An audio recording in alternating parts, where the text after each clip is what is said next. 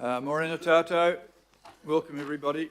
We've got a big agenda today, and so I'm just going to ask for any apologies received. We've got Councillor Turner for absence and Councillor Foley for lateness. Turner for absent, Foley for lateness, mover. So thank you, Deputy, and somebody say us in favour. Aye, carried. So today's agenda is measured by the kilograms. We've got a big agenda, and I hope Sandra has organised dinner and breakfast in case we go on. Declarations of interest. Anybody declaring anything today? None so far. Confirmation of minutes from the last meeting. Moved by Deputy Mayor and seconded by Councillor Dalton. Thank you very much. All those in favour, please say aye. Against? No, carried. Public input. Well, in fact, there is none. But we have local board input. Local board Deputy Chair and a member of the Papakura are present, and they want to talk about item 11, so I'm quite prepared to bring item 11 forward and do that under local board input. So if you two would like to come to the front there, Jan Robinson and Kelvin Hyatt, rather than force them to listen to hours of stuff. So we're going to deal with item 11 first up. Item 5.1, local board input. Well, 5.1, we've got local board input, and we're going to follow that with item 11, but they are talking about item 11, Yes. I believe. So the floor's yours now, Jan, and we're discussing level crossing straight away, so it's good that you're here. We're going to go straight to the level crossing thing, so please, off you go. Thank you very much. So good morning, Mayor and councillors. I'm Jan Robinson, Deputy Chair of the Papakura Local Board, and I have Kelvin Hyatt, one of our members, with me. And we really thank you for the opportunity to speak on this item this morning. The Papakura Local Board is consciously aware that bringing forward the 550 million capital budget to commence work on the removal of the level crossings in Takaanini is not a cheap one. But the board asks that you do so because we need to give effect to the grade separation work that needs to occur in our part of the Auckland region. Between the Papakura Stream in the north and Subway Road in the Papakura town centre, we have 4 level crossings. And with the advent of the City Rail Link, grade separation is an absolute must. Currently along Great South Road, when the barrier arms are down, the Great South Road is at a standstill. And that's not just during peak hour traffic, it's at just about any hour of the day. This will mean turning Spartan Road and Manarua Road into cul-de-sacs, which is highly controversial in itself, but we will help front the community on that. The scope of work requires new road bridges and pedestrian bridges, all of which will present design and construction challenges, and the board accepts that too. Our request for this acceleration is to help give the affected property owners certainty so that they can get on with their lives. There are already property owners who are profoundly affected and they need closure as soon as possible. So the funding will assist with acquisition, which is necessary to enable the grade separation, but also to release people from the constraint whereby they can't capitalise their land as it will soon be required. Secondly, the board would like to request that as the grade separation work commences, the governing body needs to urge both Auckland Transport and the New Zealand Transport Agency to complete all the bridges rather than simply plod along one bridge at a time and a business case and a review about whether to do the next bridge and so on. If Manuia, Taka and Walters Roads are to be chosen location for bridges, then please progress that work at pace. not a bridge in 5 years, and a second bridge in 8 years maybe, and a third bridge at an undefined time because of project creep and a change in scope. The board is not saying the latter would happen, but we believe the network needs to be completed in its entirety, and that needs to be part of our joint stewardship to help progress this highly disruptive work to a successful conclusion. Thank you for hearing us today. Are there any questions of these? Perhaps Councillor Newman might like to state something in support of what you've got. Well, I'll speak to the item when it comes up, Chair, but I just think the local board... I've brought the thing forward, but... Okay, I'll move that we receive this, and it'll be seconded by Councillor Newman.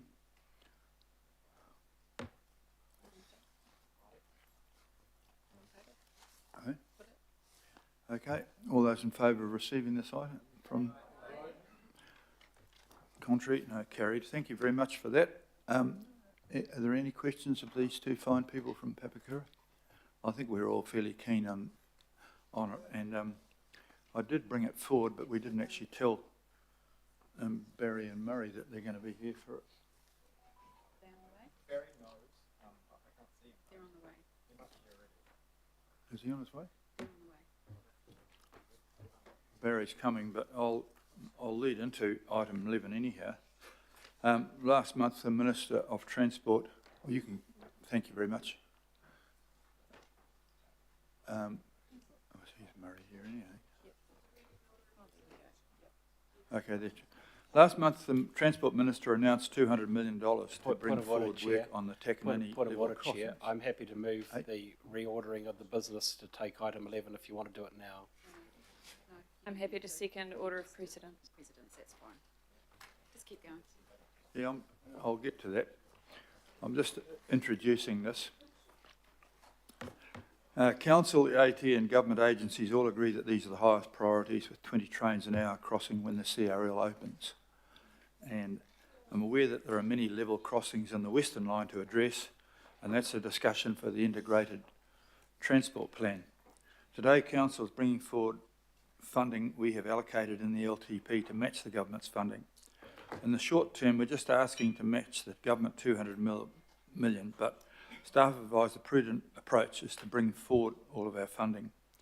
So I've added 3 chairs' recommendations because I'm not totally convinced by the work done to date by AT.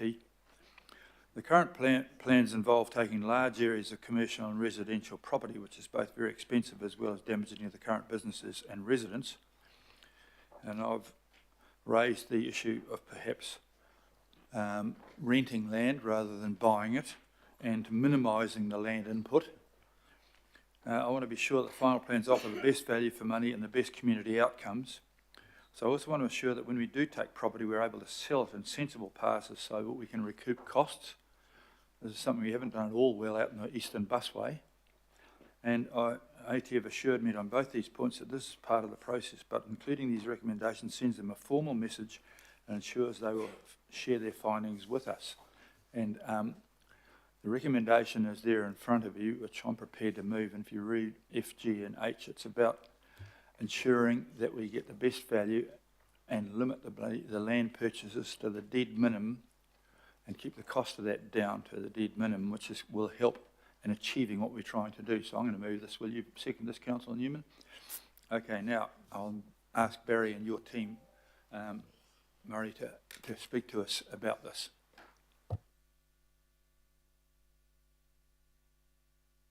Ask Andrew to kick it off. Andrew, do you want to kick it off? Thank you. Thank you very much. I think the Mayor's done a good job of prefacing the conversation today.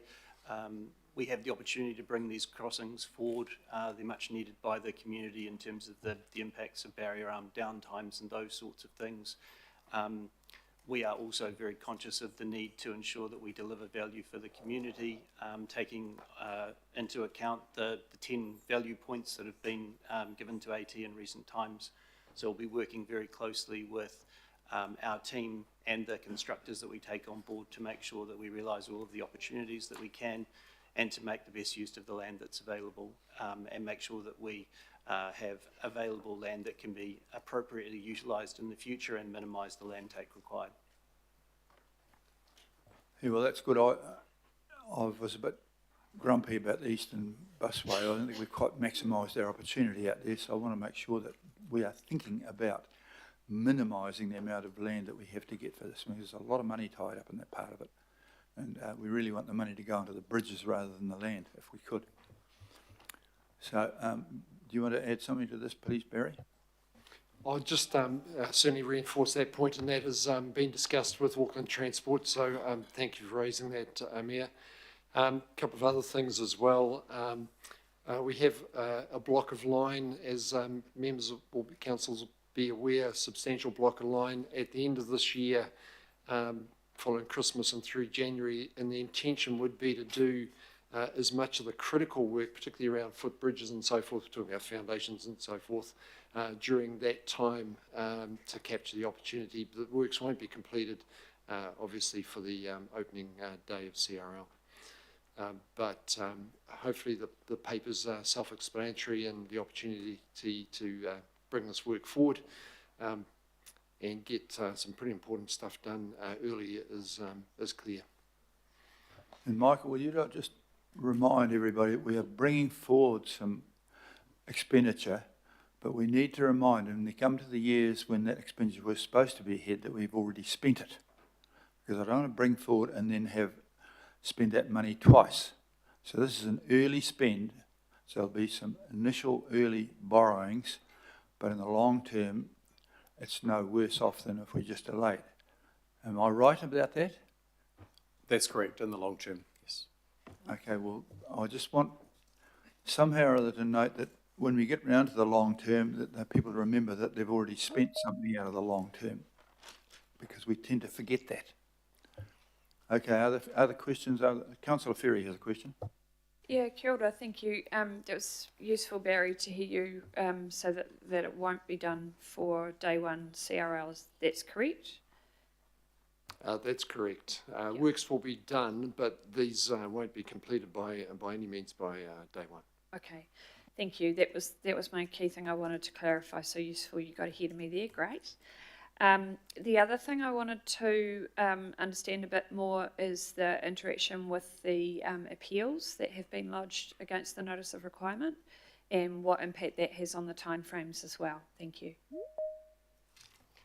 So, as you'll be aware, we've received 3 appeals as they relate to the level crossings. We have the Supporting Growth Alliance that's working through with the appellants to understand their appeals and to look to close them out. We feel that the number of appeals is pretty good given the significance of and the extent of the notices of requirement that have been put there. So we're looking to work closely with those appellants to close that out as quickly as we can. At this point, we hope that will be done within the time frame and don't expect that it would impact, but that's still a process that needs to be closed out. Thank you. And so, can I just clarify then that AT can't move to the next stage in the process until those appeals are either resolved or withdrawn? That's correct? The appeals are on different notices of requirement, so some elements can be progressed while others will need to wait until those appeals have been closed out. Right. Okay. Thank you. Deputy Mayor Simpson, please. Somehow or other you influenced the machine to have your name up here. My humble apology from... Yes, right. Naughty girl. Councillor Hills. Thanks, Mayor. The question is just, and I know we did it with some of the phasing of the funding with the CRL, but obviously this is quite a different project. But is there any way to rephase or ask the government to rephase some of their funding in the earlier years to help our debt? I'm sure the government will be wanting to do the same thing, but just, I know we did it with the CRL, and I was just wondering if we'd asked. We did look at it for the CRL, but weren't able to do that in the end. I think this is bringing their funding forward. So that's what the Minister has indicated, and what we're wanting to take to the NZTA board for next month, for them to consider bringing forward funding that would otherwise not have been further around, as ours is. Okay, so they're bringing it forward, but I'm asking, so they won't bring it forward ahead of ours to help us. We can always ask. Thank you. Councillor Bartley, please. Thank you, Chair. Thank you for this. I just wanted to know, it talks about 8 new bridges and remove all level crossings from the southern line. And then the eastern rail lines, it doesn't specify what exactly is happening with the eastern rail line. So are you closing the level crossing there in Glen Innes and putting an overbridge there? Yes, that's the intention, that we'll close the existing level crossings, providing access to the station platforms, and we'll replace that with a pedestrian overbridge. So once we've completed that, there'll be no conflict between pedestrians or cars with rail on the eastern line. It will be completely cleansed of level crossings. Great, good to know. Thank you. Quite good news for your people, this is. There are no further questions. Oh, sorry, Councillor Darby. Barry, are we making an assumption that there will be $200 million committed through the NZTA board?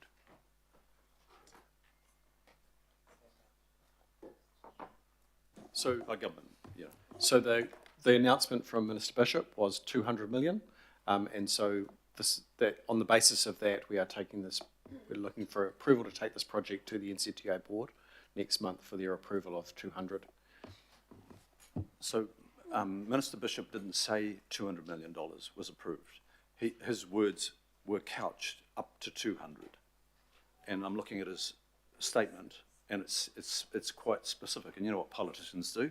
We're very careful about our words. He says up to 200. Now that's quite a range, isn't it? So what gives us the confidence that $200 million is going to be allocated when we don't have a specific number, at least from the minister responsible? So look, we've been working closely with the NZTA team, their funding team, and helping provide inputs into the board paper that is going up to NZTA. We understand that they will be looking to approve that amount. Yes, or very close. And also just noting that this, the resolution, the recommendation for today is subject to the approval of that first 200. And so if that doesn't come through, then we would need to come back to you in the B. Okay, if that's the case, I'm happy with that. Thank you. Yeah, I think item B covers off your worry there a bit. And so there was some thought in it. It was a good question. I'm glad you raised it. Further questions? Well, you can retire in case there's some debate. Thank you. Does anyone wish to debate this?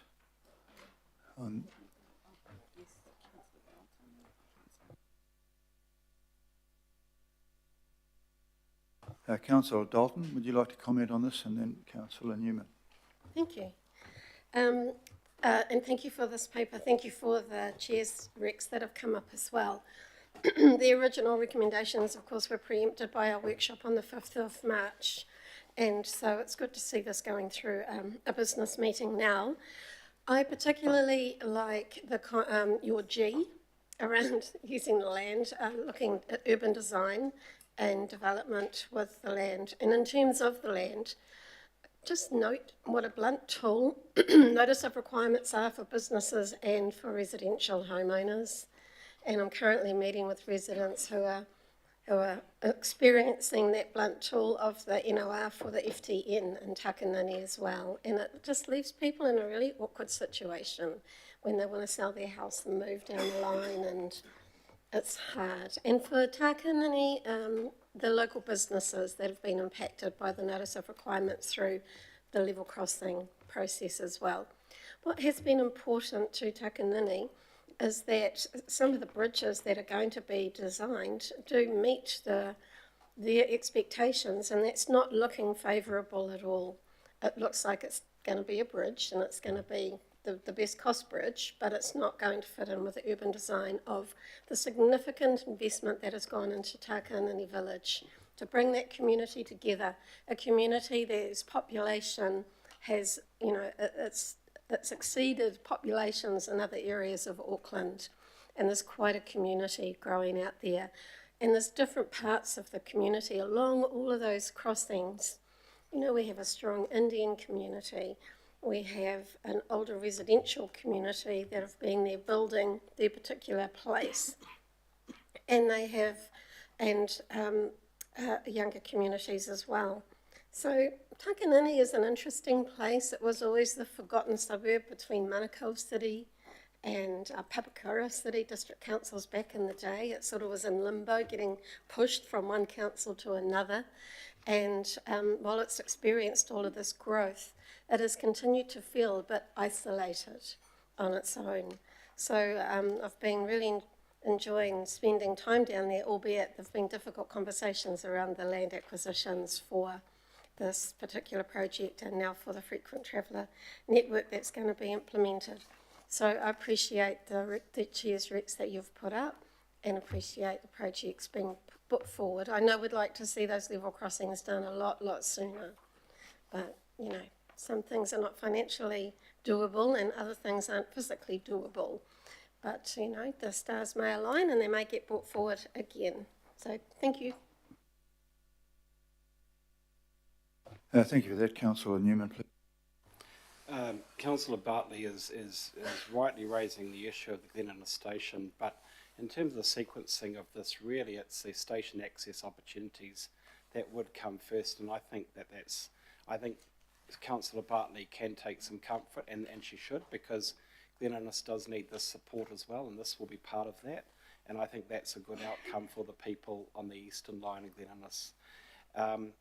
Chair, Your Worship, I want to thank the Papakura local board members who have expressed their view today. That's really good. Thank you for the discussion last night in relation to Chair's recommendations, including B, actually, I think, including G. I think the wording in there actually came from me, but you were very indulgent with that. Thank you, Chair. Because I do think, with respect to the design of those bridges, the bridge pilings are going to need to be boxed with planting, etc., because it is going to be quite a substantial and impactful visual change in that particular corridor, those bridges, as opposed to the underpasses. Your Worship, you are right to express concern about the cost of this, and this is a substantial cost. The report to the NZTA board, I think it's going up to the NZTA board on the 2nd of April. I think that the recommendation passed today will be very helpful and additive to that. This will be one of several significant transport investment opportunities in that wider area.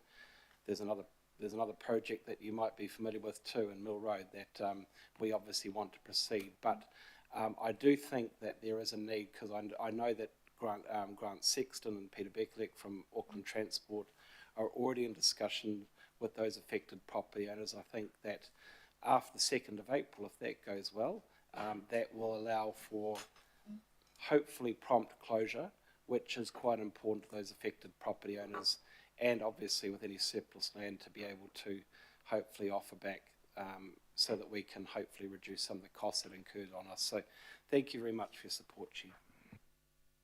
Thank you for that. This was the items F and is about reinforcing our capital spending rules.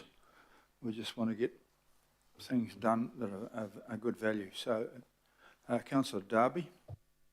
Yeah, just briefly, look, the big outcome here is that this is a system decision. This is not just a localised Takaanini Papakura, and I hear the submissions from the board here today, but all the boards should be applauding this investment, because this makes the rail system right across Auckland hum. Travelling the southern motorway, even with the new 3-laning from Drury, Councillor Baker will be aware, it's already at capacity. And this is a part of Auckland where people have an unintended motoring mortgage. They are remote from reliable public transport in the large, even though we have invested there. this actually brings an outcome that they're dying to see, which is public transport on the rapid transit network become reliable and frequent. And it really makes that part of the network sing and the whole of the network sing. So this is a win for people who want to get out of their cars and actually start moving around to places of enjoyment, to education, to work, and as they have not been able to before. And the other big outcome here is safety. We know that the statistics, ugly as they are at vehicle crossings, with crashes, pedestrians particularly, this helps alleviate that, at least in this area, with separation. So this is a big win for those that are public transport users and those that want to be public transport users and those that want to move around those parts of our communities safely near the railway lines. Thank you for that. I've got no more input, so I'm going to put the motion. All those in favour, please say aye. Aye. To the contrary? Carried. Thank you very much for that. And thank you for your attendance there from the Papakura Local Board.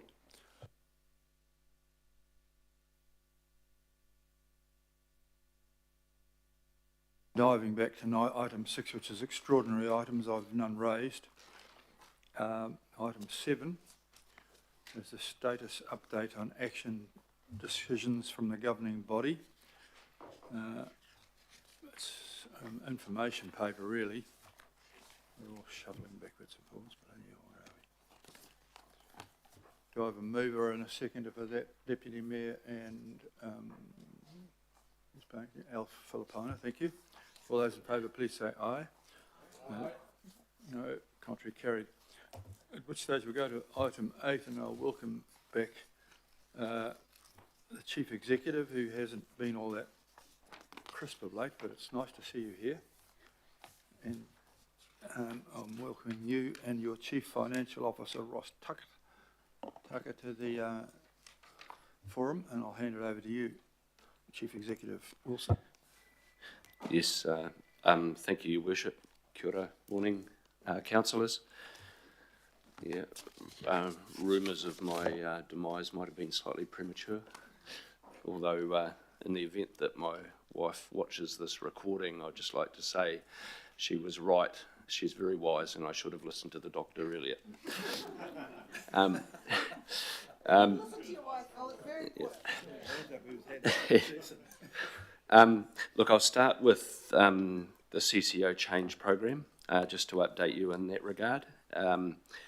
Things are on schedule, bearing in mind that we've got key aspects of that change that need to be finalised and live by the end of June for the new financial year.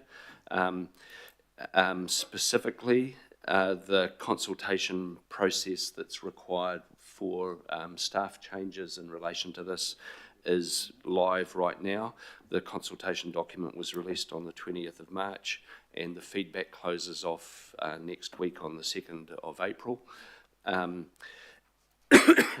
At that point, of course, we need to consider that feedback and take account of it in terms of probably the more detailed aspects of the design, how things will operate, what the reporting relationships are, and such like.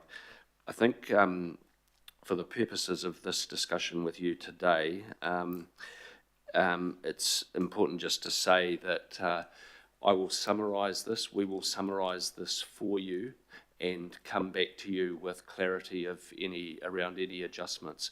In terms of the proposal itself, the fundamentals are still very much as we've discussed previously, a broader, more integrated development entity with capacity to look at both green and brownfields development in terms of the future Whieke Panuku and some other functions within council being aggregated together. An economic development department located in the strategy and CE's office, retaining sort of capability to drive some economic development outcomes. And thirdly, a rejig in the events space. with in particular some changes to the way that events are branded and represented in terms of value attribution for the ratepayer input there. The other aspects, or the other key aspect I need to mention is the transport work stream. This is obviously pretty fundamentally important. I've made a change to the way that we're organising that, pulled out the transport policy work from the other transition stuff. So it's not going to be reporting through to David Rankin, it's going to be reporting through to me, so that so it's a little bit closer to myself in terms of generating some policy advice on the options for you for consideration in due course.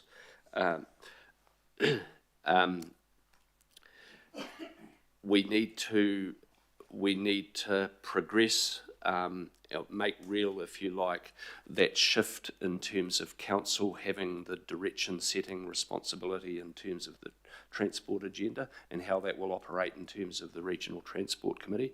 Clearly that needs to be enabled by the legislation, and I'm informed that that is still on track to be introduced by the end of June. Okay, so we'll be looking at that with you in due course. We're also working on options in terms of the precise scope of functions, delivery functions for Auckland Transport going forward, and in discussion with the Mayor, there is an intention to have options prepared by the end of April with a view to workshopping those with you in May, is the sort of general timetable. I can fill you in more detail in a different way, in a different forum. Moving to recovery, a very quick update. The categorisation process, I expect you to applaud this. The categorisation process will be complete by the end of next week.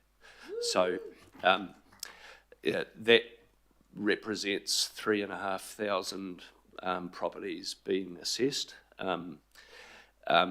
I have to acknowledge that it's been a long journey, and obviously for affected people it's been a pretty frustrating exercise in some cases, and you know that's to be borne in mind. But it is worth just pausing to thank the staff who have progressed those 3,500 categorisations. On the back of that, I can tell you that we're now over halfway through the actual buyouts. There are 622 properties that have settled, and there's quite a number at varying stages of the pipeline, with over 900 values have been communicated, and a portion of those where offers have been made and need to be concluded. So things are really accelerating in that front now. Ministers have continued to agree to shifts in the budget between different categories. I think you're familiar with that story. So that's good, and I did receive a letter this week, a couple of days ago, confirming government support to proceed with Clover Drive and Wairau blue-green networks. So good progress in that regard.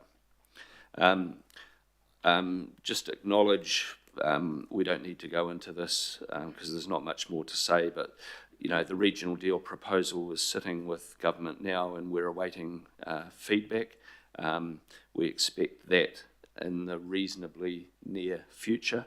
I do note, and several of you were contributors to this, I do note the Project Auckland publication yesterday, which frankly I think was pretty pleasing in terms of the extent of alignment between council and government in terms of growth, economic development agenda, and so on. So I think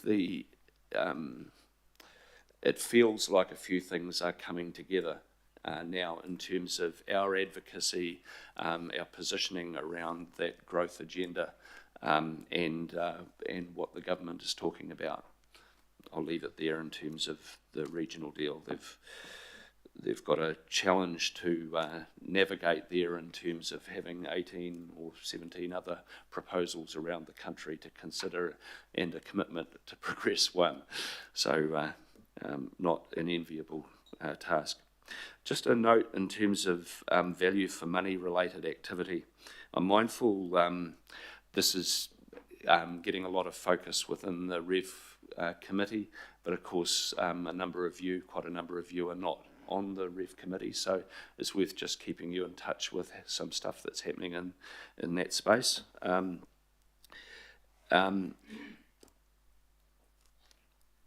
Probably starting with an acknowledgement that we are in a change process here in the organisation to drive a culture of more cost consciousness, more fiscal discipline, and so on.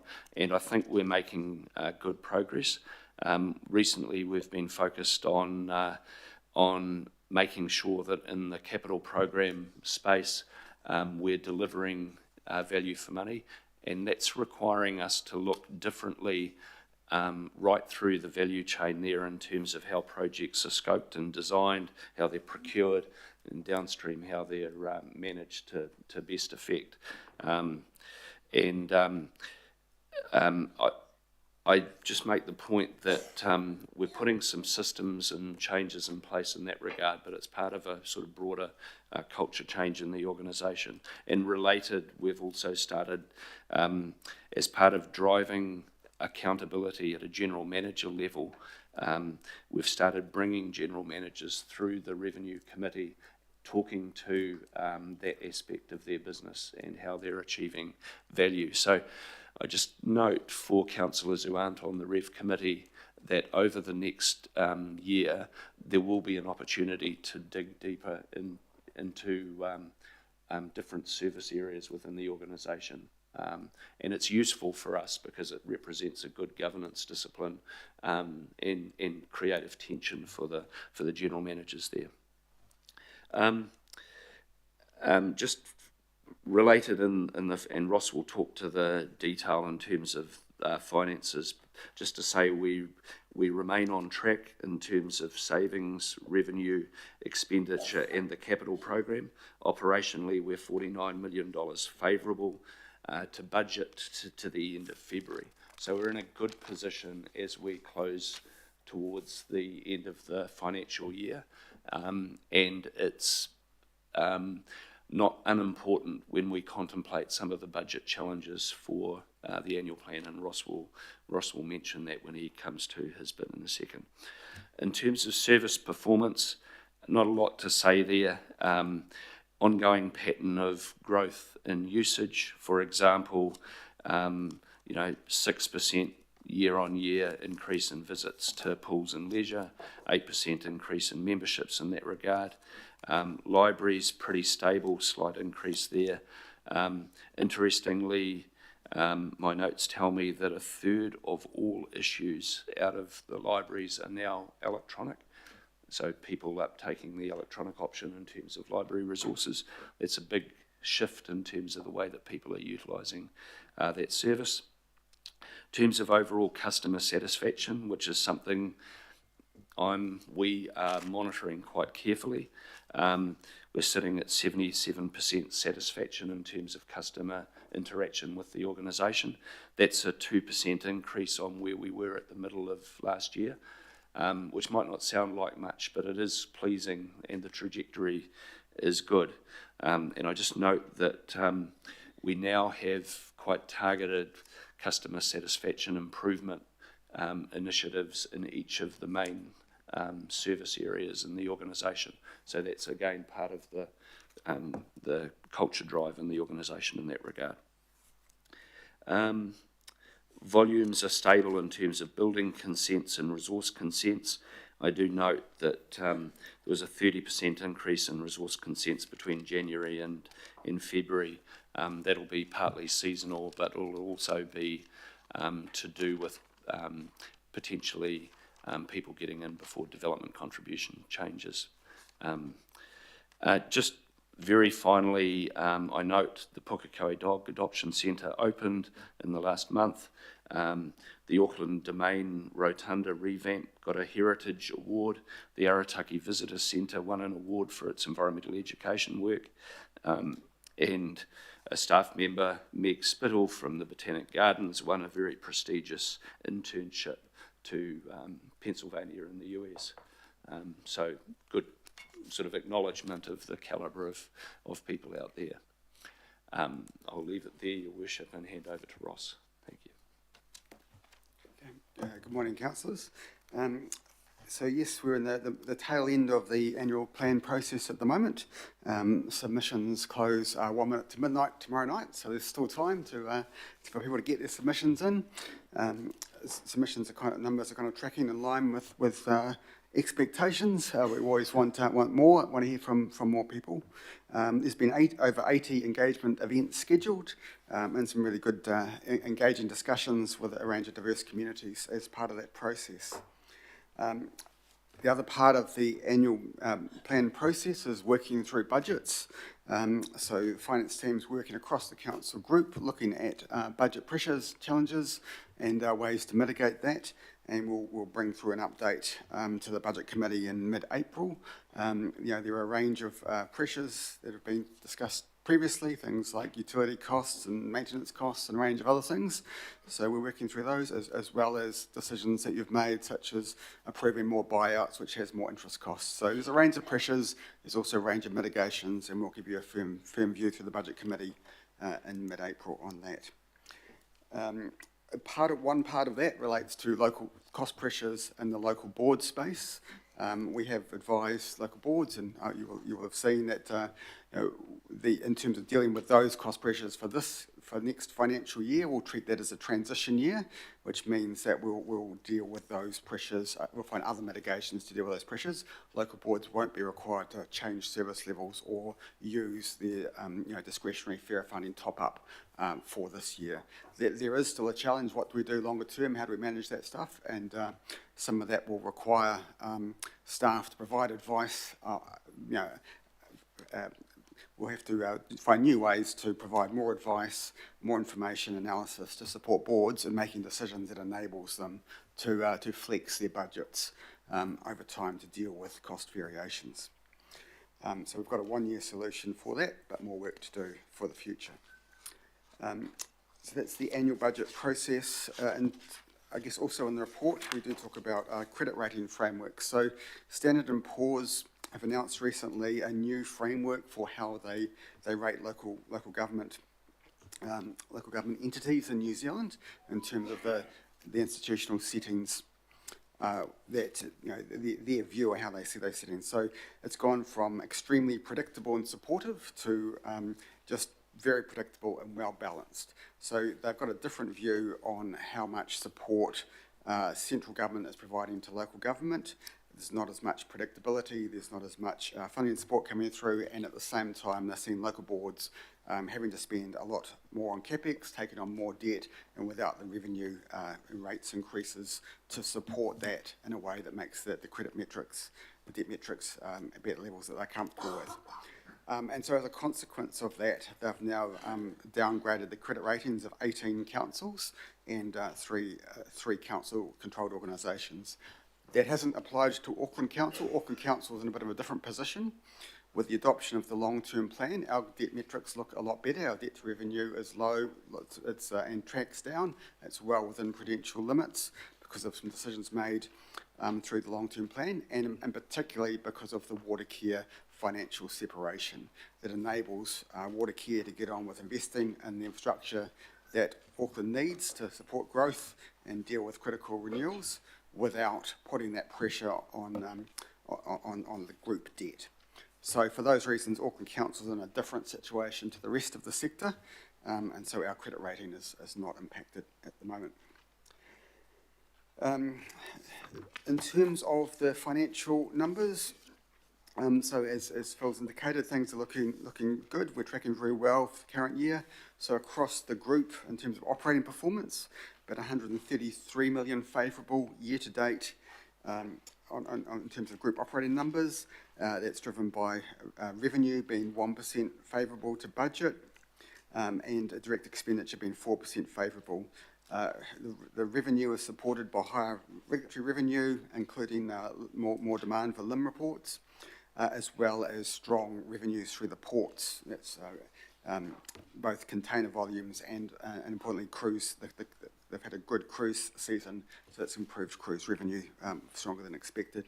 On the expenditure side, there's been favourable variances with more staff vacancies than expected, a little bit less maintenance activity, and sort of general cost control, including professional services, utility costs, and those kind of things. For Auckland Council, the numbers are about 49 million favourable overall, 9% favourable on revenue, which is primarily that regulatory revenue, and 2% favourable on the expenditure side. In terms of group debt at the end of February was 13.2 billion and predicted to be 14 billion by the end of the financial year, and that's all driven by the capital program. So $1 billion increase since 1 July, and that's helped fund $2.5 billion of capital expenditure year to date. That $2.5 billion capital expenditure for the group is 95% of budget, so it's sort of tracking pretty close to what we predicted in the long-term plan. Within that, we've got Auckland Council delivering 82% budget, and that's a little bit lower because of some corporate property renewals being delayed, a little bit of less investment in some of the blue-green networks because of the switch to buyouts, and some resource recovery facilities being delayed. That is kind of more than offset by the buyouts. We have $482 million spent on buyouts to the end of February. That is well over budget and will be higher than budget for the year, and that additional spend over budget was approved first by TRIC and then signed off by governing body last month. Auckland Transport, year to date, has delivered 88% of budget. The delays there are mainly related to the delays with the electric trains coming online, coming across from overseas. In terms of highlights there, they've completed the Milldale Bridge across State Highway 1 to connect Milldale to the surrounding communities. It was completed in February, I believe. There's been good flood response work, including Lee Road and Kelly Road upgrades completed.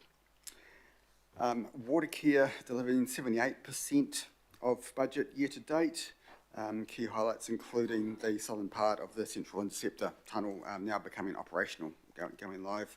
Also, Judges Bay pump station installation was completed, which increases the wastewater network capacity in that area and reduces weather overflows. So this expenditure a little bit behind budget due to a slow start in the year and just generally a range of projects a little bit behind schedule. In terms of Watercare projects, I noticed there's been a bit of attention around the Huia project, the water treatment plant replacement. So the cost figure there, 1.1 billion. That has been in the media and that was in the Watercare Charter. That is the same number that has been in the long-term plan, that was covered through the long-term plan process. It's in there, it's in the 30-year infrastructure strategy. So nothing has changed over the last 12 months. It's in line with what was planned. You will have received a note from Watercare with explaining some of those details. The comparison with the 400 million figure from several years back, is not an apples with apples comparison. That wasn't meant to be a detailed cost estimate. That was just based off some assumptions at the time, and importantly, it's for quite a different scope. The 1.1 billion, although it's kind of referred to as the Huia treatment plant replacement, it's actually what that really is. It's a broader Western water supply program. It includes not just the water treatment plant, but a whole bunch of infrastructure to take water from the dams to the plants. So that's about $300 million of water mains, tunnels, pump stations and the like. So quite a different scope. It's not an apples with apples comparison. The 1.1 billion there is part of the $13+ billion 10-year program, and that is what's enabled by that new model financial separation. So it is important. It's critical infrastructure required to support growth and without that that new financial model, we wouldn't be able to do that without either very high water prices or a different credit rating outcome. As part of the model with central government, there is greater regulatory oversight. So the water care will be subject to oversight by the Commerce Commission, and they'll be very interested in those numbers and making sure that the water care is delivering value for money. And as will you as the shareholder, we've had discussions with water care and just yesterday with their finance team around the work we're doing as part of the Better Value program. They're very much on the same page. They're very keen to pursue those changes, innovations, and making sure that we put value for money and challenge things at the heart of all of those, across all of their program. And with the Commerce Commission oversight, that kind of scrutiny is going to be more important than ever. So those are the financial updates. And if we have Gary. I think there's economic updates there. I think we'll just take those as read and happy to answer any questions. Thank you for that. It was a fairly full coverage of a lot of things. And I have some questions from Councillor Foley. Kia ora, thank you. Thanks Chair and thanks team for the report. My question does relate to the fairer funding model, and I do appreciate that, and I'm thankful that we've reached a solution, at least for this year, and that our local boards will not have to suffer. But I do have to convey, the huge anxiety and turmoil that we threw our local boards into. My question relates to the fact that what we were told at the start in terms of the figures was different. Like, we accepted that and we made decisions based on that. And then it came as a huge shock, not just to the local boards, but all of us, when we were told that actually those figures were wrong, and actually Otara Papatoe, for example, was going to have a shortfall of 1.3 million. They had to pull out of the air, and Mangele 1 million, Henderson Massey about 1 million as well. So my question just relates to that, because we trust the advice, we rely on the advice and the figures that our staff give us. So I just want to know what happened. What went so wrong? Why were those numbers and figures so wrong? Why didn't you consider those cost pressures before, when the fairer funding model was first presented to us? And what have you changed? What have you put in place and changed in your systems to ensure that that doesn't happen again? Just before Ross answers the detailed question, I think it is important just to frame this. There were some budgeting issues in there, but it's important everyone understands that while the decisions we've taken now in terms of how those cost pressures will be looked at have reduced anxiety at a local board level, they haven't reduced anxiety overall. They've principally transferred it to me, because they haven't gone away. We're going to have to address those in the budget round. We're just going to have to be a little bit more creative than passing it all through to the local boards. It's important everyone understands as well that for the longer term, there will be pressure on local boards to make decisions about budget pressures. That is the whole point of devolving certain decision making and budget responsibility to a more local level. It won't abdicate local boards of having some of that pressure put on them. So I think it's really important we all understand that the future will involve some of that experience that you confront year on year through annual plan processes at a governing body level will be also in the future experienced by local boards. Yeah, kia ora, and I acknowledge that. I understand that going forward there is a long-term issue here. But my question is really about, at the start, the first time the fairer funding model was presented to us and to the local boards, for example, Otara Papatoe were told they weren't going to have much of a shortfall at all. Then fast forward a few months later, they're told actually there was an error, we didn't consider the cost pressures, and now actually you're looking at 1.3 million. Mangele 1 million, etc. So that's the question I'm asking. I understand long term we've got to have a look at that, how we fund local boards. Maybe as a governing body we have to have those discussions long term, but that's what I'm asking about, is that part, the error that was made. Kia ora. Yeah.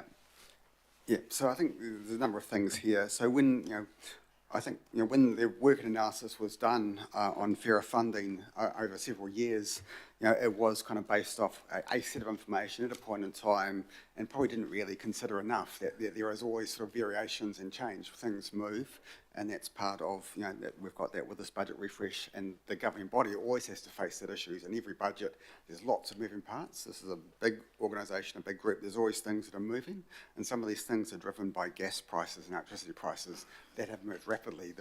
The economic situation has changed between, a year ago. The electricity and gas prices look different now to what they looked like 12 months ago. Things have changed rapidly. So there is an element of things will always vary, and we need models that can accommodate that and work with that. In terms of some of the challenges we've got with local boards is around the full facilities maintenance contracts, that they are kind of set up as regional lump sum contracts. They're not necessarily done by a local board, and that is part of the P17 contracts. We're in the process of renewing those. So as part of P27, we'll be setting up contracts in a different way, and we will make sure that we collect data and we build the contracts from the ground up that have local board by local board cost information and manage the costs on that basis. So some of that is the way that things have been set up through these contracts. And so what that means is that staff have to estimate and approximate the distribution of costs between boards. Some of that information has not been perfect. Some of that we either hold it at a very regional level or at a very, very granular level. So there's lots of data, there is lots of manual work, there is a lot of approximation. So we've got a program of work to get in there, try and improve that, simplify it, get better estimation tools in the short term, and then set up different contractual arrangements so we can work with our suppliers to get better, more accurate costs going forward. So we are working on improving those kind of things, but we can't eliminate that variability of costs overall. Kia ora, thanks. Thank you for that. Councillor Newman, please. Thank you. You might not be able to take this, Ross, but it really goes to the cost of Huia, because I get that there will be a cost change.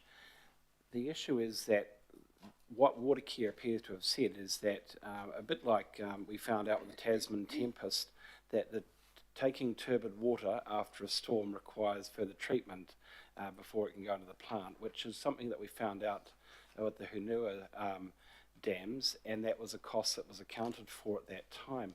The issue is that we knew about the Tasman tempest when it occurred quite some years ago, and that should have informed the thinking around the Huia water treatment plant some years ago, but the change in the cost is so significant, it appears quite a completely rescoped project. So, are you comfortable with that? Because I'm not. The change is so significant that it makes me feel very concerned about how that project was initially defined and commissioned. There's a very big difference between 400 and something million and something north of $1 billion. Yeah, I can't necessarily fully answer that. The project wasn't commissioned. That was just some initial assumptions. They're now in the commissioning phase and working through that design. I guess when I first saw it, I thought that's a big increase, and asked those very same questions. And the answer I got was it's a different scope of work. It is not just the treatment plant replacement. It is all these other things as well. So in terms of the water quality element, so there is a need to build more resilient infrastructure and not just only take water that's pristine. We need to be able to make sure that we have plants that can be resilient and cater to a changing climate. Whether that was factored in those initial assumptions, 2018, I don't know. You'd have to sort of ask Watercare that. I think there's probably plenty of opportunity as Watercare go through the process and move into contracting and procuring it to test and challenge every element of that. And there'll be opportunities for Watercare to through the appropriate forum to present to you and explain, have they got it right? So it's about what is the scope. We need to make sure that we are building resilience, we are building for growth. We don't just replace like for like if that's not going to meet Auckland's needs into the future. Okay, well, follow up, because we know that the earth dams at Waitakere, which only account for a very small proportion of the total water for the Auckland region, that we know that there are elements of treatment that are going to be required. So it just worries me that the figure appears to have been, the initial figure appears to have been quite a low ball, and that raises the question of, is that the last one, or are there other big capex projects that you are being presented with which are potentially lowballed, but the cost is likely to be significantly higher than the initial statement of figure? I think that's for Watercare to answer, and I think this is kind of where the Regulatory Oversight, Commerce Commission, and that will be really helpful to make sure that these things are properly tested and challenged over time.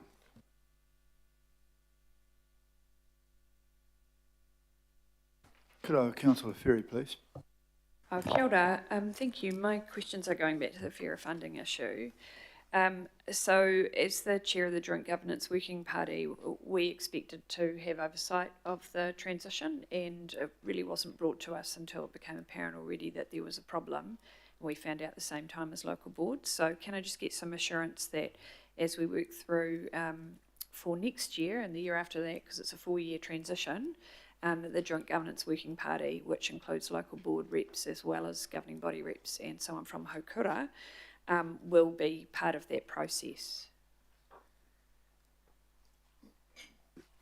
Yep. So we will, I guess, from a finance perspective, we will, we'll keep doing the work and try to improve the numbers, improve the data, and give advice. And we're happy to work with the governing body, budget committee, joint working party, however that's arranged.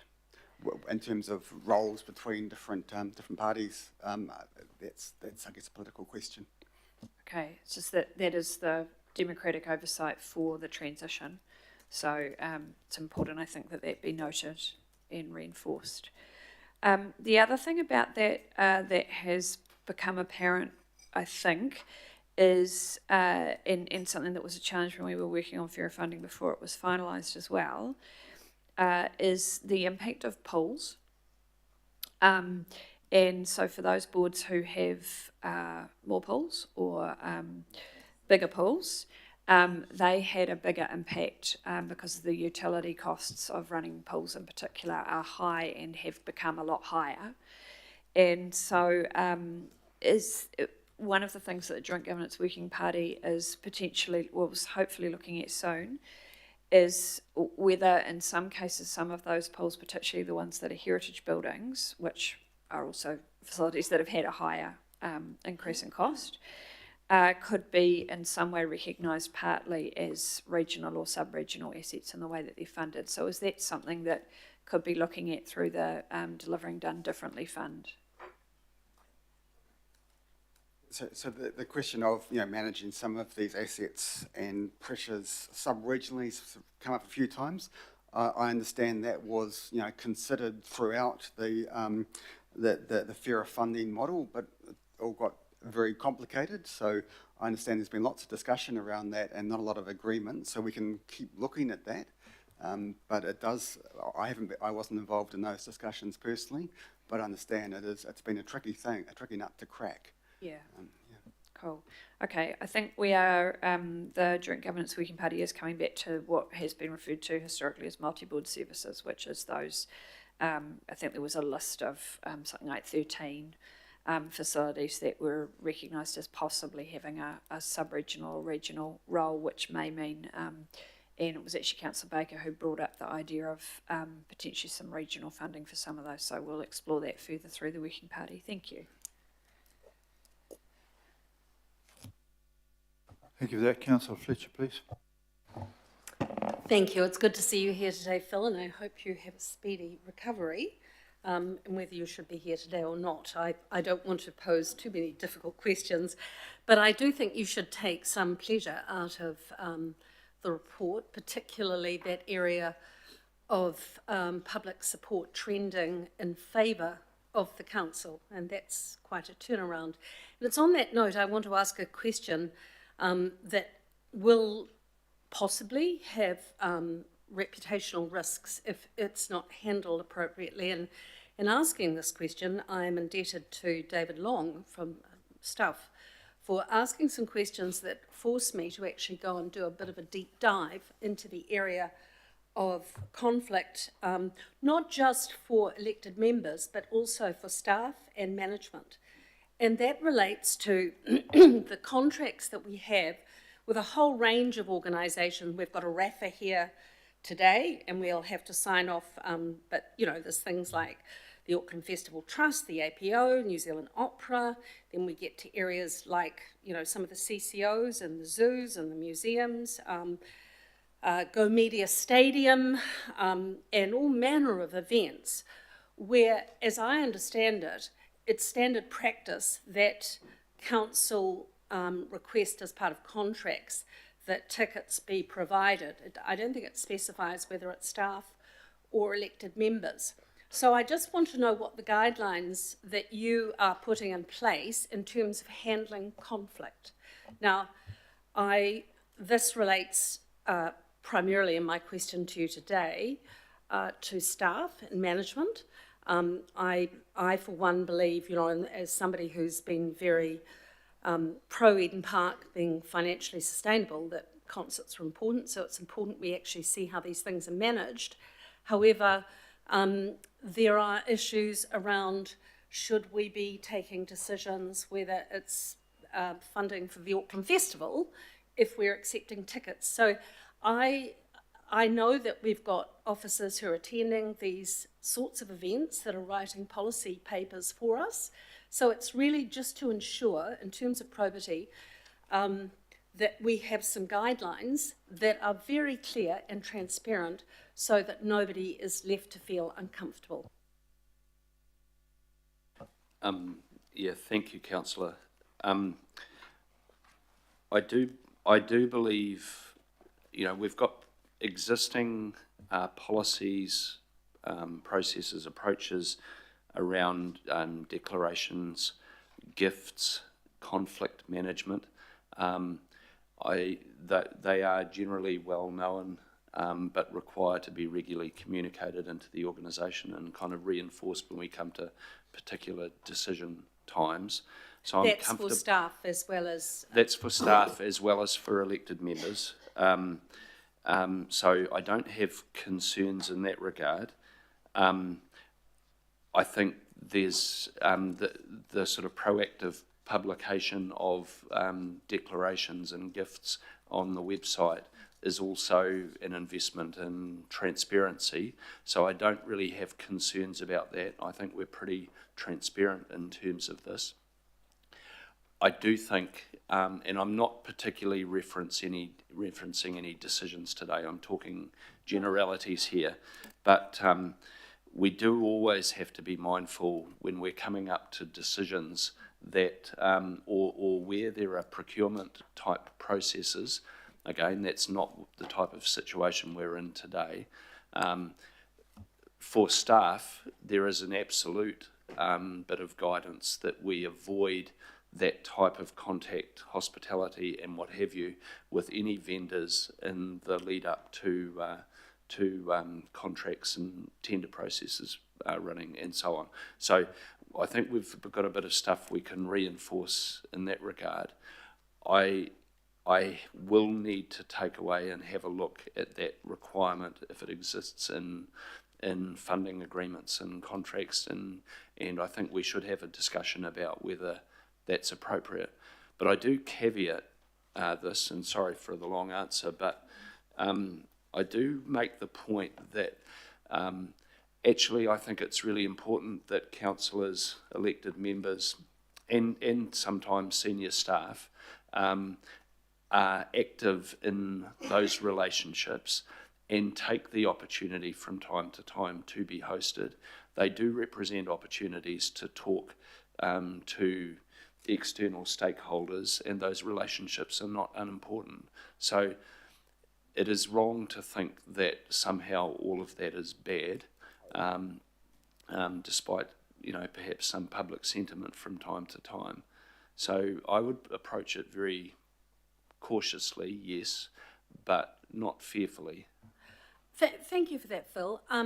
I think that is really helpful. So would that have underpinned earlier decisions that, for instance,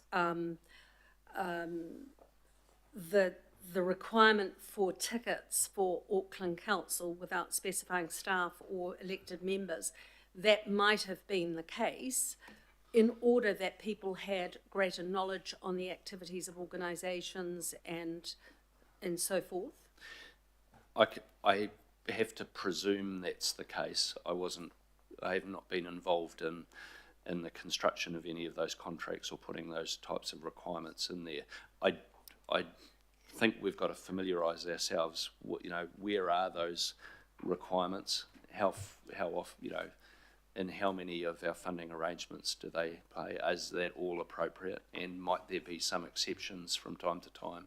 I would really appreciate it if you could report back to us, perhaps through the appointments committee or through the governing body, a little more clarity on this, because I think it is important. We've got a RAFA sign-off coming up. I don't know who has or hasn't accepted tickets for any number of events there.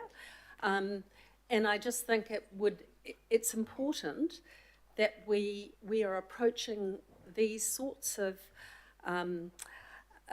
events that are important in terms of the economic activity of Auckland, but in such a way that we're not vilifying staff or individuals, and that we are doing so in a professional and supportive way. So thank you.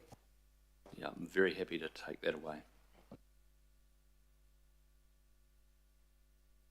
Thank you for that. Councillor Philippina, please. Morena koutou and morena to you, Chair. Also morena korua, Phil and Ross. My question is to you, Phil, and it's a two-part question. Firstly, is the time frame for the legislative change? Is there an update on the time frame, please, for Auckland Transport? My understanding is that government's intention is to introduce the legislation by the end of June. I'm not aware of that having moved at all. Of course, then it needs to go through its appropriate processes, but that gives you an indication. Supplementary to the Auckland Transport, can you assure me that prior to the legislation, and I obviously around this table know that the legislation at this stage will be passed, that there will be no changes to Auckland Transport prior to the legislative change? Wayne, that's what I'm asking Phil, Chair, is I just wanted to find out whether he can assure me that there will not be any any changes to Auckland Transport prior to the legislative change. I'll try and keep this fairly simple. I can't give you a watertight assurance that there won't be any change, and there are two reasons behind that, Councillor. One is that there, while the statutory responsibility as the road controlling authority and so on sits with Auckland Transport, there is work going on to look at whether certain of those things might be delegated back to council. There's a discussion about aspects, if low-level stuff, if you like, where it might make sense for local boards to do some decision-making. So there's that type of thing. There's also the practicality that we want to start work on development of the next generation of regional transport plan with a mind to the way that it's going to operate in the future per the agreement that's already been reached by government and which we're expecting to be enabled in the legislation. So, you know, I just put those caveats on it, that we're looking at that now. And supplementary, Chair, to the response I've just received. So, Phil, the decision-making around any possible changes that could happen prior to legislative change, where does that lie? Is it with the governing body committee? Is it with the transport committee? Is it with another committee, or is it with the mayoral office? Is that where the decision making, because I'm looking at process here because it affects all of us, especially in regards to Auckland Transport. Kia ora. I think, strictly speaking, the decisions in this space rest between the existing Auckland Transport Board, who, you know, do have responsibilities, and either the governing body or the Transport and Infrastructure Committee, but definitely at a political level, not in an officer level. Yeah, whawhitai lava Phil, and Justice Sandra, I'll wish to speak after all the pātai. Kia ora.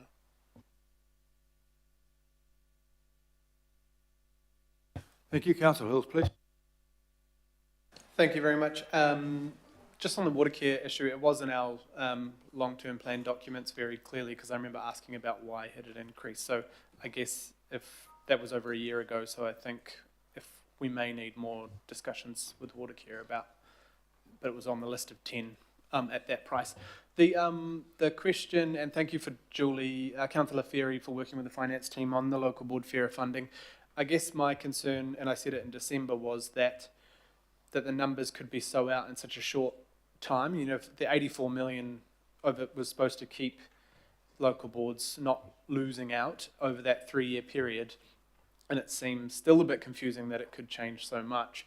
My question, I guess, is, and it's similar that's been asked, but how will we quickly help the local boards change the delegation? Because they really still only have delegation over the LDI, and it's not really fair for us to say you have to find cost pressures, but you can only have delegation over this tiny slice of your pie. It's all well and good to say they need to feel the pain like we feel the pain, but we actually have far greater scope working with you, Phil, over the broader budget of Auckland Council, whereas they cannot reduce their contracts, they cannot reduce staff members, things like that, in a quick manner. Ross, Yes, so there are a lot of things. There has been changes to the allocation decision making. There's lots of things within the scope of local boards to change service levels. So in a sort of strict delegation thing, there's a lot that they can do, but in a practical sense, they can only do that with staff advice. Staff can look at variations and can kind of work through things and give advice, look at assets, look at service levels. So there's a lot that can be done under local board delegation, but it requires a lot of staff work, effort, advice, analysis, and good data to support it. So it's all that support function. How do you do it in practice? And some of these things do take a little bit of time. They can't be done instantaneously. So it's a practical question, really, of how do we do that work, put that advice in time. And I guess this decision recognises we can't do that for next financial year, but we need to start doing the work so that we can enable it for future years. And the change, I think it was about a 3-month difference between approving that LTP and the cost pressures conversation. Did we not envisage those sort of jumps with our contracts? I mean, it did seem odd. We're usually pretty good with the, assuming what the ongoing costs are going to be. It was a big jump in 3 months. Are we making sure we're not having that with this budget coming up again? Yes, we're looking very closely at that. I think there was in terms of setting the LTP budgets, there's been a lot of variations, a lot of new assets that have been created or added, new services. Those things weren't reflected in contracts. They were things that had been requested. Variations have kind of now been made, and it's built into contracts. So I think the LTP budgets were largely based on what was contracted at that point in time, as opposed to a bunch of other things that were in the works. So that that probably wasn't ideal. We didn't do great forecasting around that. We've now gathered that stuff up, and a lot of it is actually being processed through variation. So we've got a lot better picture of it now, although some of it, the allocation between specific boards, requires a bit of estimation. But we're in a better position now. The data is more accurate now, a lot more accurate now than it was then. Thank you. And this question for Phil, and I would have asked you on Tuesday at performance, and you may not be able to answer it because we are in consultation with staff.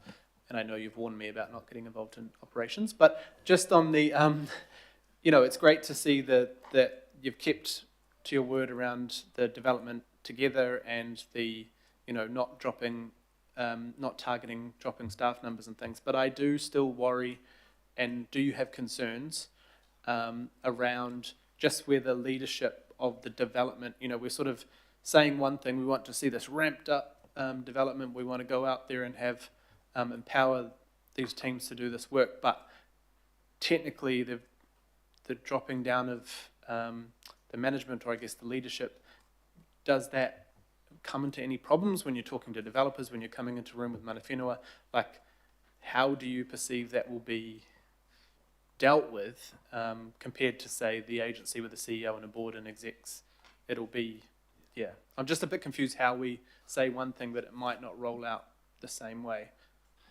Well, I do acknowledge, and there'll be staff potentially watching this, I do acknowledge there's a sensitivity there because, you're talking about people transferring in from Eke Panuku and Tātaki who are, materially smaller organisations. So the types of hierarchies that they can operate, the level at which certain types of positions sit, are different, and there's a sensitivity in that regard. But the reality is, we've got general manager positions in the core council organisation with well over 1,000 staff. They're big and we've redesigned the structure to reinforce the critical importance of that general manager layer. There's absolutely going to be leadership at that level, and these are big, grunty, and important roles. And I'd defy anyone to argue that they aren't going to have the mana, the influence, and so on to lead those important functions. No, thank you. So, no, it's not a criticism of anyone, and I don't understand exactly how it all works, but I'm just wanting you to understand that you will be empowering, delegating, making sure that when these people are out in the field, they have that seniority to enable those conversations, which might end up on your desk instead or something. No, absolutely, that's the intention. Thank you for that. Councillor Darby, please. I think Councillor Hills has probably posed my question. Maybe I won't explore that, but I just want to express some concern about where the future Eke Panuku staff are reporting in. At the moment, they can get decisions made quickly, and I think Councillor Hills was alluding to the fact that they are sitting a lot lower than some of us anticipated, Chief Executive, and less effective and less nimble.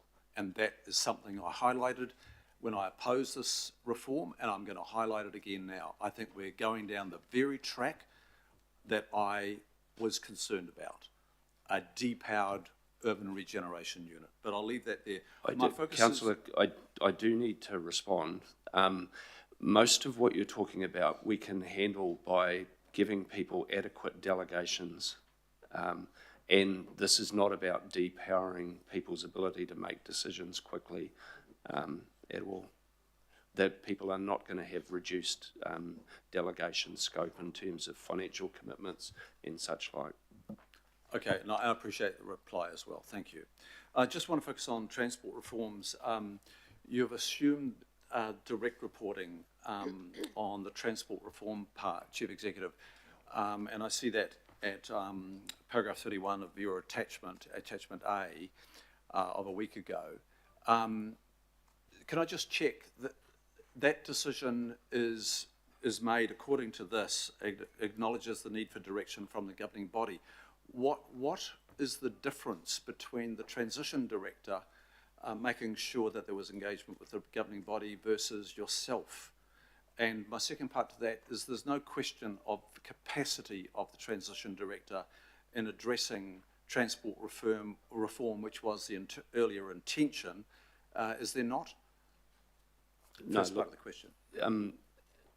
There's certainly no question of the ability of the transition director to have done that, other than for the practical reality that there's a lot of change management work to do between now and the end of June. We want to get to your earlier point, we want to get the transition in relation to Eko Panuku, the development focus and the economic development focus right. That's a lot of work, and my judgment was that it's best to have David Rankin, that team, really focused on that. Conversely, the options that we need to bring forward to you at the governing body level around transport, that represents a pretty heady piece of policy work, and I want to keep it really close and make sure that we're really doing justice to what comes forward to the governing body. It's as simple as that. Okay, and in that paragraph, there's mention of that engagement including importance of implementing mayoral and governing body direction. So, can you just expand on what you mean by that? What is mayoral direction as opposed to governing body direction? And then in that, can you just, the resolutions from last December, and you may not recall these, and I don't expect you to be honest, but in terms of Auckland transport reform, it was under resolutions F, and there were some very prescriptive things there, and I'm struggling to find out and reconcile where those actions have been, what actions have been taken to reflect on those directions of the governing body. Maybe you are familiar with them. Again, I don't expect you to be, but I'm just trying to get a sense of implementing the governing body direction as per resolution and future resolutions. Look, we're potentially getting into more detail than is appropriate for this forum, so I think what I might do is follow up after this with a little bit more detail in terms of that transport work program, a briefing for you. I haven't got those resolutions in front of me, but I know in general terms what they say, and we're working on them right at the moment. I think if I'm getting the nuance in your comment, I'm very clear that my responsibility is to bring advice forward to the governing body. The Mayor has a particular role in terms of leading out in terms of policy direction, and I'm obliged to be very mindful of that and working closely with the Mayor's office, but I'm also very clear that at the end of the day the decisions around this rest in this room for the full governing body. Yeah, thanks. Probably for the next report, as we get into the thick of the transport reform, Mayor, I'd probably like to see some reconciliation with those resolutions. I think it's F, G, H, and possibly the I as well from December. We will definitely do that, and Toby's at the back making a note of that right now. And the Minister is drafting the legislation about the changes right now, and we're making sure that they will comply with quite a lot of decisions in the background of all of this stuff. Councillor Bartley, please. Oh, thank you, Your Worship. Just want to take the opportunity to respond to the Chief Executive's report regarding the opening of the Pukekohe Animal Shelter, and just to thank the Mayor and councillors for their investment, the increased investment into animal management to help the city get a hold of the roaming dog situation and the explosion of the dog population through COVID. So this was one of the measures, and I think the councillors that turned up, Councillor Baker, Councillor Fletcher, that attended the opening, and the staff, Robert Irvine, Ali Waitoa, Carly Triska, and all our animal management staff that look after our shelters. Thank you, Chief Executive, as well. So wanted to make that point there. And then also in response to you talking about electronic transactions in libraries, they're all good, except for when the system is down. So you still need human resource in our libraries. It's very frustrating trying to find a book when the system is down. I know, I've tried. So really grateful for our library staff. My questions are actually in regards to the economic update. I'm mindful Ross is sitting there, but if I can still put my questions. Gary is also here for questions if that's relevant. Cool. I just wanted some kind of reconciliation regarding the statements in the report about the takeaway is that Auckland's housing supply has been responsive to demand, And then looking at the dashboard, about 22% unfavourable to budget regarding development contributions.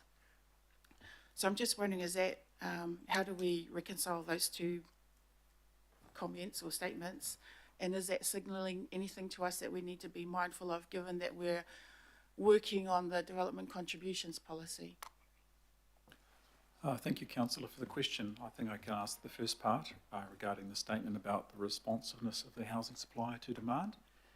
You'll all be aware that since the onset of the pandemic, we've had something of a roller coaster in terms of a surge in demand with the cut in interest rates, and then it's turned the other way with those higher interest rates dampening demand. So it's been a really unusual, volatile time, but the chart that's in the update points to that responsiveness where we've had a 50% increase in the number of homes in the pipeline in terms of those being consented and under construction at any point in time. So really just trying to point out that as demand increased, so did our housing supply, and so did Auckland Council's role in terms of issuing consents and undertaking inspections for roughly a 50% increase in the number of construction sites at one time. So that's really just trying to show that we've had a housing supply that's been able to respond to those fluctuations. It's a little bit eased back now, but later this year, as we see those lower interest rates work through, we should see it pick up again.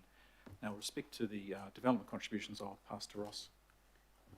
Yes, I mean, so there are some timing issues with development contributions. The development contributions are paid based off various triggers in terms of, you know, subdivision consents, building consents, code of compliance, and sometimes there's kind of can be quite long lags. So it's kind of a different cycle and time frame for some of that. Part of the variance also relates to development contribution charges in terms of when setting the long-term plan budget, we assume that policies, the current policy change would be put in place a lot faster and consents would flow through under new policies. Policy change has been delayed to undertake more time for consultation, analysis, etc. So some of it is pricing and some of it is these kind of lag effects. Cool, thank you. And one more question.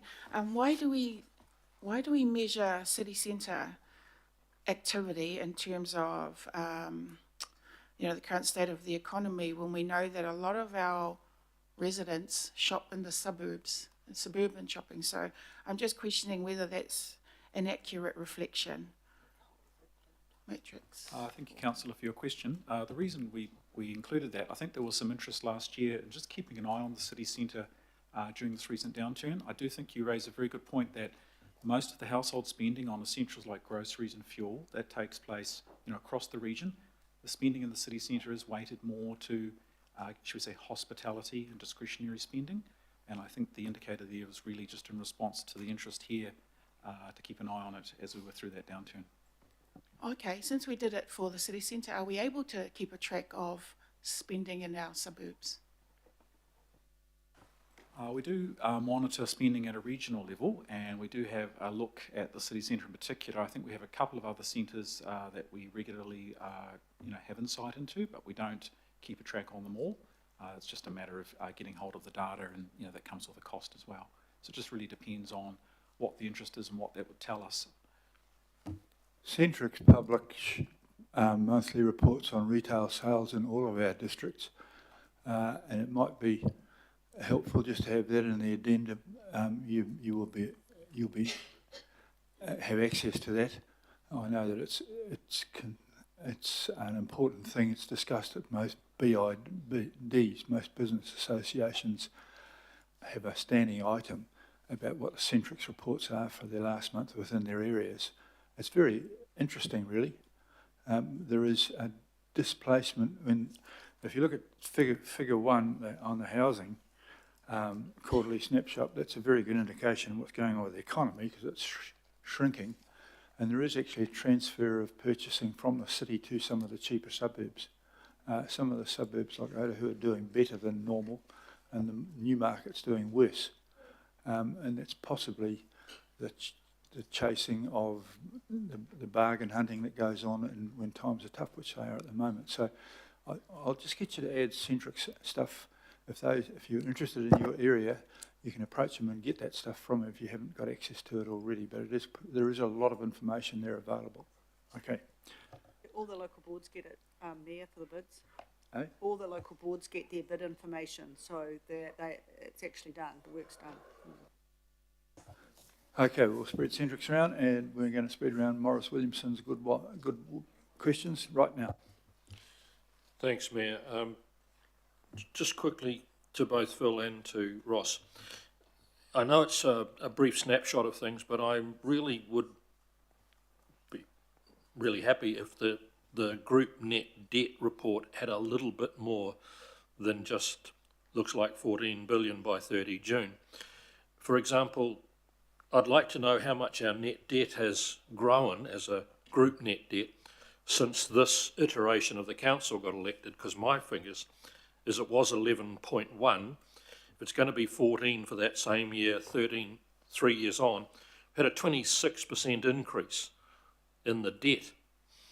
I think that's something that all councillors should be made aware of in a report like this. I'm also keen to know of that 14 billion, how much more would it have been had the Air New Zealand share sales for debt reduction not been included? So I guess that's my first question. Yeah. How much did we reduce the debt by from the chunk of Air New Zealand shares we sold? Auckland Airport shares, 830 million. So right, so the 14 would be 14.8. Correct. Okay, which means would be, my calculation is it comes to about a 28% increase in debt over that time. The next thing I think councillors would benefit from would be to know what our cost of debt servicing is doing. Because I think if you held a general knowledge question around this table, a lot would struggle to know how much money we spend every year just servicing that level of debt. And I would love to see a little, it doesn't need to have much more in this report, but a few more lines, because I found it really hard to know what this means. It says the 1 billion debt since 1 July is due to working capital movements. I don't know what that means. I'd really like to know what that actually means in terms of where it's coming from and so on. And it says to help fund a 2.5 billion capital investment. But was it only 10% of that help? Was it 50% of that help? Was it the whole thing? So I'd really like it. Maybe I'm the only sort of sick person around the table who likes to look at these numbers, but I'd really like to know what is happening to our debt, what is happening to debt servicing, and to know that we're up about 27% since we got elected should be pretty sobering to everyone around this table. I'll leave it at that. Partially, some of the debt servicing will come out of the future fund, and also we need to, but I'm very interested in following through what you're saying, but also we need to know what are our assets going to too. So what's happening to our debt to asset ratio is very important. And the other thing that in commercial properties companies that I own is our interest rate cover, because that's another thing that should be the first thing you look at to avoid becoming a Duval is what is your interest cover. In other words, what is your net profit compared to the interest rate you're paying. As long as it's in the 2 to 3 to 1, you're okay. But if you're down to 1 to 1, you should be. It's whoop, whoop, pull up. So I've got no problem with asking for that, and I'm sure Ross has got no trouble with providing it either. Mayor, can I add one? I forgot to add the last question is, when will the water care debt separation be reported as separate to this? Ross, do you want to handle it? So the water care debt separation takes effect from 1 July. So in an accounting sense, water care is still 100% owned, so it'll be consolidated into group accounts. But in terms of how we track our debt metrics, etc., we'll have to show it separately. So it won't change this number because it's still in the group debt, but it'll be reported as a separate element. We'll be managing their debt separately. There is a transition where they will repay their existing debt over a 5-year period, so that'll trend down. But we will make that stuff clearer. In terms of this report, the monthly report, we can look at adding a little bit more in there. We're trying to get the right balance between keeping this simple and high level. There's more information in the quarterly report. But in terms of some of those trends and drivers, probably as we bring stuff through the budget committee for the annual budget, that's probably the best place to, or through those workshops for the budget committee, to get into that deep dive on those trends, the drivers, all that kind of stuff. But Ross, I was only asking for about 4 or 5 more numbers and a couple more lines of explanation, that's all. It's not a 3,000-page report. Thank you for that, Councillor Leone. Actually, just following on from Councillor Williamson's comments around the debt, I did want to just come back to the numbers on the first tranche of airport shares that were sold. So with that 800 million, was it 200 million that actually went on the debt and 600 went on capital works, or what was the numbers in the end? Well, when we got the cash, we put the cash in the bank. We used it for capital projects. So debt would be lower. So as we spend, we basically don't jam jar it like that. We look at how much cash we have on a particular day. We get money in, money out every day. So it's a question of managing the cash flow is one thing, but if we didn't have, if we hadn't have sold that 830 million worth of shares, we would have had that much more debt. So we kind of manage it on the cash flow sense, but essentially we have spent capex overall. We keep spending more and more capex, up looking at 4 billion a year going forward. So debt is increasing even with selling down that 830 million. But if we hadn't used it, then funding the same level of capital investment means that debt would have been 830 million higher. Hope that answers the questions. Okay, so we don't have an actual number of how much directly went onto the debt. Well, debt, it all kind of offset debt. Overall debt has increased. Debt hasn't reduced, it's gone up because we keep investing in capex. Okay, second question is just to our CE around the regional deal, because I know that obviously we put a lot of work into that and we've taken huge cuts in terms of our transport plan and so forth. I just want to check if there was any progress on the regional deal from central government. I think their time frame, that they are currently looking at all 18 proposals, and my understanding is that we can expect feedback by the end of April, but I might stand to be corrected there. As to exactly when they will complete a regional deal, that'll depend on negotiations and so on after that point, if we are selected to progress. Yeah, but we'll get some initial feedback, I think, by the end of April. Okay, and just a final question, if there's any further update on the midnight tax. Levy. I can't really comment other than to say that featured in the scope of our regional deal proposal. I don't know if the Mayor wants to comment in terms of ministerial discussions.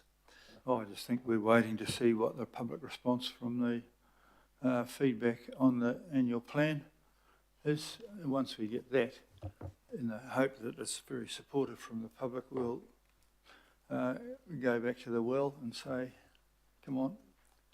So I think we're waiting for the results. We're right in the middle of, or nearly at the end of submission time, and so that'll be a major source of information about that.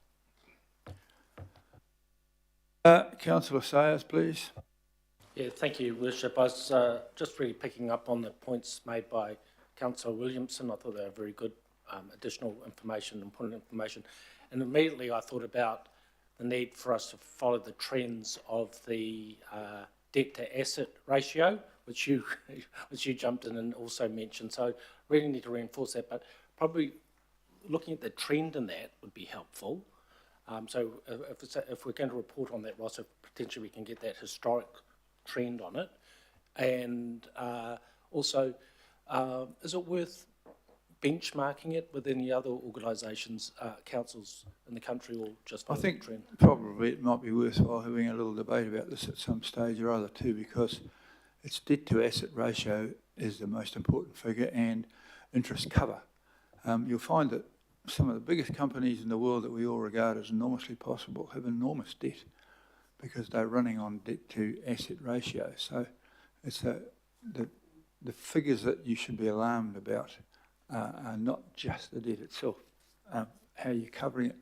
And so I hear there's a little bit of concern about this, so I'm quite happy to bring that forward as something we'll discuss possibly under your committee there. But I'll make sure there's a presentation there so that people get the hang of it. Councillor Hills, please. Thank you. And just quickly on the debt, because it does frustrate me a little bit. Our assets go up almost 6 billion this year, right? That's right, and they've gone up 2.5 billion over this period, at the same time as debt's gone up 1 billion. In this period, I think the period that Councillor Williamson was talking about, our debt goes up about 4 billion.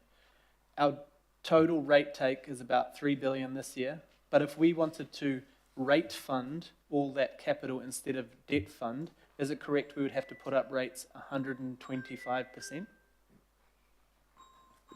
Depending on what time period you're talking about, yes, but if you're talking about 4 billion, 4 billion of investment, that's basically almost just under 2 years worth of general rates. So the only choice we would have if we weren't increasing debt would be to dramatically decrease our capital investment or put up the rates 125%. Those kind of orders of magnitude, that's correct. Okay, well, that just confirms what we needed to know. Thank you, gentlemen. You can retire. We'll go back to, is anyone feeling they wish to comment any more? Because some of those were comment questions, if you ask me. Councillor Filipina reserved his right to renew our acquaintance. And I think, thank you. Fletcher, do you want to do? Thank you, Chair. I firstly wanted to address when Phil mentioned the categorisation. And Phil, I want to acknowledge the staff that went to a meeting last night at Māngere, and it was attended by myself and Lotu, plus the chair and the MP for Māngere. And there was about 50 to 55 people who went to that meeting around Te Ararata with the Blue-Green project.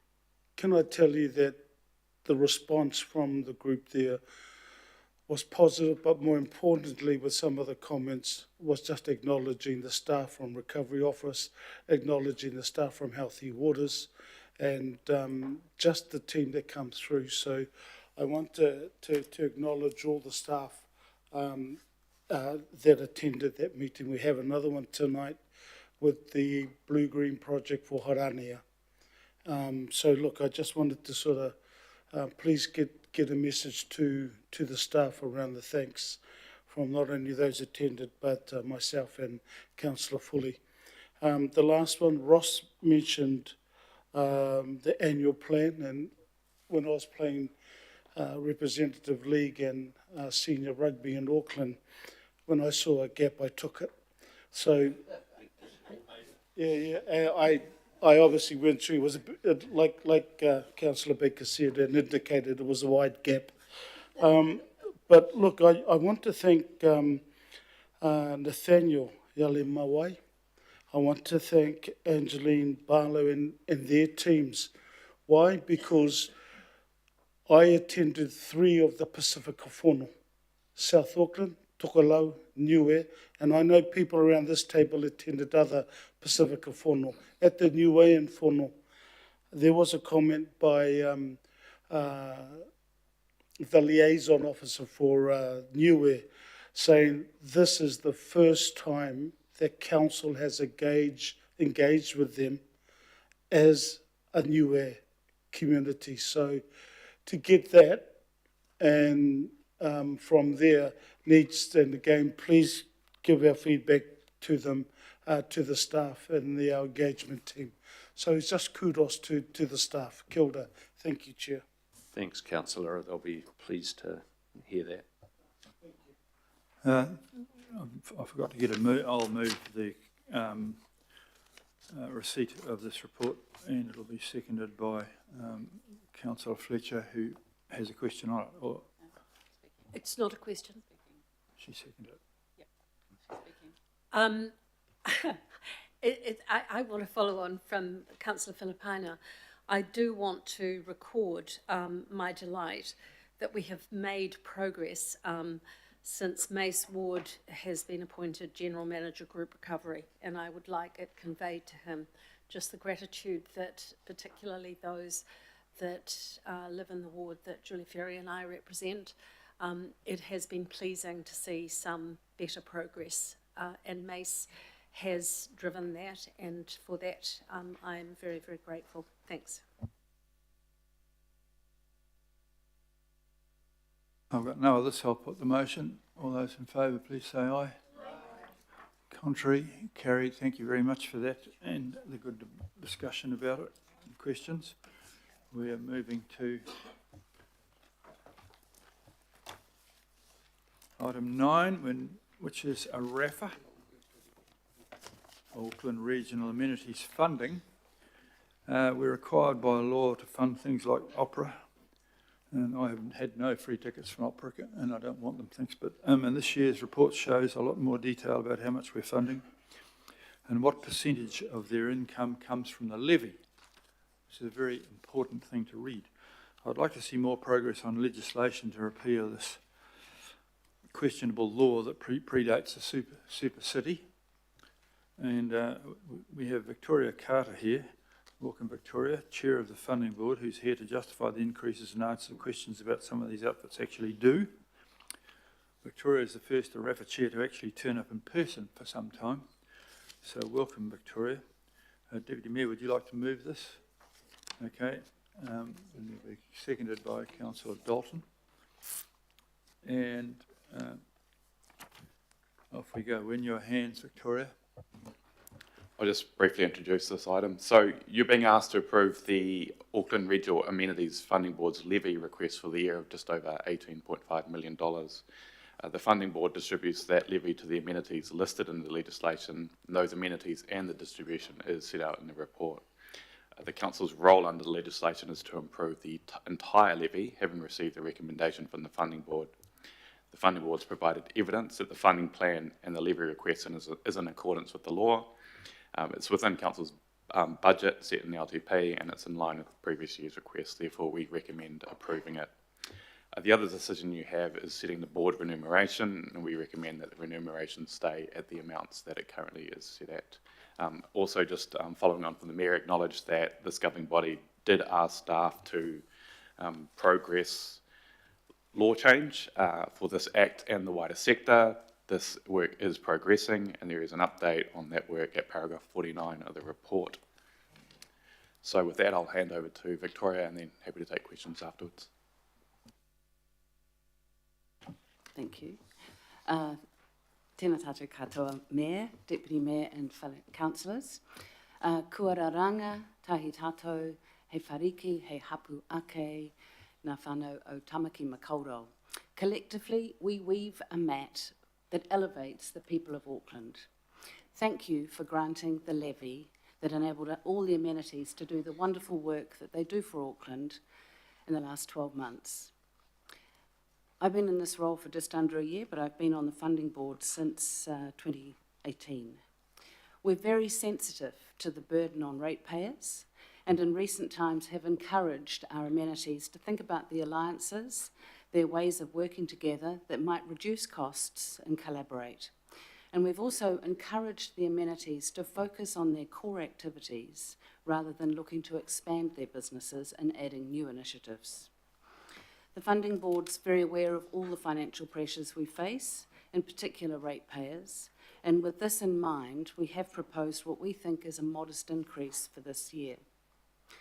One of the benefits of the Funding Board is that the directors acquire quite a lot of knowledge about each of the amenities and the way that they work and their businesses, what they do for Auckland. And this knowledge, combined with a rigorous assessment of the annual funding plans, I think provides a very good audit and assurance process for the Council. And I believe being good stewards of ratepayer money is in all our minds when we make our decisions. The legislation requires a sustainable revenue stream, and I also understand the need for the amenities to be able to have certainty of income, to be able to deliver the unique and important contributions that they do or that they make to Auckland. The process we undertake to eventually distribute the funds is a thoughtful and economical vehicle. I hope you will have noticed that our own costs of administration have remained the same as we continue to look at ways that we can operate more efficiently. That's all from me. I'll take questions. Thank you. And sorry, I should have introduced my Deputy Chair, Paula Browning.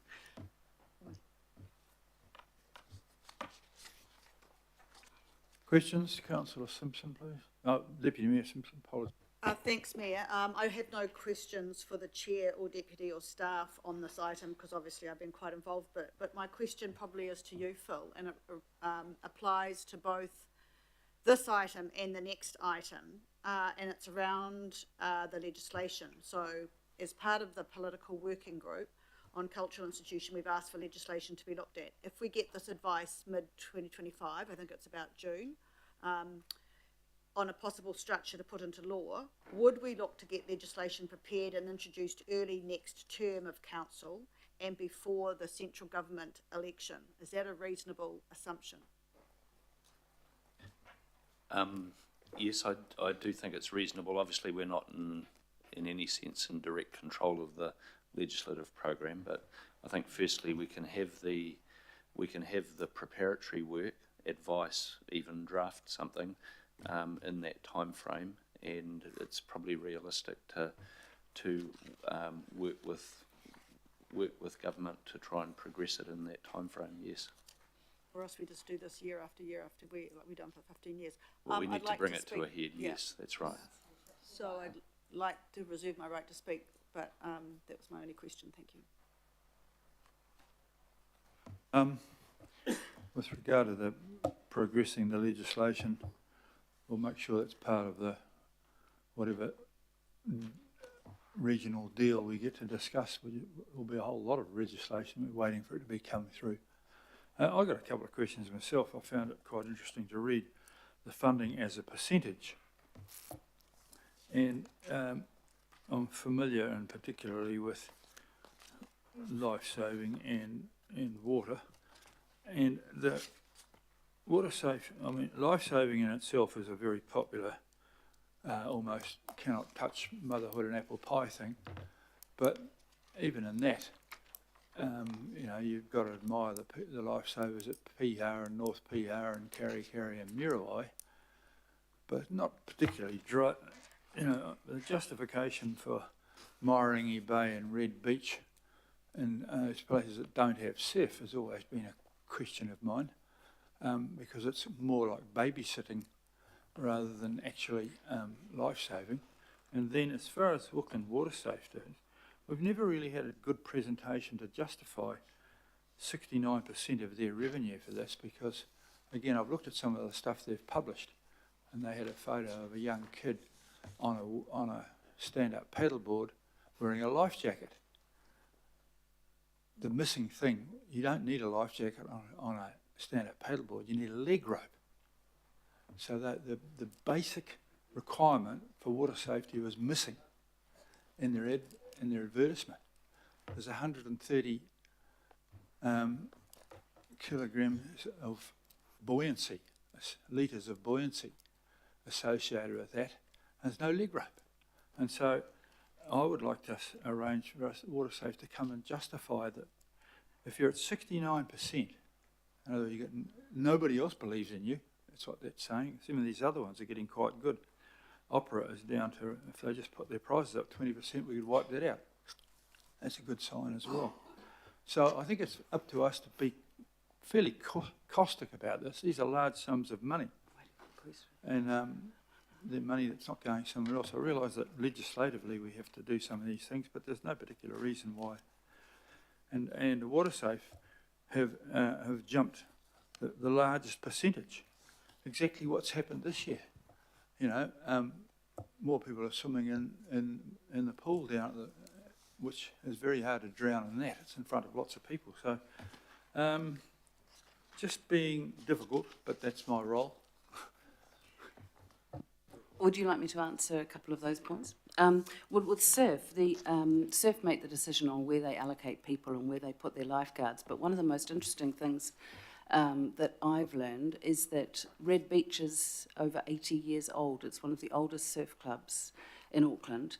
And most interesting for me is that Mairangi Bay, Red Beach and Orewa are actually the feeders because of the population around them that teach the lifeguards that then go over to our dangerous West Coast beaches.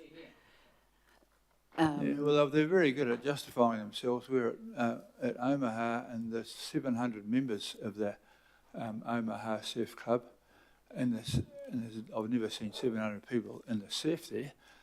It's kind of like a large babysitting organisation, and for the parents in Omaha to send the kids along to the nippers for the morning, it's not quite what I had in mind in terms of saving people's lives. So it's not unreasonable to question these things.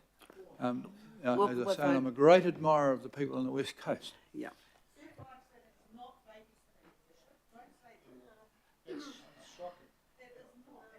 At Omaha, there are 700 members and their children. That's great. I'd But like to hear from know a bit about this.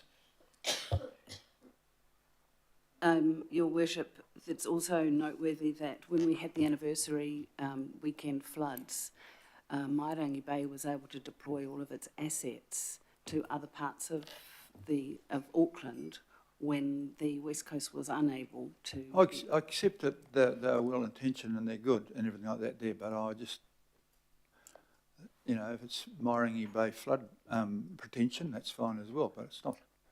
So people are allowed to question these things, but more so water safe.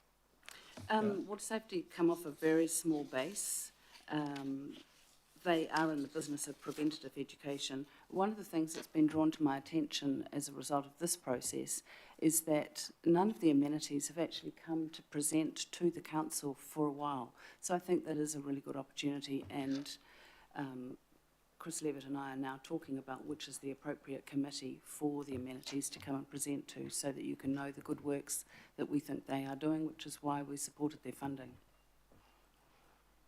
But I mean, all the other ones then had modest increases, but for some reason or other, WaterSafe's got nearly 13% in 1 year, in a year where we're at pains to hold rates to nominal figures, and I'm just wondering what brought that on.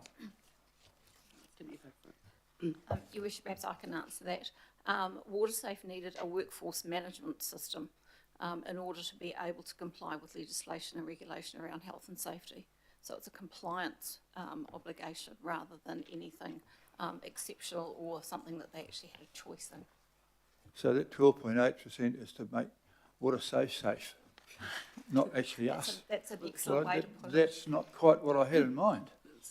I think Unfortunately, they're due to compliance come for these along here organisations is a thing. and explain that. So we're paying 12.8% to make WaterSafe safe. All right. Well, it's been, as nobody else has got their hand up to risk the public's opprobrium of actually asking hard questions, but I have. It's been moved and seconded. No, we can step back from the thing there and. Is the question, Councillor Watson?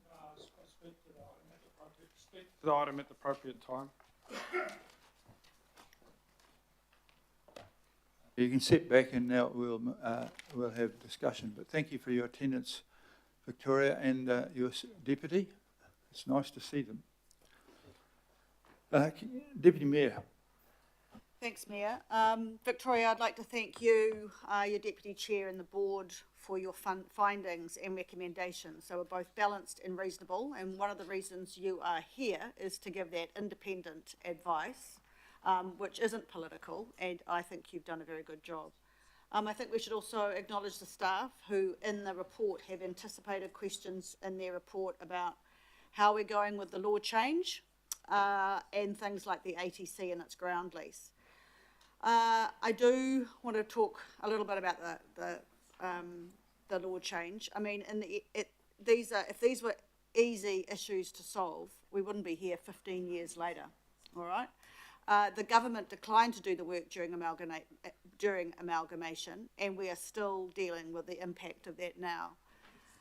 But I appreciate the work that the CCO governance are doing and working towards that, and it will come, that legislation change paper will come to us in June, which is why I asked the question of the Chief Executive about how long between the paper coming and the delivery of some action around this, so we do not go year after year for both this and the next item. I do want to say that,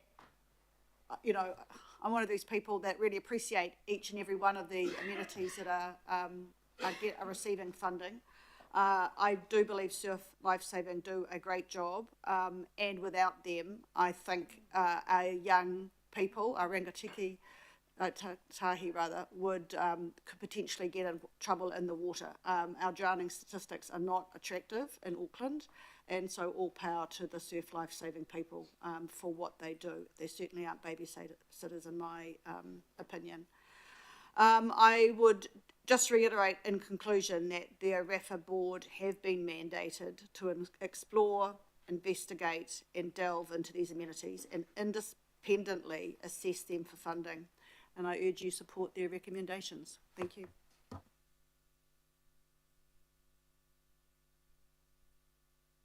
Thank you. Councillor Watson. Just the opportunity to follow on from some of the comments from the Deputy Mayor there in respect of the surf lifesaving clubs. I think it's important to note that in respect of all of them, but particularly the ones that were referenced on the East Coast, Red Beach, Orewa, Mairangi Bay, not only have they been in existence since the 1950s, all of them have memberships well into the thousands, so they have a huge club membership. But I guess from my point and perspective, more importantly than that, between them, they look after virtually all the beaches on the East Coast. So they just don't look after Red Beach or Orewa. They're going right up to Tawharanui Peninsula. And as the Deputy Mayor so correctly commented, that East Coast now is the beaches for all of Auckland. In the summer months, we have huge numbers of visitations from people right across the Auckland region, and a large number of people who unfortunately aren't particularly water-wise, and despite the fact that there might not be, the coastlines of Portugal with 50-metre waves coming in, there's still people who get caught and whose lives are put at danger, and there have been drownings over many years. So I think it's really important to acknowledge the wider regional benefit that these clubs provide and the other functions that they perform. During the flooding, it was Mairangi Bay Surf Club who saved lives because that whole area was flooded out. It was them. They were the go-to. I don't know what we'd have done if it wasn't for them. So I, for one, just want to acknowledge the huge contribution surf life-saving clubs make generally, but in particular the ones that I'm familiar with, who, in terms of return on investment, do way more than the grants we do, and that's for the very real task of keeping people safe and providing the surveillance that otherwise wouldn't exist. Thank you for that, Councillor. Kia ora, thanks, Chair. I just want to add my voice as well to the Deputy Mayor and to Councillor Watson in support of surf lifesaving. I've certainly experienced over many decades when our churches go out to your beaches that sometimes our members get into trouble, and it's your surf lifesaving teams that come out and assist, and they've always done so without question or condition. So I understand the benefit definitely for not just the areas, on the East Coast and West Coast, but for the whole of Tāmaki Makaurau, Auckland. But I just wanted to add my voice as well in terms of water safe, because for the areas I represent, drowning is a huge, huge issue for our swimmers, but also for our boaties. And since I've been on an elected member as first on the local board and now, of course, at the governing body since 2013, I've seen an increase in the way that Drowning Prevention Auckland have engaged with our communities in South Auckland in particular, and with our Pasifika communities across the city. So I'm really thankful for them for the work that they've done. They've made a huge difference to our communities, and I know there's still more work yet to do, and I know that they've got that in the pipeline as well. And I understand also they've been working closely with the Coast Guard, for example, so there is more of a focus on drowning prevention for those very vulnerable groups across the city. So I just want to tautoko them for that work and add my support, and I will be supporting the recommendation. Kia ora. Councillor Newman, please. Your Worship, two things. I've had the privilege of working with a friend of mine, Judy Tipping, in the water safe space, and it just leads me to reconfirm the importance of that organisation. One, the work that they do. Two, that it's complementary to other organisations that do excellent work in terms of education and drowning prevention. But three, to reiterate that it's not an organisation that's operating with a great big overhead. It's an organisation that's operating tight, and I actually am surprised it's been able to trade that long with the limited funding that's been made available to it. I don't attend the opera or the theatre very often, or at all actually, but maybe I should. But I make the point with respect to the specific amenities, and whilst I support the repeal of the ARAFA legislation, because it was set up, of course, prior to amalgamation to compel the councils of the day to contribute to the specified amenities. Okay, the challenge is going to be when the legislation is repealed and you deregulate in the space, how many other groups that are not currently within the group are going to want to come forward and say, well, actually, we think that we provide amenity which is of equal or more importance too. So sometimes it's a case of being careful what you wish for, because it's not going to be a case of repeal and they're all going to go away. My view is that you can repeal it and a whole lot more are going to come, and that's going to require some very clear methodology as to how you're going to address all of the meritorious needs and applications that are going to turn up seeking regional funding and beyond the specified amenities covered under the Act, Your Worship. Thank you. You make a good point, but I think organisations that need 70% of their money to be donated flirting with trouble.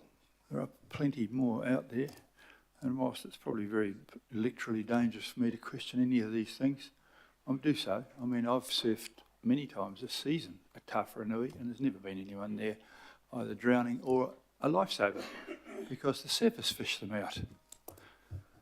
Richard Hills. Thank you, Mayor. And yeah, just wanted to echo some of the comments around surf lifesaving. Just, I think last year the figures were about 300 people they rescued and 70,000 safety preventions across just Auckland alone, and a lot of it still happens on the East Coast beaches.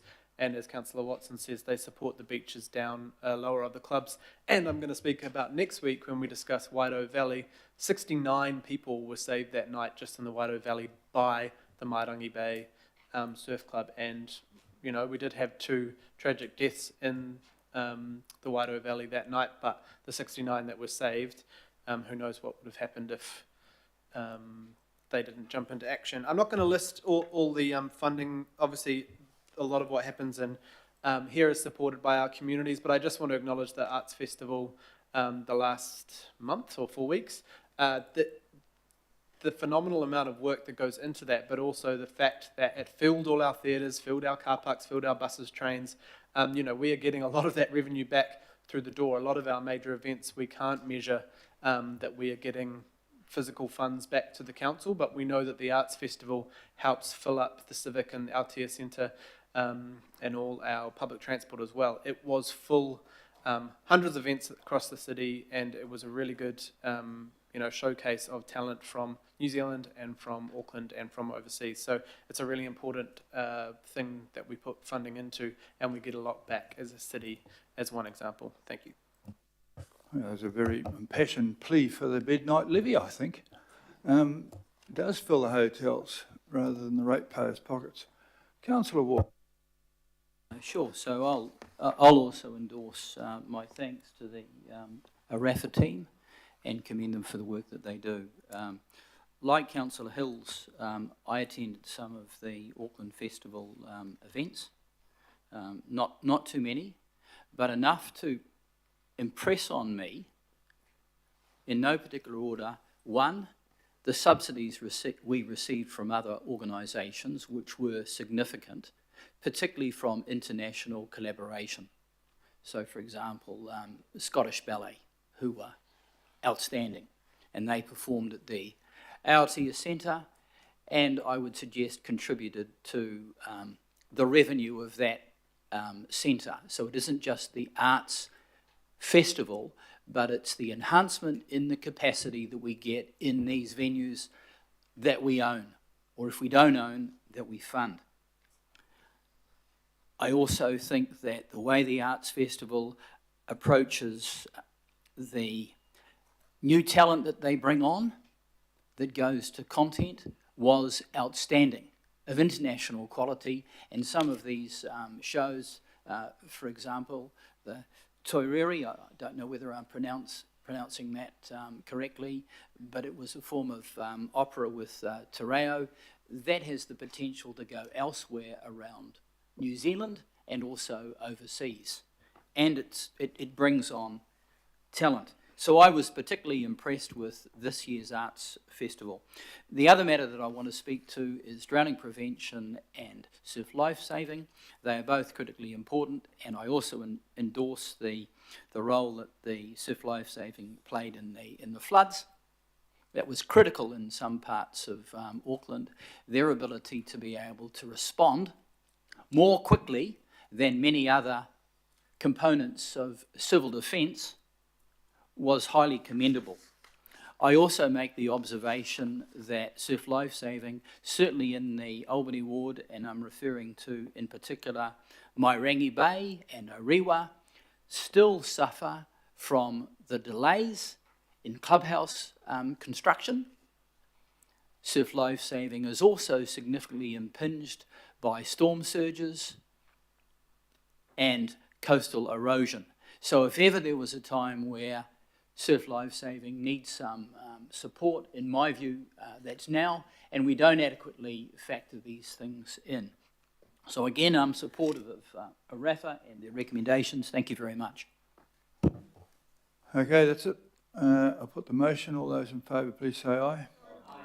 The contrary, carried. Thank you very much. We'll move to, and thank you for your attendance there, Victoria Carter and your deputy. Come forward those who are speaking to the Museum of Transport and Technologies, which is kind of like a two-part thing here. One is about, where am I? Right, we've got a couple of people here from MOTAT here to justify how they're asking for a council subsidy of $72 per visit, which is up 50% from what it was in 2023. There's another outfit I'd like to see us change the law around. Visitor numbers are static and we need to reduce their reliance on the ratepayer. We're currently required by law to give them large sums of money, and we've gotten the museum into a 3-year fund agreement, which is a good step forward with the right incentives in place. I think there's a lot of room for MOTAT to improve. I'm not keen on all of this, so I'm going to take it in parts. Deputy Mayor, would you like to move this? And it is seconded by Councillor Stewart. You just moved your hand. All right. Okay. We're in your hands, please. Good afternoon, Your Worship and councillors. I'll provide a short overview to the report and the recommendations. And next to me we have Wayne Shack, who's the MOTAT Deputy Chair, and also Craig Hickman-Goodall, who's the Museum Director and CEO, and who together with myself will answer questions you may have. So as the Mayor's outlined, you're all pretty familiar with the legislative requirement that sits in the MOTAT Act for Council to fund MOTAT by way of an annual levy.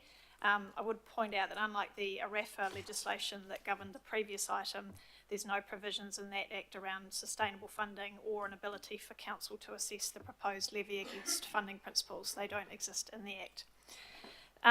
This report's in two parts and two decisions for you. So the first part deals with the FY26 levy request, which you can see there in recommendation A.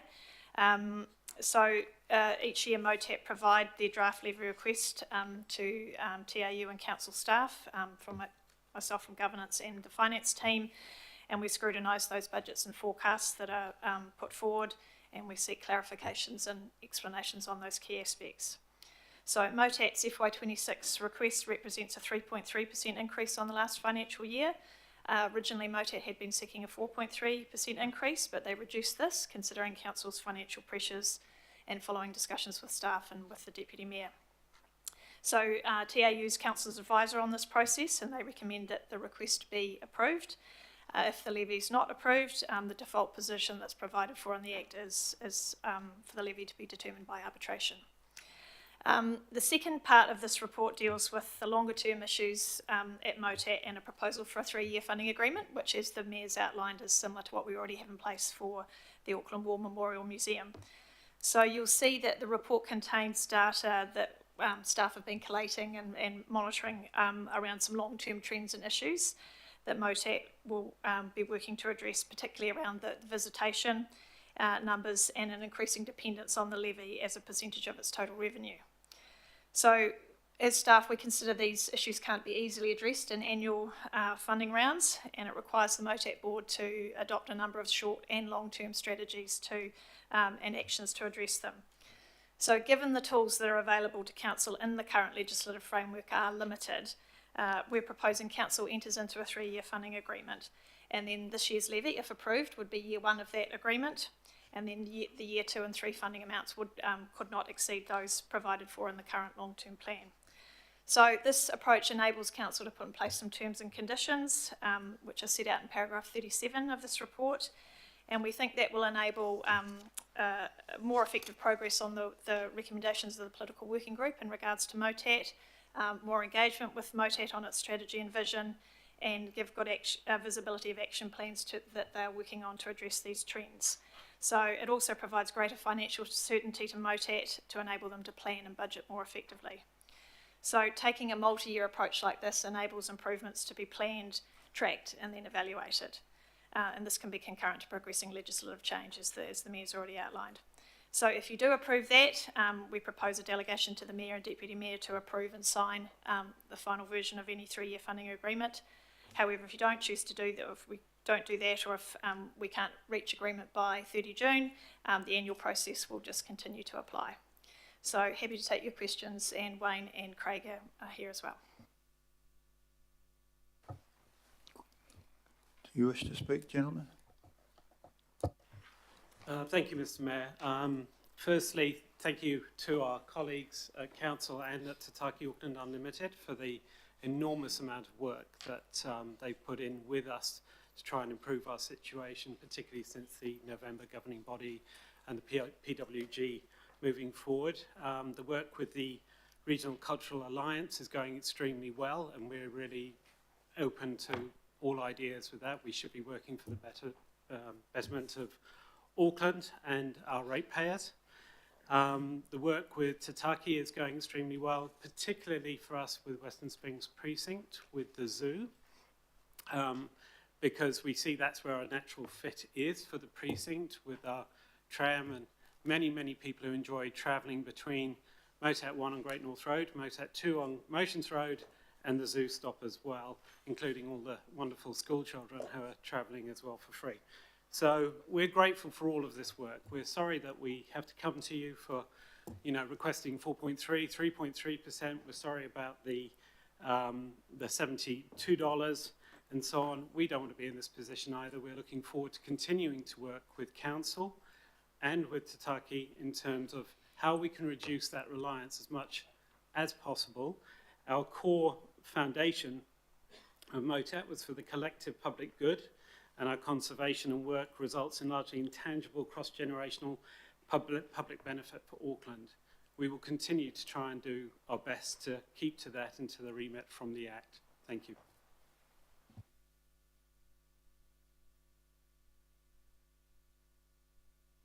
For that, and yeah, it must be quite tough when you look at those numbers. What long-term solutions are there, or are we just going to have to stay around $75? Because it's unsustainable for a long time. It would be the lowest net contribution of anything we own. So, and I'm sure you're well aware of that, and Mr. Carruthers will be aware of that as well. What can you offer in the way of hope?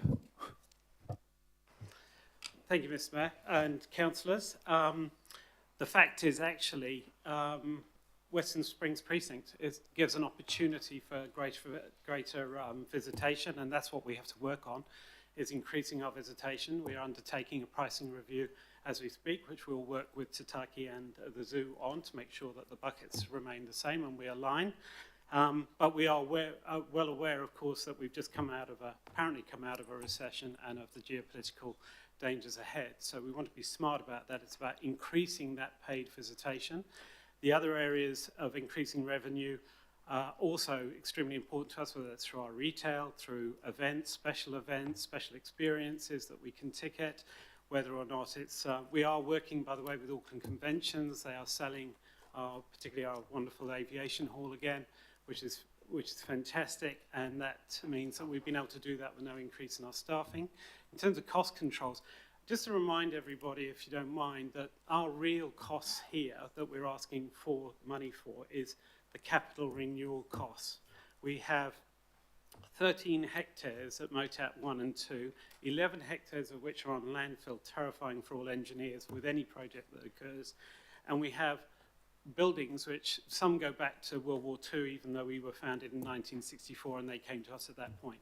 So we're looking after very old buildings, old assets on very tricky land, and we're very much spread out. So that is costly, and we would like to, we always do everything as prudently as we can to make sure that we take care of that.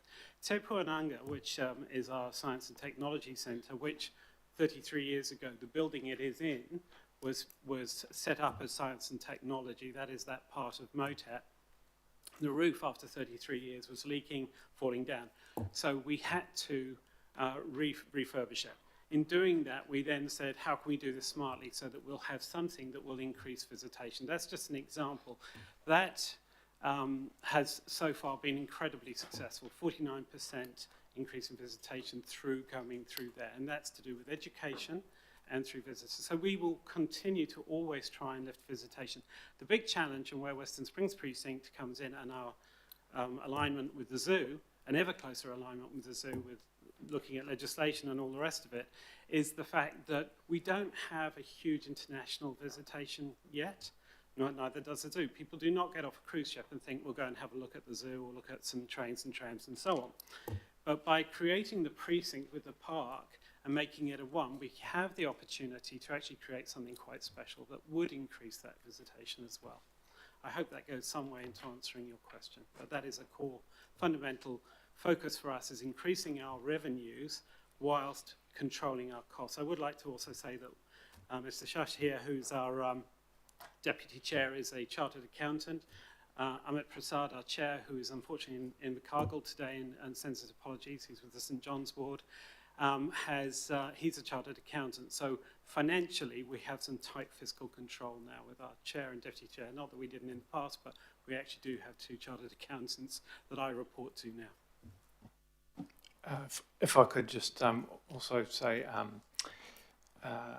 the investment that the ratepayers made in Te Puananga last year to go to your point, Mr Mayor, of what light at the end of the tunnel, our visitation will be up 8% year on year, which immediately brings the 72 down by $4 a head. Still we acknowledge that's still very high, but we are in the incremental phases, and working with the Tataki and the rest of the precinct to accelerate visitor numbers, will continue to bring that number down. We're committed to bringing the number down as we work with our infrastructure and the rest of our colleagues in the precinct. Okay, it's a tough ask, I know, but it is 1% of our rates, and I'm sure you'll get lots of people supporting it, but I'm also under pressure to try and reduce our costs. So Deputy Mayor Simpson. Your Worship, I've got a legal question. Could I ask Meredith to come and answer it, please? Because the question is around the legislation and our ability to say yes or no, whether we think this is a performance issue or not. Just for the benefit of my colleagues, I got some legal advice, so I just want to ask Meredith some questions, so you've got the same answers that I got. So Meredith, can you confirm that the legislation does not give us the chance to deny the levy because there are performance issues or because the amount of subsidy per person is too high? There are very limited grounds in the Act, as Sarah set out, and essentially the grounds would be that the amount being sought was in excess of the maximum limit in the Act, which is higher than the amount sought, or that the request was unreasonable in light of the activities included in the annual plan. So thank you. And my follow-up question, can you confirm that you have written in your legal advice that it's very unlikely we would succeed at arbitration if we didn't agree to the levy? It's difficult in this particular forum. What I would say is that based on the information in the report before you, it would be reasonable for you to approve the levy. Thank you. Fair enough, but I've never found that giving more money to people who are not doing well has fixed the problem. But Councillor Williams. Yeah, thanks, Mayor.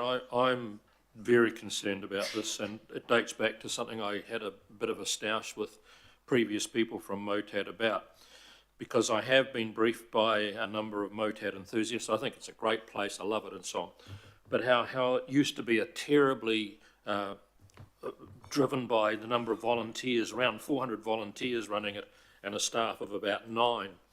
And I would have thought that in a report like this, it would have been really helpful to have told us what's happened to the full-time staffing levels over those years, what's happened to the number of volunteers who work there now, because you've got some cost figures here which I am really quite interested in exploring.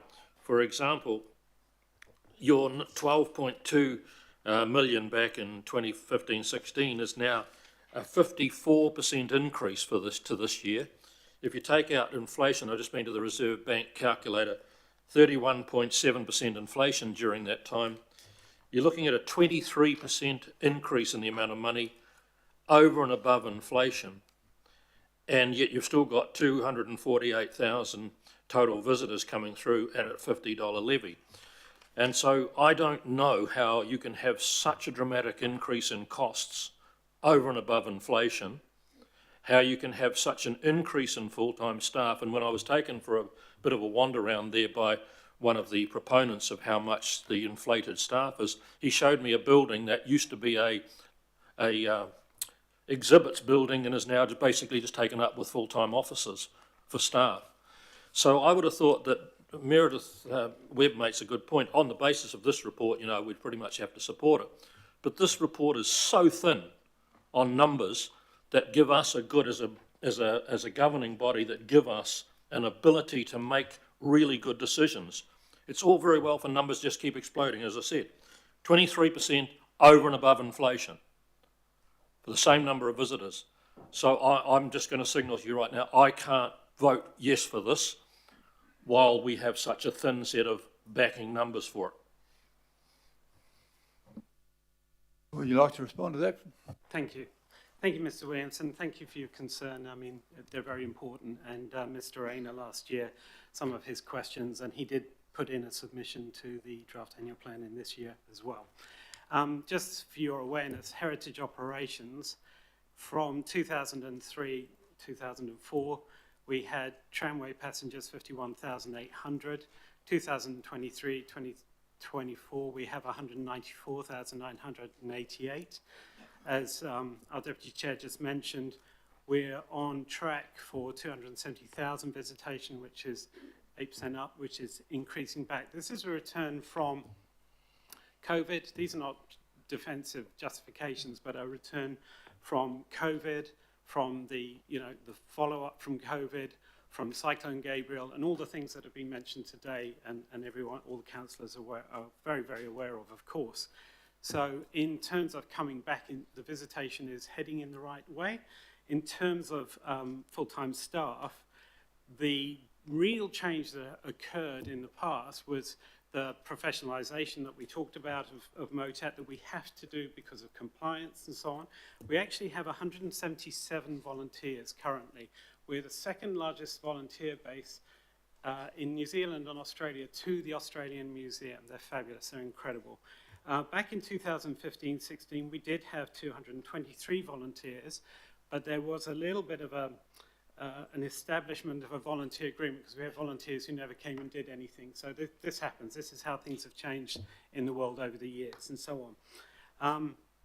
Of our 123 FTE, the actual real increases come in the collection and conservation care, which is based in our Act, and our fabulous educators, because our education program for Auckland has been very, very successful to date. We will continue to focus on that. It's very key. So I hope that that helps to explain certain of your concerns. Outside of that, there are, like everybody else, there's the inflationary concerns, you know, the cost of utilities and so on. We're part of, for electricity, we're part of the council group. Our pest control is run by the zoo. Wherever possible in terms of procurement, we will come into shared services. We always look at that. Because that is the smart way to be. So I cannot answer all of Mr. Rayner's if he's still concerned with certain of his cost looks. All I can assure you is we're doing everything we can professionally to run the museum as we should be doing, and as at a cost that we can. I go back to the real concern we have is our heritage buildings and assets. The collection itself is excellent. We're not doing touring exhibitions for the next few years. It's too difficult. We don't have the money to gamble. We are getting the collection out as much as we can do. I do not know which building is now offices that used to have an exhibition in it. I'm sorry, so I can't answer that. Thank you. Can I also add, the other increase in staff over the years has been as we convert cleaning and maintenance contractors to staffing levels where we get better bang for our buck. We've increased our health and safety staff and our matamaranga Māori roles within both the culture and the exhibition areas. I think the point that my colleague Craig also made is we have started on some significant project renewals, building renewals. The car park that we built is a precinct asset, not necessarily just a MOTAT asset. Our main exhibition areas, Building 5 and Building 6, needed to be upgraded because of our statutory obligations for collection care, to improve collection care. They were buildings that were very old, and in the summer, the environment in them meant that staff and visitors were very uncomfortable from a heat perspective, and in the winter they were wearing puffer jackets to go, and they were leaking. And so some of those increases from 2015-16 in the levy have been required to deal with historical infrastructure issues that have previously been ignored by the people who operated it. Our volunteer numbers in this last year, 177, as Craig said, that probably relates to 25 FTE, and on the 57,000 hours that those volunteers come in, that's about, each of those volunteers would come in 37 days a year. So we're certainly tracking those type of metrics. Filipino, please. Thank you, Chair.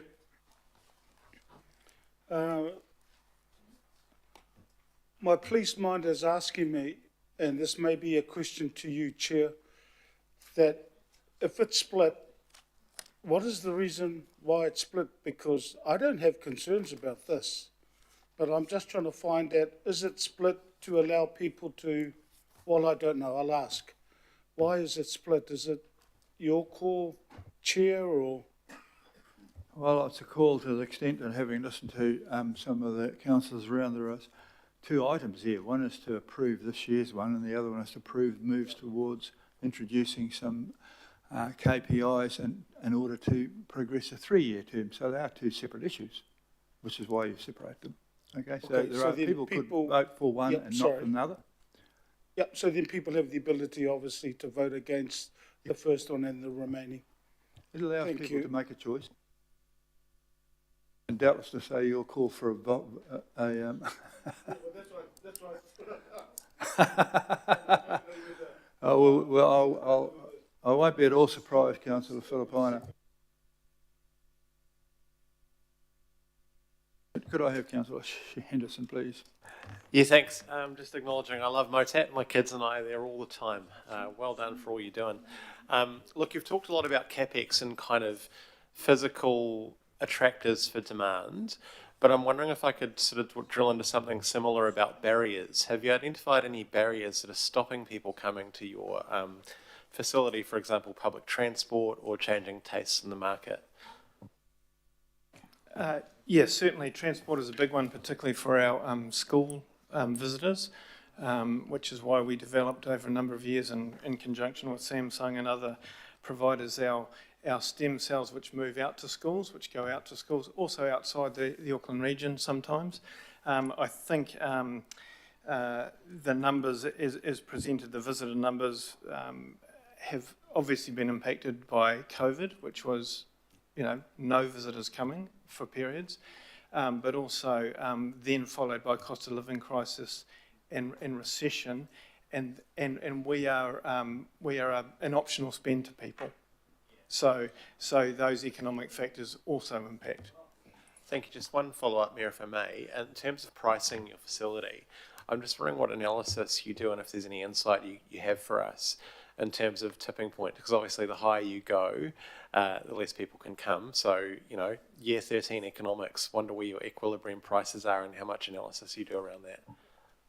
Thank you. Very, very good question. And we are looking at that very closely at the moment, as I mentioned, because dynamic pricing is so key these days in terms of the discretionary dollar and so on. What we do find is that those who live nearby, also going to the zoo model as well, having a mates membership is fantastic value for money.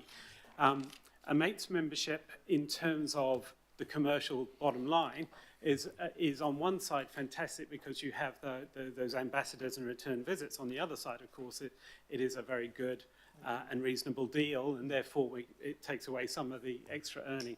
We are very aware of those barriers. I mean, currently $19, for an adult and so on. So it's not inexpensive.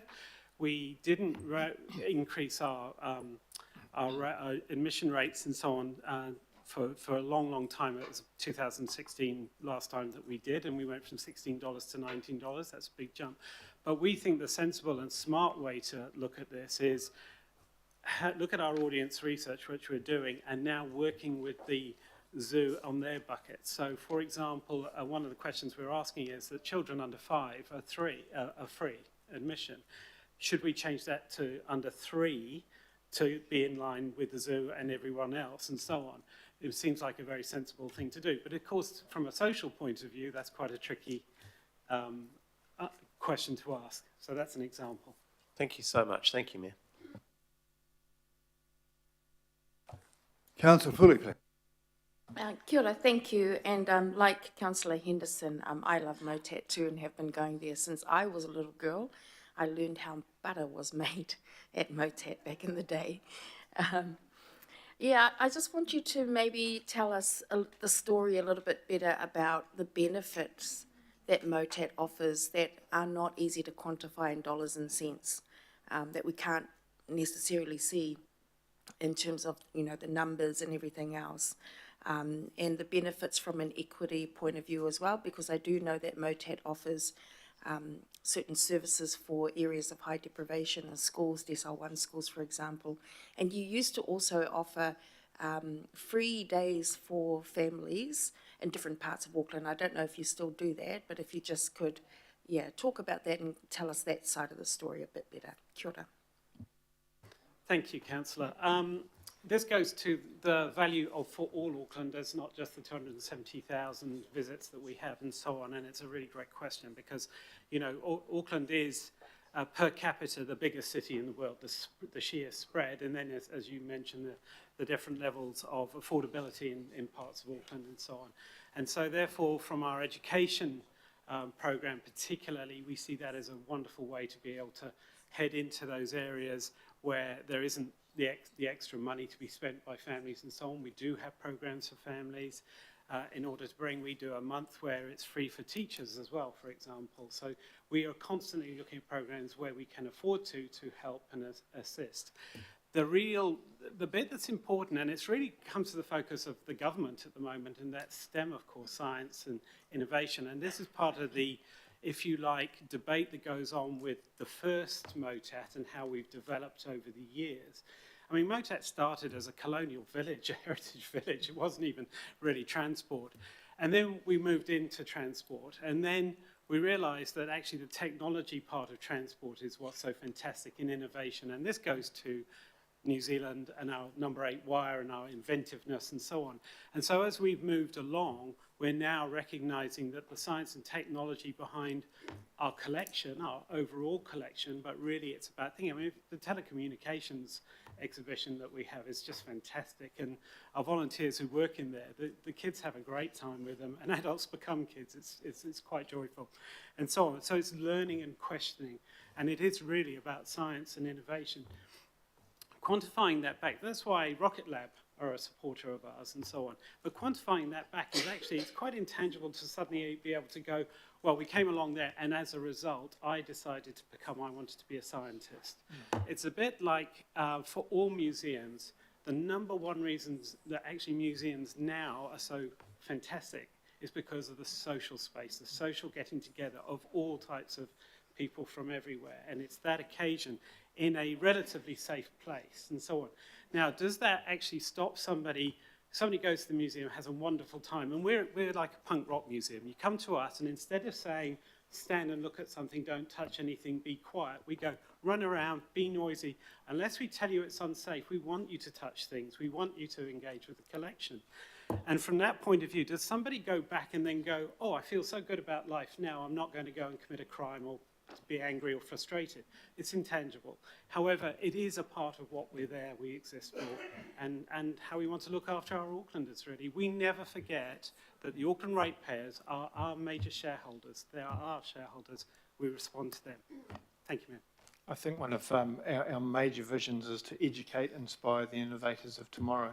And we're 12 years into a 20-year strategy, and we won't know the kids who come in the last 3 or 4 or 5 years until another 10 or 15 years when they stand up like a Richard Beck. Not that he says this, but they will say this, I was inspired at MOTAT to do what I'm doing now. And that's one of those big key intangibles that we're waiting for as we move down our strategic push. Kia ora, thank you. And I'm one of the kids that was inspired by MOTAT all those decades ago. Kia ora. Okay, Councillor Dalton, please. It's actually quite powerful, isn't it? And I wonder if there is a way, when you have 5 minutes spare, to think about how we capture that information of those who were inspired by MOTAT, because it is an intangible. My question, in the most part, has been answered, and that was around the impacts of deferred maintenance from previous years. So that's been spoken to. I just wondered if there are any assets that perhaps are expensive to maintain, that are ready for retirement. I'm assuming there's consideration around that quite a lot, and that you're focused now on Te Puea Wainanga and the potential for that and the investment it could likely bring. So getting that balance. But yes, are there assets you might have that could be up for retirement to ease some costs? Thank you. We do have a de-accession policy. We will always look to see if there is that opportunity, including taking items to auction if it's suitable that we can do. Unfortunately, we don't have a Mona Lisa around which would solve all our problems, but we do actually follow a very clear, and the policy is set on the International Council of Museums, so it's an international policy. Because again, reputationally, we wouldn't like to get ourselves in trouble. But to answer your question, yes, we do. We constantly look at the opportunity that you're asking about. Thank you for all of the work you do. I'm assuming it is Aucklanders, the ratepayers, that are visiting and getting the value from their ratepayers' dollar. Thank you. Righto, councillor Lee, please. I'll reserve my comments. I won't ask any questions. Thank you, Mr. Mayor. We're still in question time. Okay, we've been having comments of late, people who love it and love it and love it, but that's not a question. Councillor Watson has a question. I won't repeat the very apt questions that Councillor Williamson talked about, but I know a comment was made about, you know, sort of leveraging off the precinct, the wider precinct there in terms of visitation. I was there on Saturday, and you know, aside from everything else, you know, there was a packed out Western Springs stadium with the Speedway. There seemed to be a lot of activity and a lot of families in the area and over in the adjacent Western Springs Park seemed to be very, very busy. And of course, there's a crossover with the zoo. So I still really can't quite understand why, you know, why the challenge is there, you know, given our increase in population and the, I guess, the attractiveness for facilities like MOTAT. I went up to the aviation wing. It was, you know, a wonderful experience up there. I love looking at the Lancaster bomber, which has been an attraction for many years. What do you think's going on in the kind of society that then is contributing to this sort of kind of malaise of sorts in terms of, you know, that visitation growth you'd expect? I think, to be honest with you, I think the two things are the things we've talked about, Councillor, and that's one, transport and the spread of Auckland in terms of outside of our area. Obviously, there is the financial considerations in terms of the discretionary dollar. You know, we're not cheap, unfortunately, or inexpensive. So, you know, there's that. There's, at times, a time factor. You know, just under 80% of our audience are families.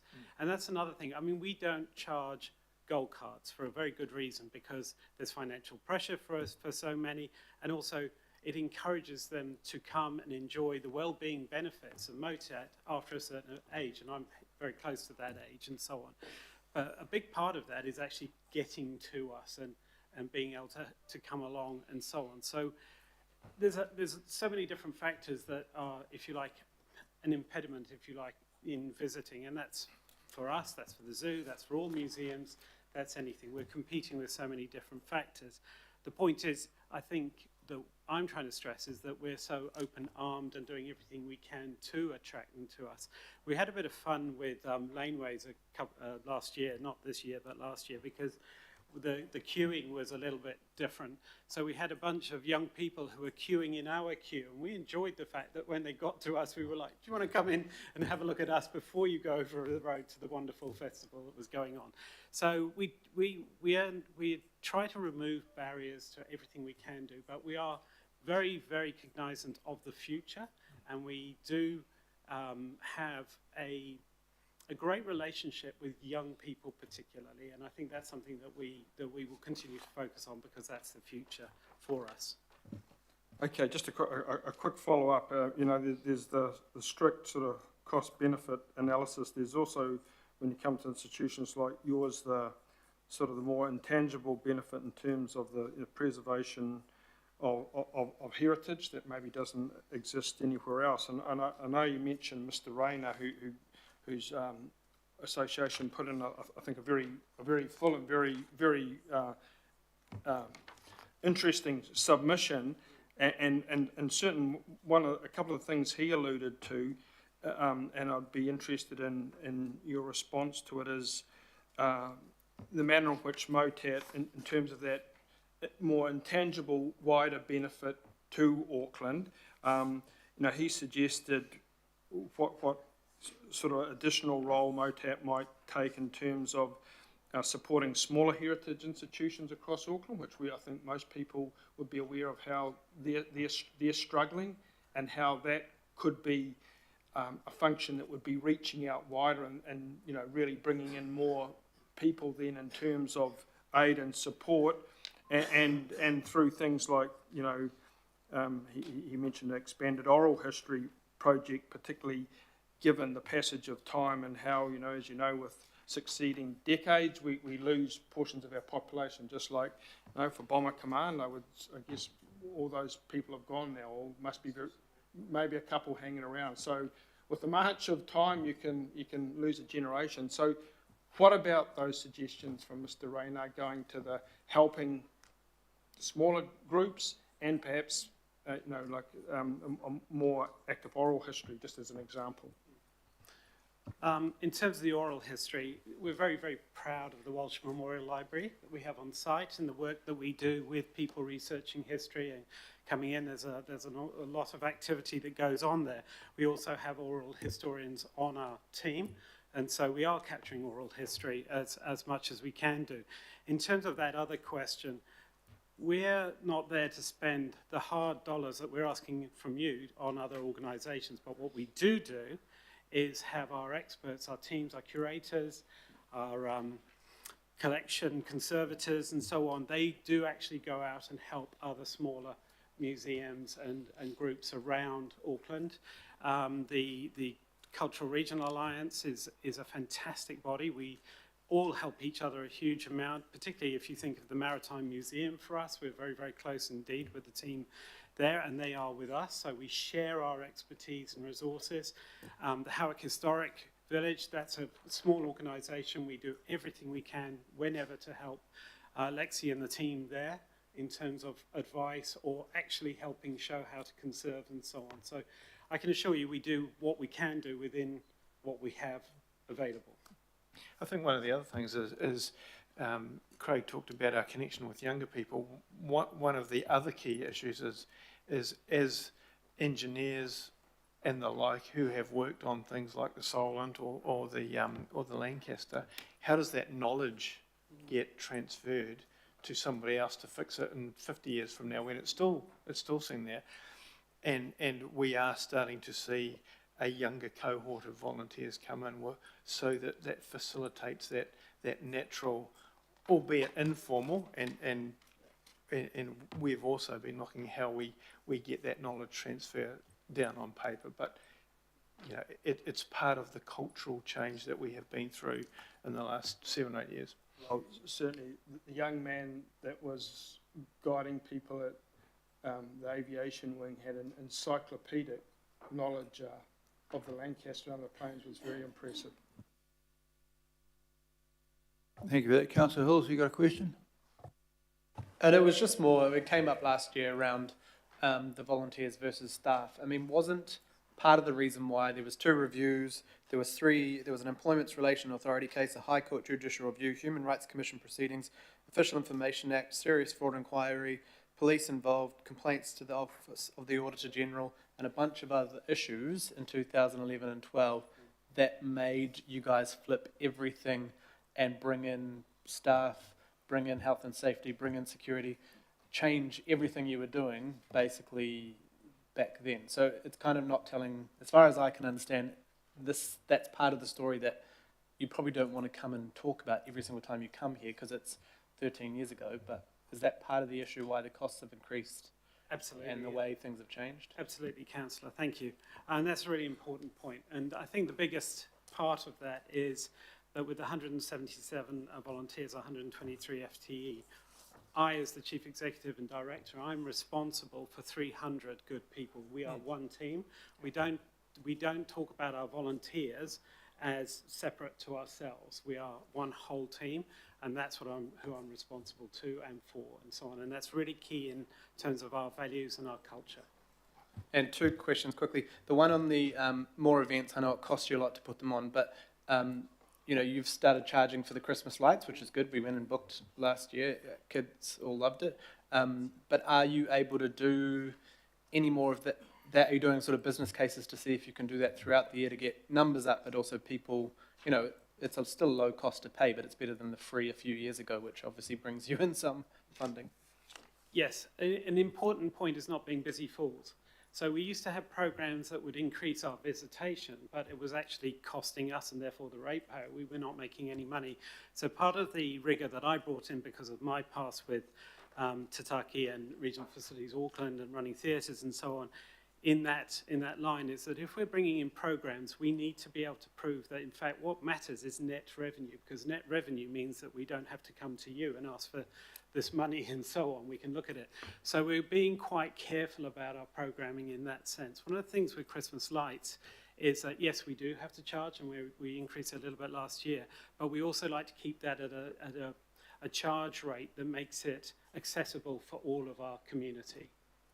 And the last question, Mayor, I see most of your increased costs outside of staff, storage. I assume that's storing things that have to be stored, so well over, you're sort of working towards 2 million.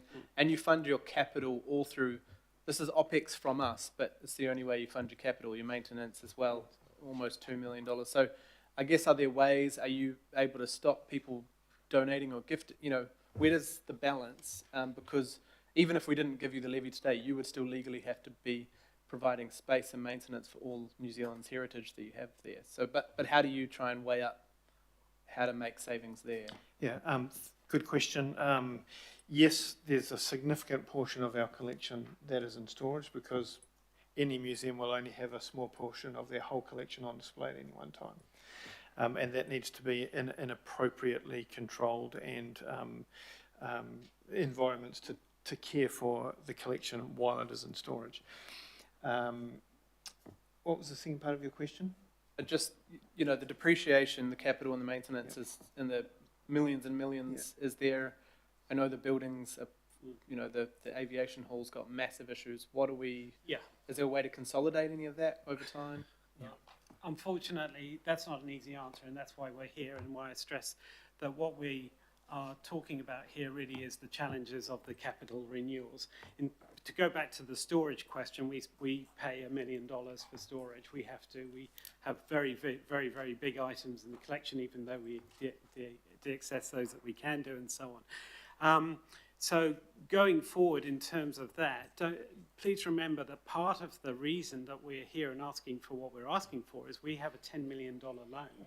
So unlike other groups and so on, we actually have a mortgage that hands on. We live on a cash flow basis, if you like. So for us, every little thing that we do and everything we look after, that's the way we're having to pay for it and so on. And yes, we would like to have philanthropy partnerships and so on, but again, they're not big enough to come through. We don't have an endowment fund like the museum does of 7.4 million, for example. That unfortunately hasn't come our way. Fantastic for them, though. We really think it's good. So that's an example of what you're asking. The other part of your question was, can we reduce the collection? And the answer is we're actively reducing the collection by items that are not on strategy, but we are also bringing in new ones. The recent ones, unfortunately, are helicopters, big items that are significant to our collection and the story we're telling and the strategy, and they take space. So we are de-accessioning tablecloths, but we're bringing in helicopters. These are donated, by the way, not Correct. bought. So we have people who offer, but we can't afford to be buying collection items when we have a collection item to look after. These are donations. Righto. I've got the last question, and then we'll go to a debate if anyone wants to comment on things. But I'd have to say that you're in the whoop, pull up stage of life. If we do change the legislation, and if, for instance, we came up with, well, not an unreasonable thing when I'm comparing the amount of subsidies we pay for other things, that we only got you down to a 50% subsidy, which is where you'd be at $12 for 50% added on, because currently you're 90% subsidy, which is pretty high. To get you down to 50%, your income would drop from 19 million to 3.5. And I'm sure you'd do a lot of special thinking if it suddenly found it was 3.5 million. You'd suddenly find you would be doing a hell of a lot of things that you weren't even contemplating now. So do you contemplate that sort of thing happening? Because it looks like Deval to me. Everyone's charging ahead, and then you suddenly owe 200 million and everyone goes to jail. Not that I'm suggesting you go to jail, but you do something. So have you considered the disaster scenario? Because it may well be that council next time's not so happy to give money out as we seem to be at the moment. So, Thank you, Mr. Mayor. Yes, we do, is the answer, and you're right, it's pull up, pull up. This is why we see the 3-year funding agreement as an excellent opportunity, actually, to be able to work with all of our wider colleagues in terms of that pull up, and what, you know, make sure we haven't missed anything anywhere. Out of interest, we did a little exercise, and if we decided to close the gates, a MOTAT, so no visitors, no anything, just the land, the collection, and so on, it would still cost at least 7.4 million a year just to have everything sitting there, just mothballed and so on. So it sort of gives a very sobering view of what we have here, and so the answer is yes, we do, and we're open to all suggestions. We're here to, including, of course, as you know, we're you know, from the board and so on, we're supportive of looking at legislation for that very reason. well, that's a reasonable good answer. Perhaps accountants, we need to have the accountants who taking over Duval at the moment or something like that. What do you call those guys? Certainly ones with good personality, right? All right, well, I just think you should be having some, developing a disaster scenario for us next time we meet. So we could hear what is the disaster scenario, because you can't rule that out. A number of organisations across New Zealand are going to have to start thinking about those at the moment. And the local government is a funder of everything. I mean, the Prime Minister's been giving me lectures all year long about we've got to stick with things that we have to have, and pipes, and I've heard how many lectures about it's got to be pipes and footpaths and concrete and not allowed to have anything that's like nice to have. Well, it's hard to say that you're not nice to have. I think you're nice to have. I quite like it myself. I'm an engineer. But we're in times in which we are told, I get incessant lectures from the government about not funding anything that's not nice to have. And so, well, these are nice to have, right? Yeah. Apparently it's not nice to have roads and toilets, but we do need to have those ones. But you get my point. So I'd like to see next time you come over here, you come out, what is the disaster scenario? Because you can't avoid thinking about that. Moringi Bay might come and save you. They save everything, apparently. There's a very busy surf club up there. Thank you, gentlemen. We'll go to debate. Just noting not all gentlemen, please, Mayor.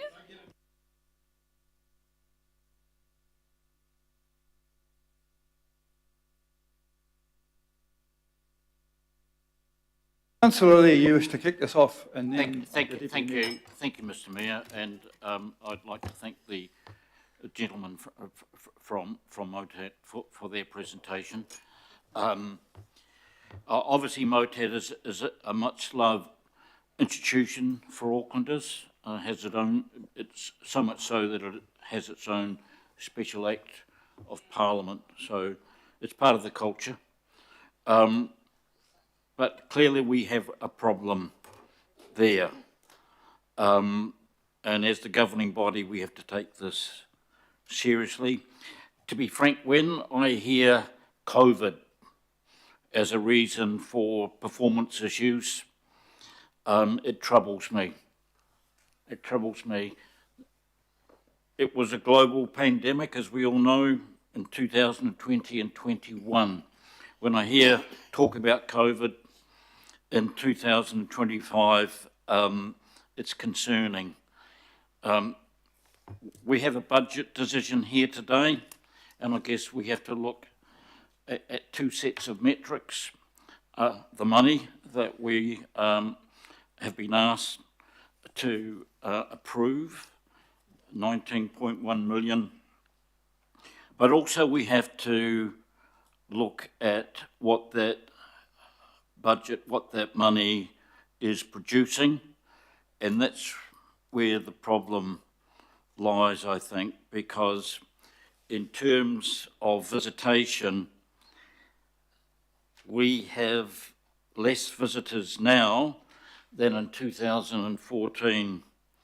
And in terms of the report on the levy and the increases, on the first in the first row, there's a cell there that says 2015-16 not available. I think the increase was 587 million. So there are a lot of people out there who have concerns about MOTAT because they're very passionate about it. And so when the money is going up significantly and the visitation is going down, in real terms, and certainly in relative terms, then there's a problem. And I think, you know, there'll be ideas of what the problem is. Some people suggest that the offering got changed some years ago, and I'm not blaming present management for that, but the old transport heritage aspect was downplayed and replaced by more whiz-bang offering, which was thought to be more attractive, but evidently it's not. So that's a problem. There's another problem that we hear as councillors, governors, if you like, and that is a culture problem. And that relates to the significant increase in staff and the loss of key volunteers, the passion, the commitment, the loyalty, the dedication. That was one of MOTAT's secret weapons, if you like. It's winning card, and due to previous management decisions, the role and the importance of volunteers has been superseded by lots of managers. Management culture, managerialism, and I wonder, in terms of an affliction of an organisation, whether managerialism is more devastating than temporary COVID. But anyway, I don't know those answers, but it would be useful for us to find out what's going wrong with MOTAT, because it is so important.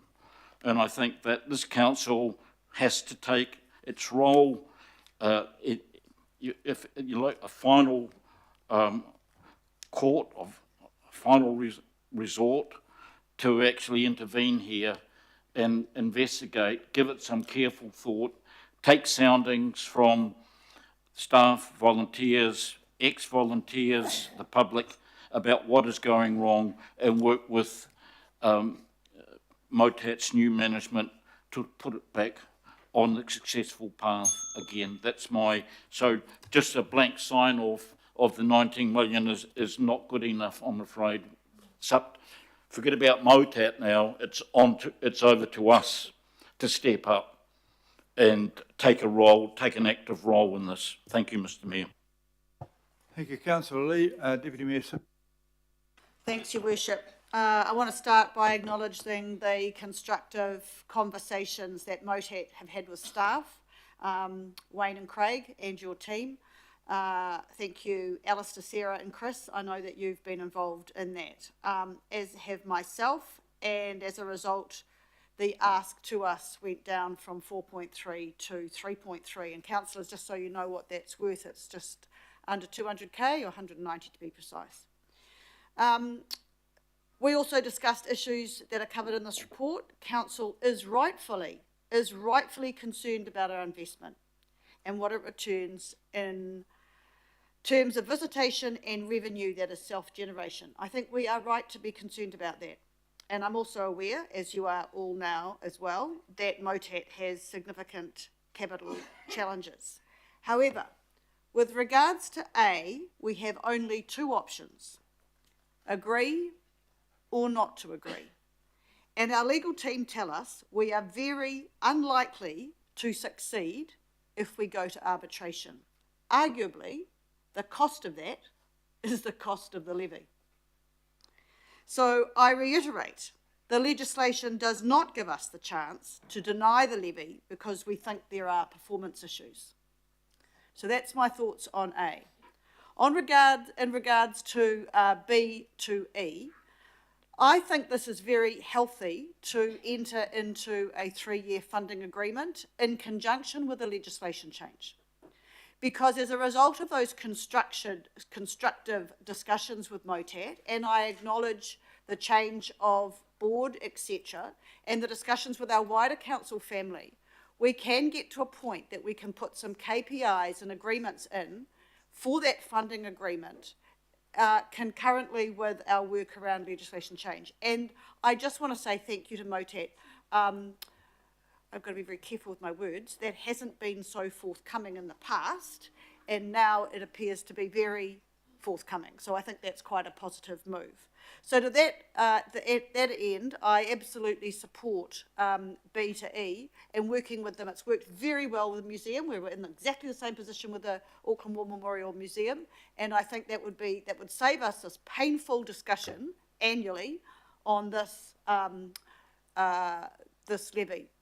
So I would then ask you, councillors, to vote in favour of all the recommendations, and I'd like to thank MOTAT for coming today and looking forward to working with you and the Mayor on your 3-term agreement. Thank you, 3-year agreement. Thank you, Councillor Foley. Kia ora, thank you, Your Worship. Look, I want to just reiterate as well what the Deputy Mayor has pointed out in terms of our legal obligations here. We've heard from our legal team that this is the levy being proposed is reasonable, and so it's something we should accept in terms of the recommendation, and unlikely that we'll be successful at arbitration. And as the Deputy Mayor pointed out, it probably would cost us heaps more if we did go through the arbitration process. I also want to acknowledge and accept that, you know, there are cost pressures that MOTAT has been going through, like every industry in the country and around the world. And I acknowledge too that those increases in costs, things like the buildings, the heritage buildings, the age of the buildings and the maintenance costs for that, but also that we are in a cost of living crisis still, only just coming out of a recession. So of course that's reflected in the numbers of visitors. Of course it is. I mean, if you go to the movies, you'll see that they're empty across the city. Very few people have a spare 20, 30, 40, 50 bucks in their pockets to spend on entertainment. And so I acknowledge that, you know, those are costs that MOTAT is experiencing in the figures that we have before us. But I also understand firsthand the benefits that MOTAT provides in their service to Aucklanders across the city. I understand as a child who used to go there, you know, for many years, and a kid from South Auckland growing up in an area of high deprivation where my family didn't have a lot of money, I absolutely remember all of my visits, and we went many, many times over the years as a student from Otara to MOTAT. And I'm old enough to remember when it was a colonial village, and that's where I learned how butter was made. And for years after that, I would attempt to make butter at home. So I was definitely inspired. Yes. And, you know, when I became a mum as well, I took my son to MOTAT on his school trips, and MOTAT had changed quite a bit, and you'd moved into that STEM space. But again, I was able to see my son engaging with everything there, playing with the STEM projects and programs that you had, and seeing his brain learn and his creative side come out as well. So I absolutely understand the benefits that MOTAT offers and continues to offer to people all across our city. And those benefits are not tangible, as we heard. They're not easy to quantify in dollars and cents, and not easy to tell the story in a report like the one that we've got here before us.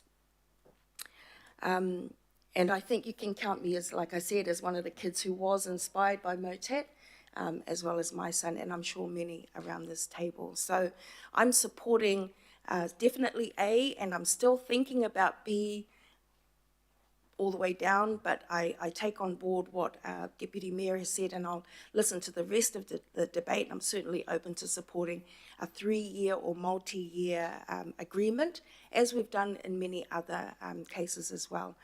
But I want to just say that, you know, I do lend my support to the recommendations, especially for A, and commend the team at MOTAT for the work that you're continuing to do and change and develop as well, and the many ways that you're trying to mitigate all of those cost pressures that you're experiencing. Kia ora. Thank you, Chair.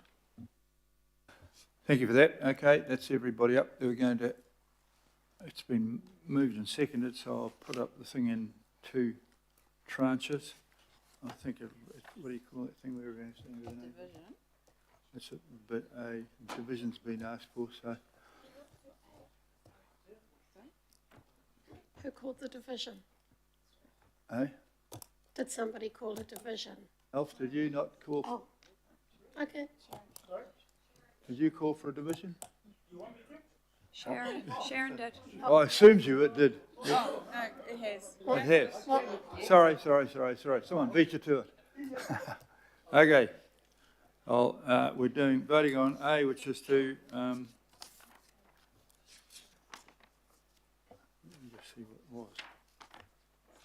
Approve 19.65 million. Okay, Councillor Baker. For. Councillor Bartley. MOTAT is an Auckland institution that I went to as a kid as well. I support it. Yes. Councillor Dalton. For. Councillor Darby. For. Councillor Ferry. For. Councillor Filipina. Aye. Councillor Fletcher. Yes. Councillor Foley. Yes. Councillor Henderson. Yes. Councillor Hills. Yes, thank you. Councillor Lee.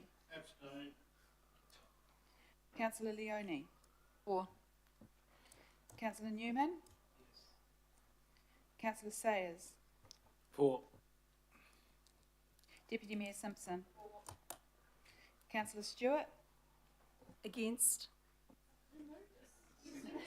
I've asked I'm allowed to do that. You don't have to vote for it. I didn't actually put my hand up to. Councillor Walker. Yes. Councillor Watson. Yes. Councillor Williamson. No. Mayor Brown. No. So that is carried 16 votes to 3 with 1 abstention. Very good. We're doing it on B. Does anyone want a division on B? You ain't sure? I'll just put that B. All those in favour of say? Aye. Contrary? Carried. Okay, thanks very much. We're going to adjourn for a luncheon break, and we'll resume at 2 o'clock to be addressed on. Do electronic attendance. But just before you go, the last thing is Councillor Newman has asked for approval to go online for the rest of the day. I'll move that. Walker, in favour? Aye. Contrary? Beg your pardon?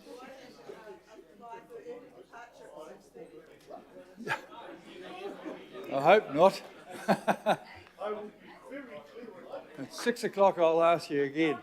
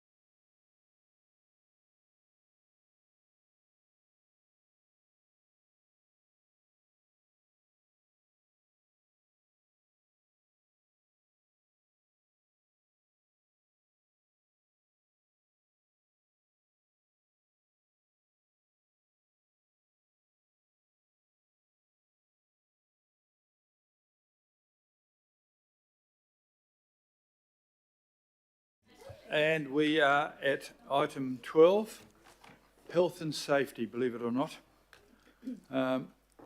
With an ounce of luck, we'll be rescued by one of the groups out there. So can I invite Merla and Becky, or just Merla?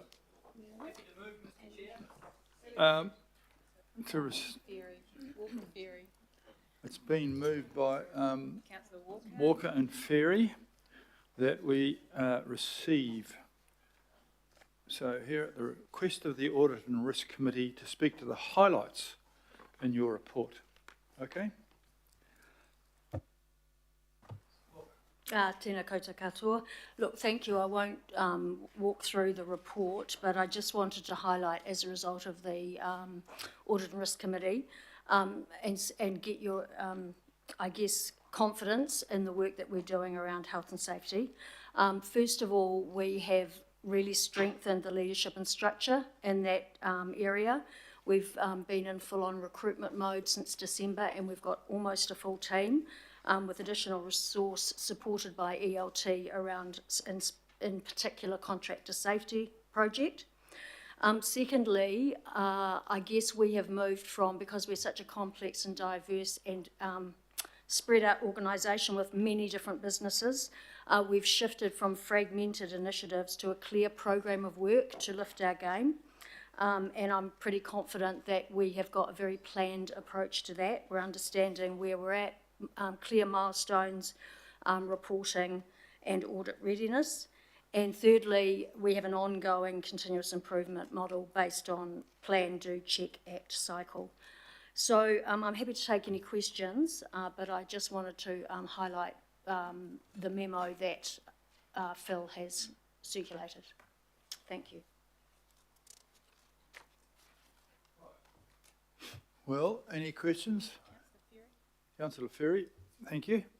Kia ora, thanks Mela.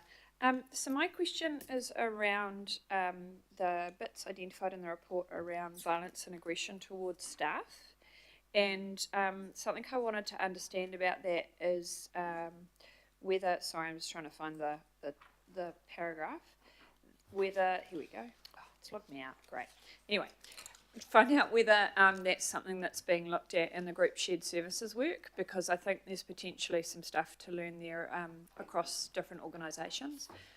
We do have a situation where sometimes anybody with an AT logo in a community where there's a project underway gets abuse, and so I'm sure that's happening in other ways too.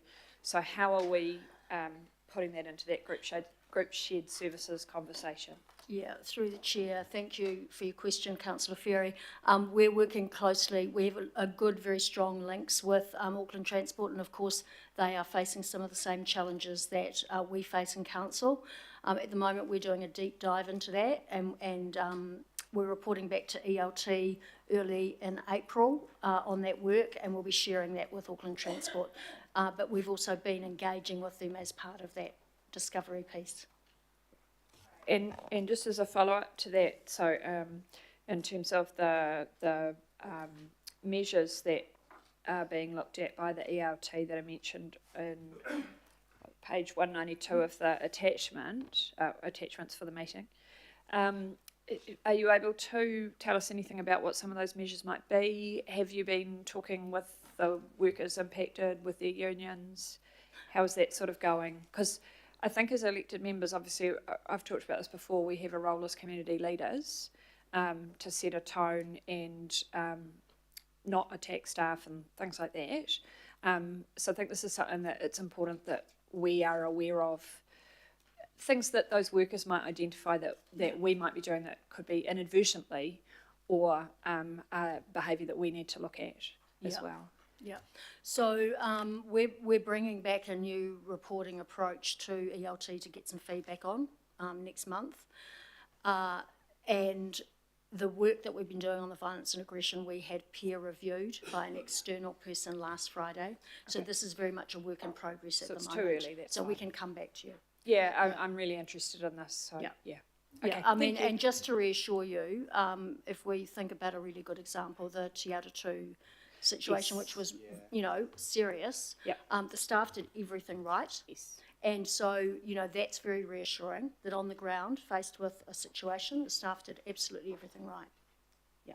Yeah, and thank you for that. And look, I know with your post in libraries as well, I feel pretty confident about our library staff, but I'm thinking particularly about some of our other frontline people who, you know, people who are working in service centres or in pools and leisure or whatever, people who haven't necessarily in the past had a lot of this kind of stuff happening in front of them, and will need more support to get it right and de-escalate and keep themselves safe too. Thanks.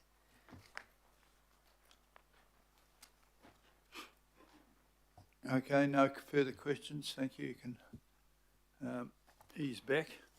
And I will risk putting the motion. All those in favour of say aye. Aye. To the contrary, carried. Thank you very much for your attendance, Miller. Now, we're moving to item 13, stadium investment.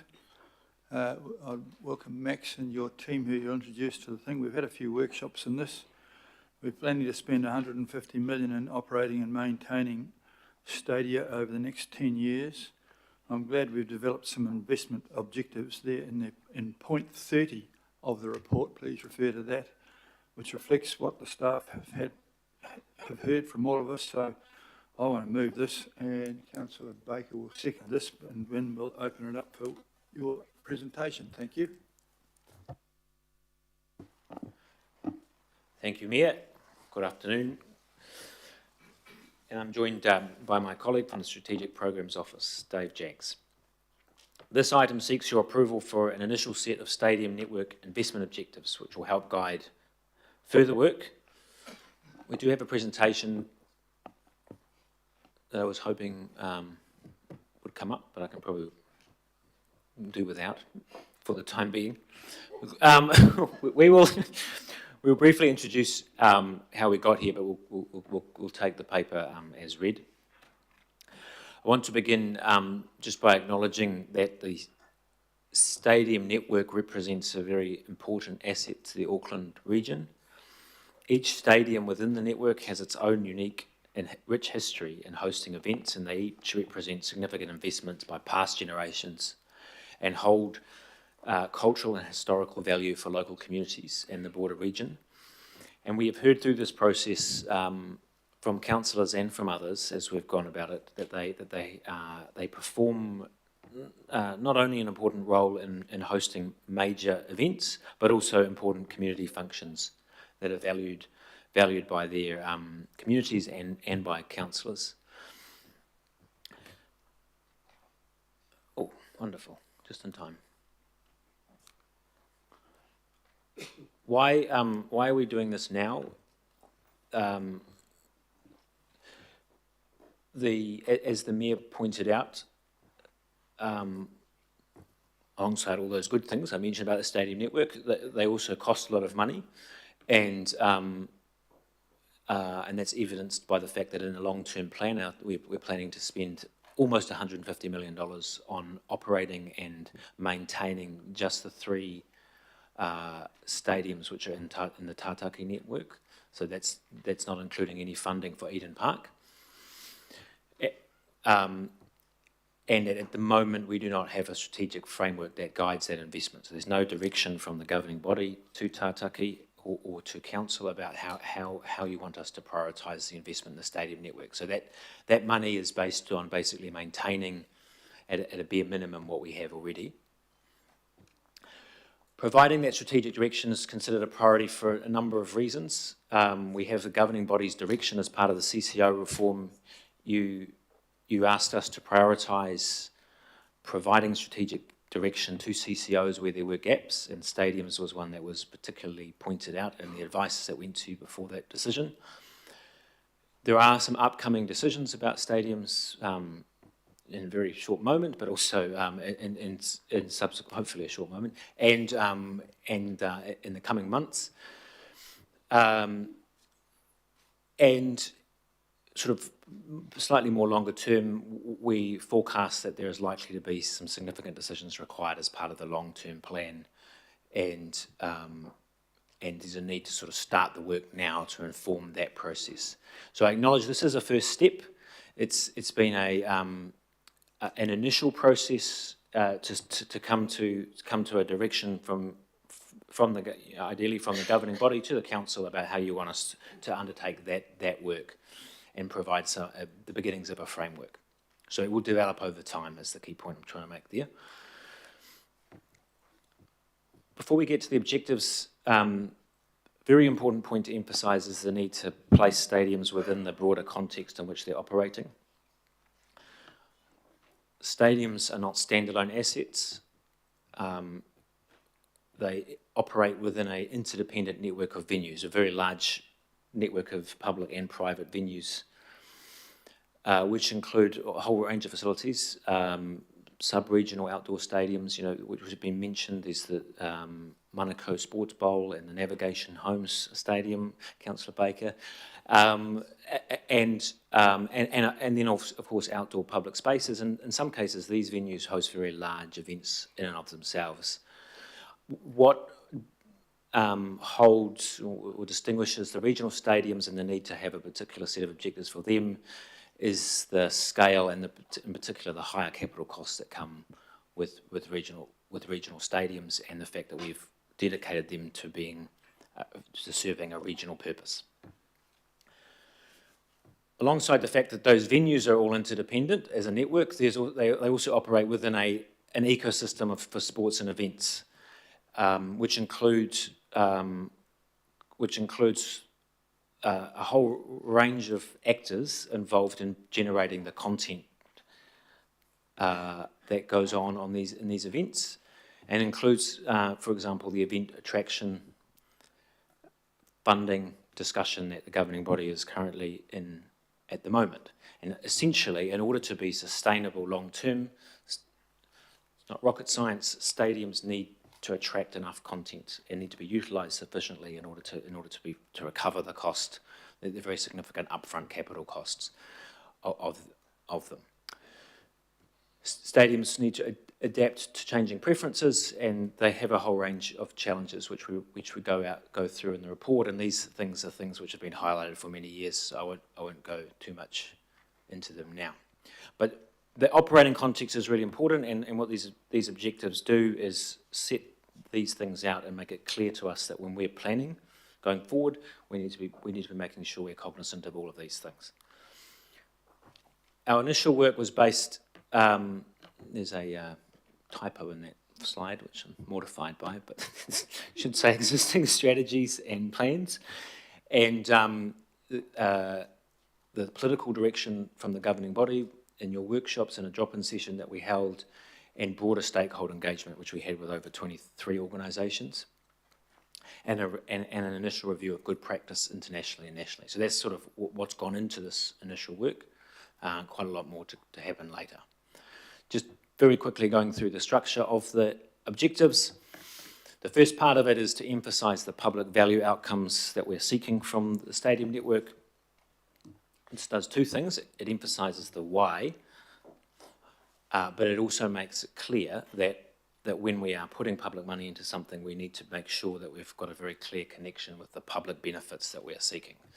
And that is something that, it's always the case, but it's something we have to be particularly vigilant on about stadiums, because they have broader commercial purposes as well. And we need to make sure our funding is tied to these purposes, which are tied to our broader strategies and plans as well. One thing that was particularly emphasised in our conversation with you was the community role that stadiums have in promoting community cohesion. So we've emphasised that in the objectives. In terms of the investment priorities, what actually the council will focus on when we make investment decisions, we've come up with 4, which have a number of sub-points, and they all interact together. Basically, the first point is around maximising the use of the infrastructure, making sure that they are fit for purpose and able to attract content. The second one is about the network as a whole, having a complementary set of stadiums, so we're not funding the creation of redundancy within the network that undermines the purpose, the other parts of the network, and the prioritisation of multi-purpose, adaptable hubs, and the importance of serving the whole region. They're all really important points about the network.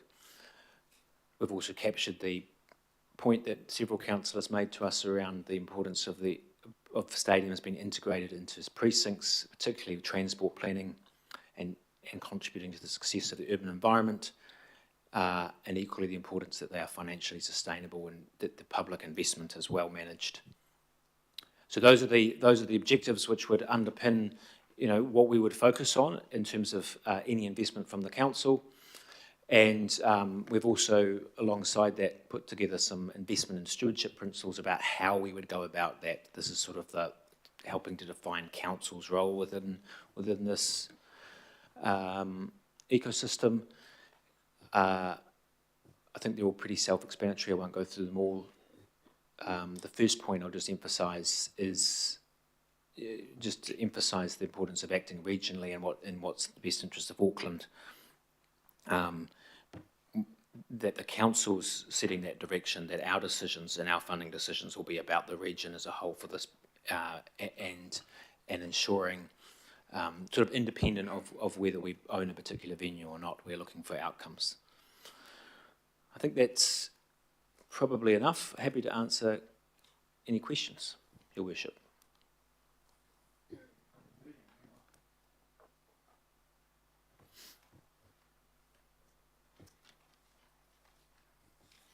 Deputy Mayor's got a question. I'm just finishing reading this. Quite good what you've written here. Thanks, Max. Thanks, Your Worship. Thank you for your work in the space. I think we're heading in the right direction. But my questions, and I've got a couple, are as follows. So at what point will there be a comprehensive assessment of the future of different sports in Auckland which can inform investment plans? For example, what's the likely impact of the growth of women's sport? What's the likelihood of New Zealand hosting Cricket World Cups? What are the growth sports? What are the sports likely to be in decline? Sometimes it feels like we are assuming the future will look like the present and we're planning to build for what we have now as opposed to the future decades. So some thoughts around that, please. Thank you, Deputy Mayor. Excellent question, if I do say so.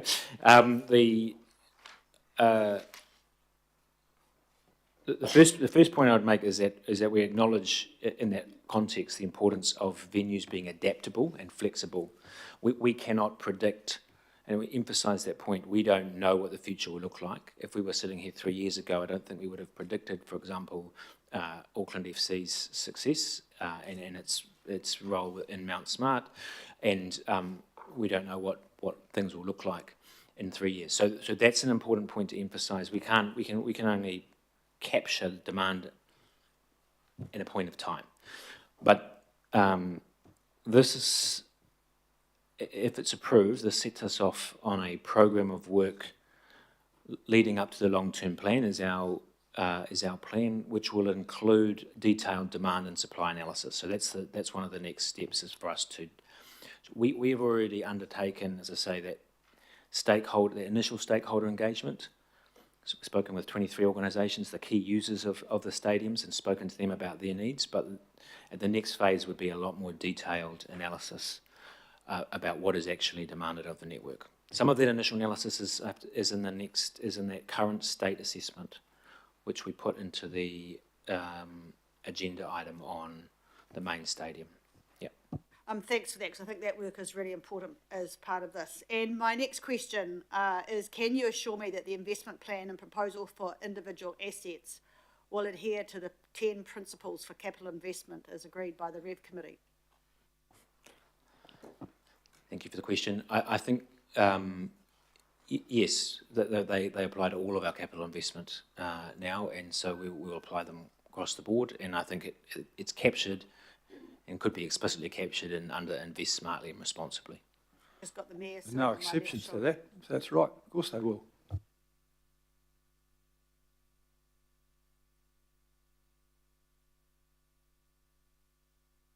Everything should be under that one there. I think on item 30 is very good about what you're trying to come up with, and it's pretty sensible, I have to say, in terms of a stock take of sports and activities. It is only a point in time thing. Who knows what we'll be doing in the future? Paddle, Councillor Walker has a question. Sure, I've got some questions. Mindful that council has only received this agenda as a whole late Monday, and the public only received it Tuesday morning, which was incredibly late in the piece and actually a breach of our, I'm not sure what act somebody could tell me, probably Local Government Official Information and Meetings Act, I'm assuming. So my concern is that this set of investment objectives be treated as a work in progress, because there are a number of outstanding issues. And if I just outline some outstanding issues by way of a question, one of the most significant things to impact on the region in terms of our investment across the housing network is the massive flooding that occurred not so long ago. If we look at our stadiums, Eden Park has an aquifer underneath it, arguably is resilient, but nevertheless it's something that needs to be factored in. Western Springs is directly adjacent to a stream that is subject to existing flooding and will be subject to even more severe flooding in the future. Waikaraka Park, though it's not part of this network, is in a coastal inundation zone, currently subject to flooding through overland flow paths, and has a network of underground streams, one of which runs through the stadium. It's not called Captain Springs Road for nothing.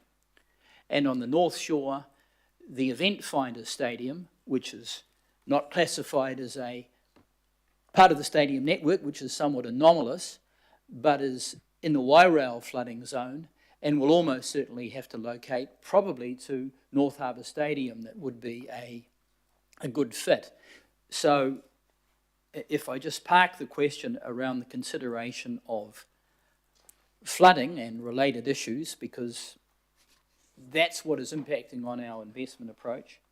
The other issues that I want to raise is the fundamental around government support by way of funding and investment that I think is not adequately reflected in this report, particularly as it goes to the upcoming consideration around Eden Park and a Key Street Stadium.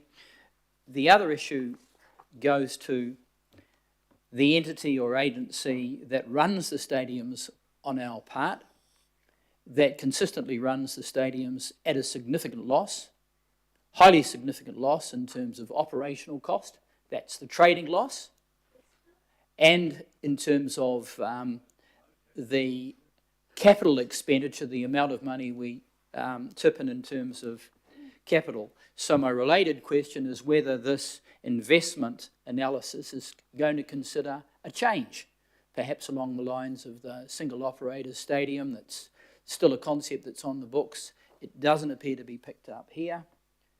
So what are you exactly asking? Because this is about... This is around, my question goes to outstanding issues which I've raised that aren't being picked up at this point in this set of investment objectives, and I'm seeking some surety that these things can be addressed as part of a work in progress, because we've got a general problem across the stadium network. These investment objectives are pretty narrow in terms of picking up on things. And I guess the other concern that I've got is there's a network of a whole lot of venues out there, some of which have got more capital invested in them, for example, than, say, Western Springs. And on that basis, they would be included. So it's rather a narrow view, and arguably it should be more complete, simply because we've got 3 stadiums under Tautaki Auckland Unlimited doesn't mean to say that we couldn't and shouldn't take should take a more complete approach.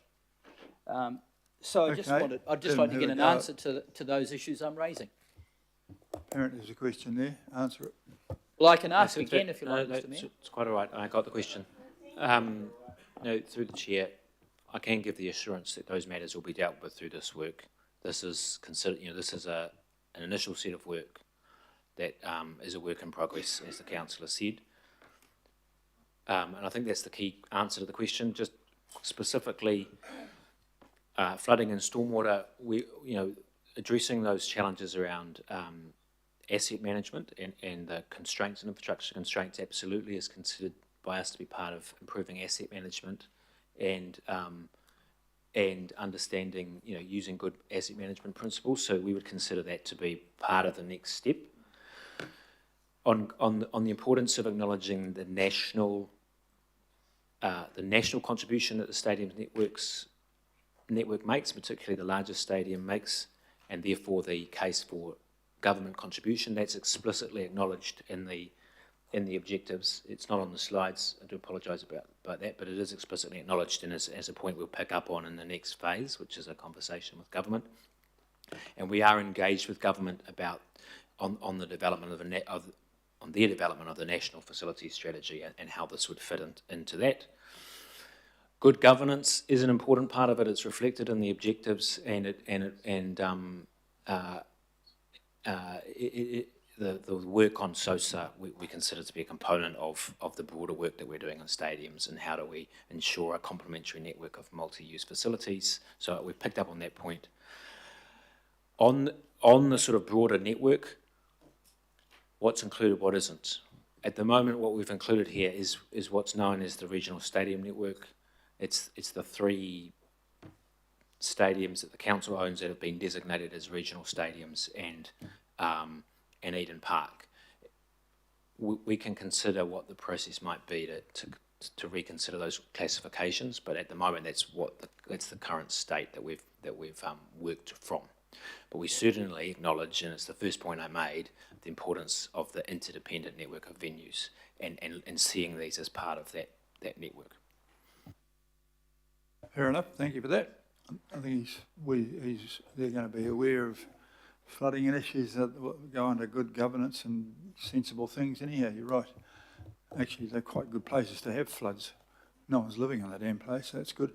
I've got Councillor Dalton, and then Councillor Henderson, and then Councillor Hills, and there's probably more to come, but that's where we are at the moment. Thanks, Max, for this. And I really like the Auckland Inc. approach. It's something that Bill Cashmore and I were really wanting to achieve in the last term under the CCO committee, because it makes sense that public and private do work together when we're trying to match all of these events, whether it's sporting or concerts or whatever it is. My question for you is, the strategy or the framework that we have here is based on council's decision that it will be in the business of stadiums. Does a shift to that, if we decide, actually, we're pretty lousy at this, so we're going to get out of stadiums, can that be evidenced through analysis that the strategy provides, or would that be a direct decision of a governing body? I think that would require a decision of the governing body. Do you mean in terms of ownership of stadiums or Yes, in terms of funding? Ownership. Yeah, I think that we don't intend to reconsider that question as part of the work we've got here, and so if you wanted us to, that would require, I think, a decision of the governing body. Just sort of picking up on the Deputy Mayor's point about future, looking to the future and what that might look like, which is probably very different to today. Our priorities might be changing, and the whole thing around stadiums could very well not be our bread and butter. Note that point. I think if that is a track the governing body wants to go on, it's probably something we would consider as part of a long-term plan decision making, and so this information would inform, this process would inform that type of decision making. So just the follow-up question is that was it. Actually, it was to provide the best possible outcome in delivery of stadia and what they are there to do. Are we the best people to be doing that? And so that would become apparent as we went through this framework on particular stadia. Yes, it could.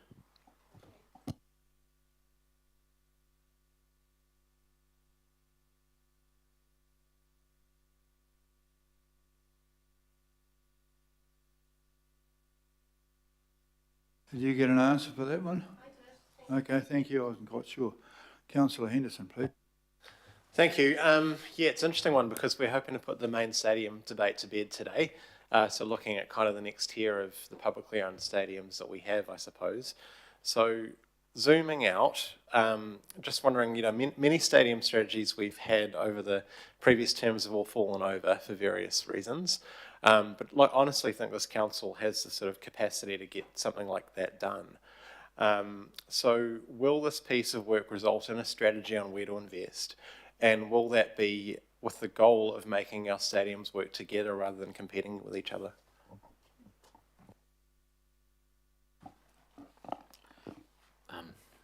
Through the chair, thanks, councillor.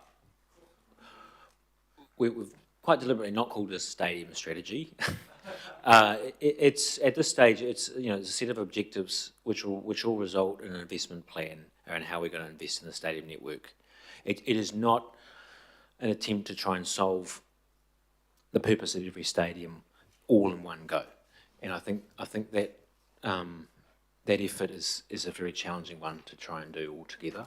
But it is an attempt to give some strategic direction around what we're trying to achieve with the stadium network that over time will result in a more efficient network.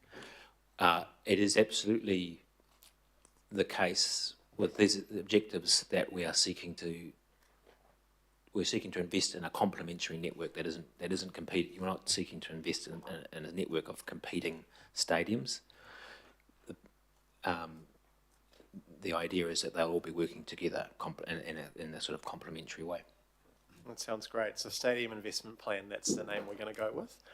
Fantastic. Look, I've just got one more, Chair. There's been some questions around it, but I just kind of want to drill down to get the reasoning straight on why we chose these specific stadiums and arenas, because, you know, obviously there's ones that are privately owned or ones that are smaller in capacity. You could even zoom out to places like Auckland Domain, which takes on the very things that stadiums do. So why did we pick these ones? What was the reasoning there?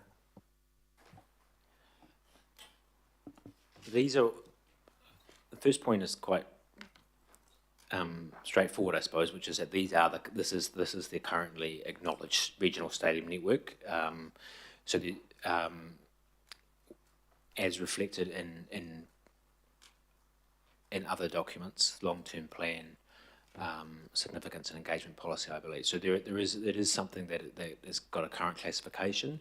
They are all venues that have a seated, permanent seated capacity over 10,000, which is a benchmark you can use, and essentially they all do perform a regional role. We could draw the line elsewhere, but this is in our view, our advice would be this is a sensible place to draw the line for now, in terms of what we're trying to do here, because these are performing a distinct role in the network. As I say, they have high capital costs, and they are different from smaller venues that have got a sort of sub-regional focus, or some regional venues that are more indoor arena style. So it's not scientific, but it is our advice about where we should go. So specific principles, right? Thank you so much. That's very, very exciting work. Thanks, Mayor.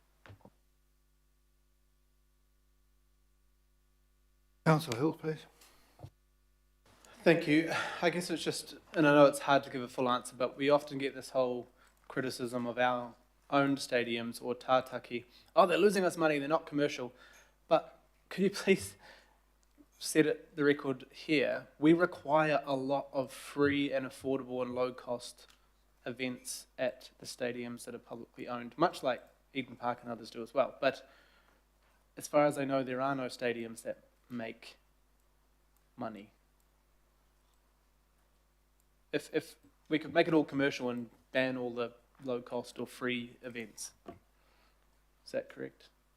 It's a fair point to say that stadiums generally all around the world, with some limited exceptions in places with very different contexts, rely on a degree of public funding. So that is the normal scenario. It's not unusual that we are funding it. And it is also true that that the council requires of stadium, the current stadium network, that it performs some community functions which come at a cost. Does that answer the question? Yeah, I mean, as far as I know, Mount Smart and North Harbour, at the very least, have a huge amount of community, school, public, sports that cost us to turn the lights on, staff it, security, all that kind of stuff, but actually most of the time we don't make money, or you can't even sell tickets for a lot of... That's correct. Okay, thank you. On the other thing around promoters, what have we been doing on this with promoters? So the big sports orgs and Frontier Touring, Live Nation, things like that, a lot of them tell me that really, no matter what we do, it's the promoter or the event holder that will choose where to go. That's the number one kind of thing. And often, if we're competing with Australia, it's because the Australian states are putting in tens of millions of dollars, and it goes to the bed tax, the bed levy, bed night levy, whatever we're calling it, argument. What are we calling it? A levy. A levy. Yeah, so I guess it's a question of when you're doing this work, how we quantify the differences when people want to make everything the same with Australia, etc.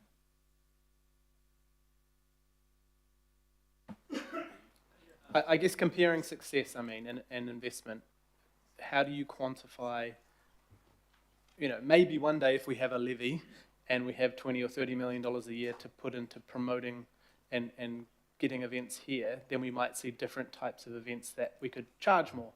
But how do we look to the future while also measuring the current? Yeah, thank you. Good question.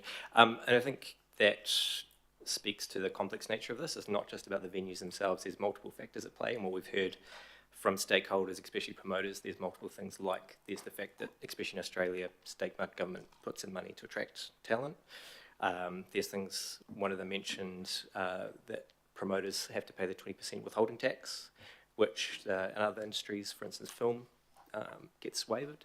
They said that was potentially something, and there's other things about that are outside of our control, about freight costs, the weak dollar at the moment, things like that. But there are things that are in our control, such as working together, providing funds potentially to attract content.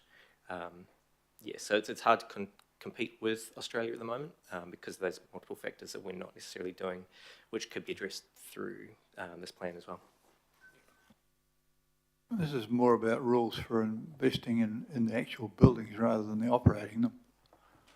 And I know, but it's all connected. We talk about I agree. The business case of why we would invest, but often don't talk about the difference that we're requiring of a stadium, such as free events, or our expectations. We can be like an Australian state that are pumping in tens of millions of dollars into bringing events to their stadiums. So. That's true. That's going to come out in the bed night levy debate. Councillor Ferry, please. Kia ora, thank you. So my question is around the fact that these stadiums sit and arenas sit in communities. And so we do have this issue here about that we've identified about serving the whole region, and I think that's right, but I think it's really important that through this process we don't forget about not just the community impact but the community benefit in the neighbourhoods that they're in. So how do you see us balancing that as we move forward with these principles? Thanks, Councillor. Well, I think it's a very key point, and it was conveyed to us in the workshop that we had, and so we made sure it was reflected in the objectives, the importance of the value of community cohesion and the importance of stadiums contributing to the sort of surrounding urban environment in which they exist. That's how we've tried to capture that. It means that as we go through this work, we will attempt to understand the role that each individual stadium within the network plays within its community, and have some discussions with the local community about their interaction with the stadium, the issues with it, the value they see in it, and so that will form part of the work that we do. If these are adopted, that will provide a clear steer to us that that's what you expect of us. Great, thank you. And can I just confirm that the relevant local boards will be part of those conversations? Yes. Great. And my final question is, one of the things that that I get feedback on a lot is the perception that a lot of these venues are only used for the big stuff. And the reality is that in a lot of cases, you know, as we've talked about already, they're actually doing small stuff all the time. And so telling that story, I think, and making that visible and identifying the opportunities there will be really key to the success of this. One of the key pieces of feedback I get is, it's fine, I just wish it got used more. And so, I mean, we have that there in terms of maximising utilisation, but saying more full stadiums, that potentially can be interpreted as more seats on bums at the big stuff, as opposed to actually there's stuff happening there, you know, 3 or 4 days a week that the public doesn't necessarily notice. So how are we going to capture that nuance too? Thanks. No, thanks, Councillor. The actual objectives do include, in addition to the more full stadiums, more frequent use. So it's both that we have them more full more of a time, and that we have them used more frequently for other events. So both are captured under that concept of utilisation, and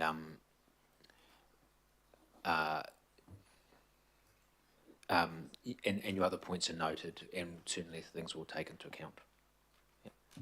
Just to confirm, I think it'd be really useful in those discussions with the local boards about identifying some of those opportunities.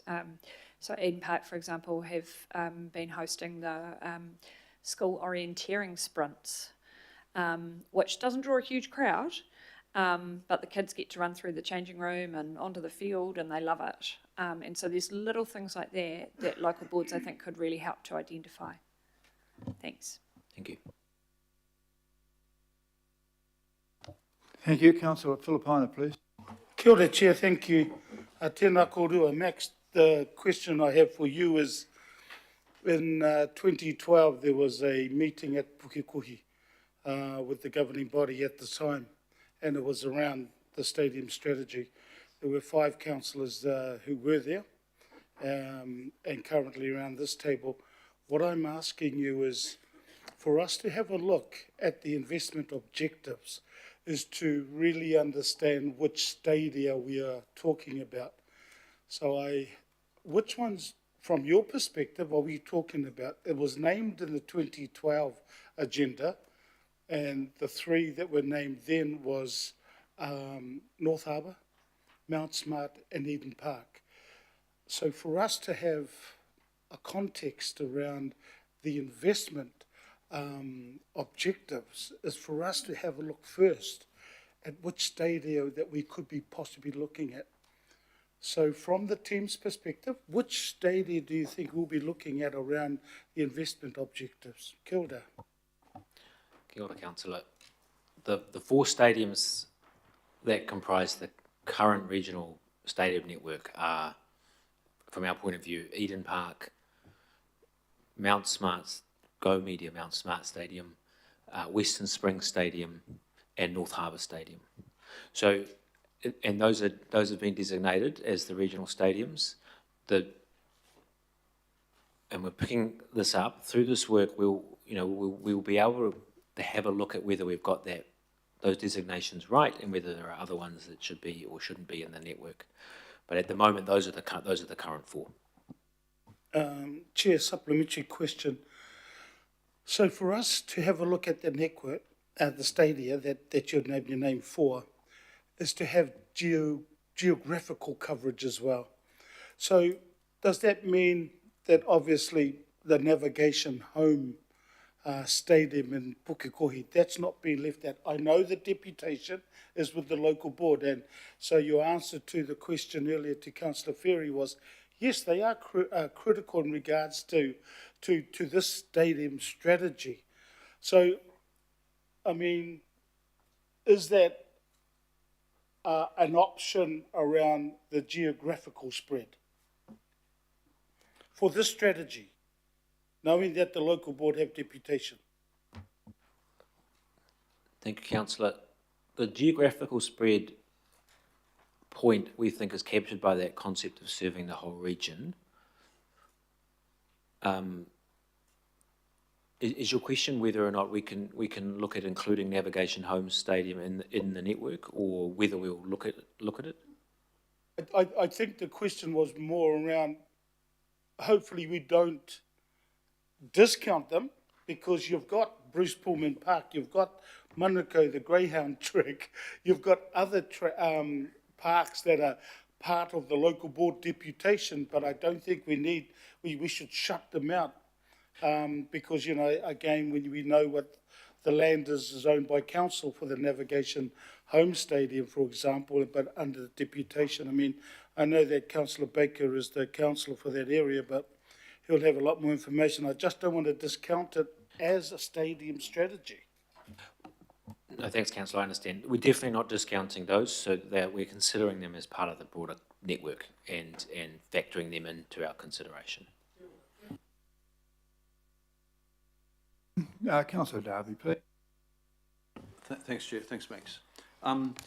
Just in terms of paragraph 50 of your report, you refer to Tātaki Auckland Unlimited participation or their views. Well, the subheading is what their views are, but it just goes on to say they were involved. Tātaki have done years of work in this area. I wondered, did you draw upon their views, or did you just involve their staff? I would not like to hear that, you know, all that work of past has been wasted. There's been considerable investment there, but that's my first question. Thanks, councillor. We did draw upon their views and the work they've done, but we also did this work independently, and then sought their views on what we had done. And we think it was important that the council do it somewhat independently, because that was the direction that we got from the governing body, that you wanted the council to take up the role of providing strategic direction and looking at this not just from Tātaki's network perspective, but from the whole network, which does include Eden Park. So they've been very involved, and we've gained a lot of information from them, and they've provided a lot of useful feedback. But we have done this task independently. So when you say independently, it's independently within council. That is independent of Tātaki. Correct. Not independent per se. Independent of Tātaki. Right. And just in terms of drawing upon stakeholders and their views, you went to some 25 parties. That's an attachment, I think, B. What I note there, and I ask this question because we know from evidence the growth in content is not sport. It's artistic performance, and that's where the greatest profit is as well. So I note there that only 4 of the 25 parties that you sought feedback from are non-sport organisations.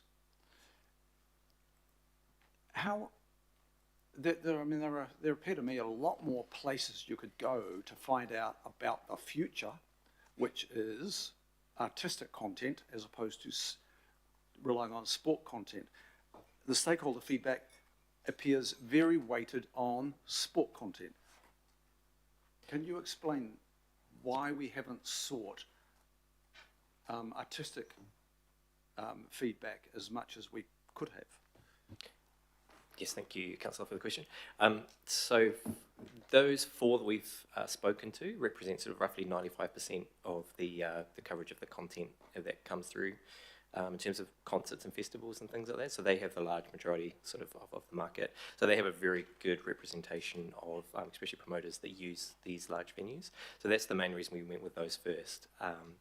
And with sport, they're a lot more sort of disparate. So there's they don't cover as much, but there's a lot more of them. So that's why in terms of the numbers, it looks sort of more heavily weighted towards sport. But those 4 promoters cover a very large part of the market and have a very good representation of what it means. Yeah, that's the sports one. So I get that.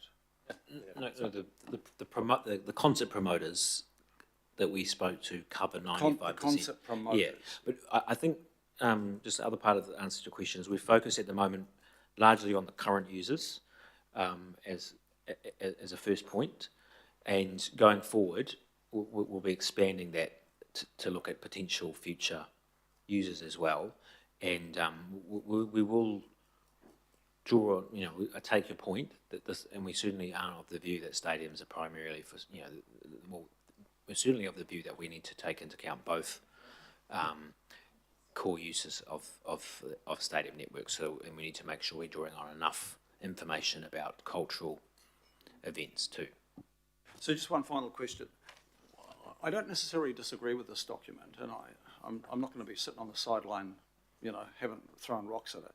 But I'd like it to be a document that enables ambitious outcomes, bold outcomes.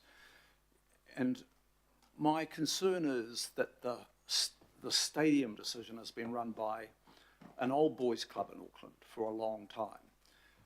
And when you look at the content of artistic performance growing, that's an audience of young people, not old men.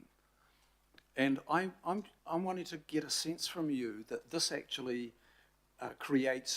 can create ambitious and bold outcomes, as opposed to the familiar, the ones we reminisce on, and harp on ad nauseum about what was. Thank you, Councillor. I think this could enable bold outcomes, and certainly we've tried to pick up the point of trying to adapt to the future needs, and achieve the broader outcomes that we are seeking. I think, though, that what we're focused here on is the investment that we have to put into our network and what you want us to prioritise through that. And we didn't get a sense in our discussions with the governing body that you wanted us to be spending too much time looking at more bold, aspirational possibilities for the stadium network beyond what we're already doing. That's not to say we can't do that, but it's probably something that would require political direction before we got too far down the track. Makes sense. Good question. Councillor Fletcher, please. Thank you for the information you've given us thus far. And if I ask a question that might sound a bit crude, please forgive me. It's not intended to, but the vast majority of Aucklanders would look and say that the three drivers for bringing together amalgamation that many didn't want, one was transport, the other was water and wastewater, and the third was stadia. Can you confirm that that's the case? If we go back to pre-2010? It certainly was referred to as a driver in the Royal Commission's report. It was.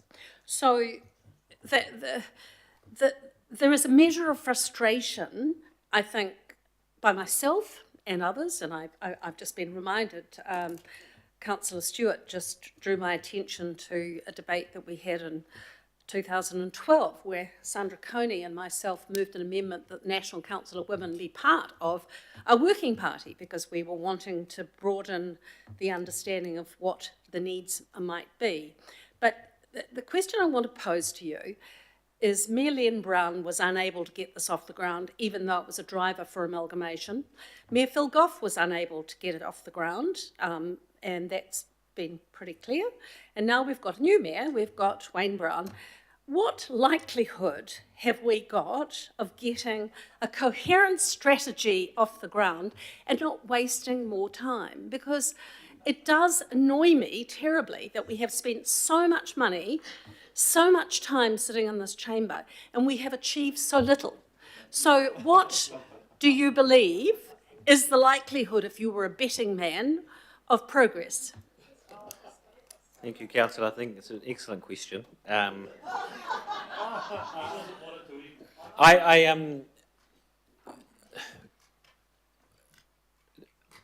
think there's a need for us to do some of this work the reality is we are already planning to invest $150 million in our stadium network over the next 10 years, and we know there are going to be issues coming down the pike about that we haven't addressed in the long-term plan. So there is a need for us to continue to invest. It's quite a novel concept to align your plans to your funding. It's sort of new to this council, but we're working on it. But so I think I'm forever an optimist, but I would say that what we're doing here is a bit different from what's done in the past, which is to set out as a council-led process with some objectives and then work on a plan, which we're not trying to rush, and we're not basing it on because we're trying to some particular plan around how we see it all fit together, but actually we're thinking, this is the network, what are we trying to achieve?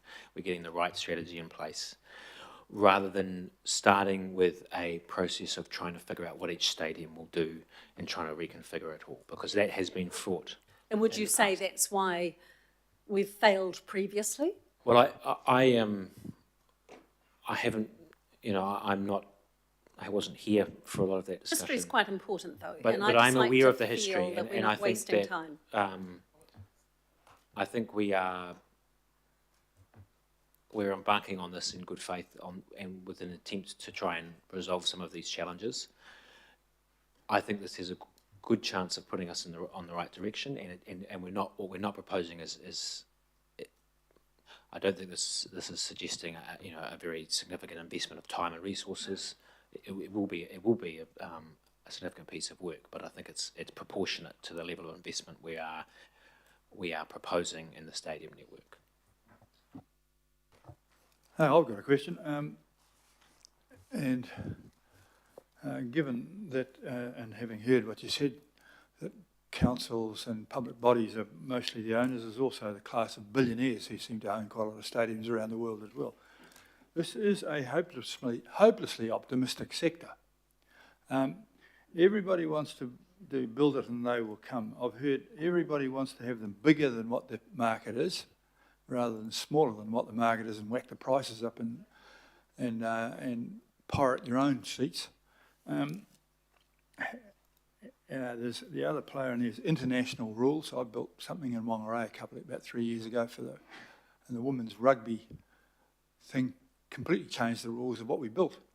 So you have to have an awareness of that. So and I like the idea we're going to get some principles. That's something that the other ones didn't have. If you've got some principles, you might get a little bit further, because I don't really want to be the third disaster in this field. How do our rules moderate over-enthusiasm? I mean, we've got one over the shore, it's bigger than it's been filled more than 1 or 2 times. People want more than the market is. I don't get it, personally. We had a good example with the Sail GP, and they built their stand for less than what they thought they could go, so they gouged the shit out of everyone who got in there, which was good for you. How do we prevent this going off and building big lemons? Thank you, Mayor. I think acknowledge the point you've made, which is, and it does reflect some of the conversations we've had in our stakeholder discussion, is that it is an area where people are aspirational and see, and often expect to be able to expect greater demand than exists. Let's put it that way. These objectives, I think, respond to what you're saying quite well, in the sense of emphasising the importance of trying to maximise utilisation, getting the most of the infrastructure that we have, and both full stadiums and more frequently used stadiums, so that can be approached from several different angles. But one of them is around driving more content into the stadiums that you actually have. So look, see how you can put together a strategy to actually use the assets that you have, because that will help make them more sustainable. And the importance of having a complementary network. So you're not creating redundant assets, you are trying to fit them together so that they all have enough demand and all have their role and they can be sustainable themselves. Because if they are essentially competing with each other, or you end up with stadiums that aren't sustainable and are using public funding to build assets that aren't being used properly. So I think these objectives respond to the points that you've made, and would help us invest wisely in ways that will maximise utilisation and value. Thank you for that. I acknowledge one of the hopeless optimists in the back of the room there, and took a bit of interest in that. So they just don't really make money very often, and so I think that's because they're usually bigger than they need to be. And I just want that to be kind of thought of in somehow or other with the priorities. But the idea of priorities is a good idea. Rather than going into it with no priorities, you're not going to get a good result. That's what we've got now. So thank you for that. You can retire and we'll have a debate, I suppose. Oh, now. just before they go, Questions? how important is it that we look at this regionally? Because the question that I was posing to you before, I have an answer for myself, and that is that we were not focused as councillors, because we are all elected from wards, that it all became a little bit parochial at times. But what recommendation would you be giving to us, and you did mention it at the beginning, of really taking a regional perspective on this? No, thanks, Councillor. I think it is, it's the first principle that what we are trying to emphasise is the importance of acting regionally here. These are regional assets, they should be serving the region. So acknowledge that point. I do think it's also important that we look at how the sub-regions are served by the network, and that's reflected in the principles as well, and in information we receive from the governing body. So we are looking at the spread across the region too.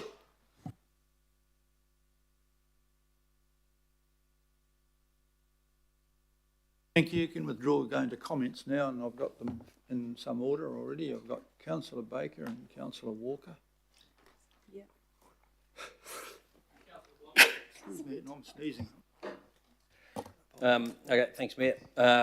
So yeah, look, I think this, I obviously support this, and I think it's a great opportunity for us to actually move on, and and I acknowledge the 2012 study, and I welcomed.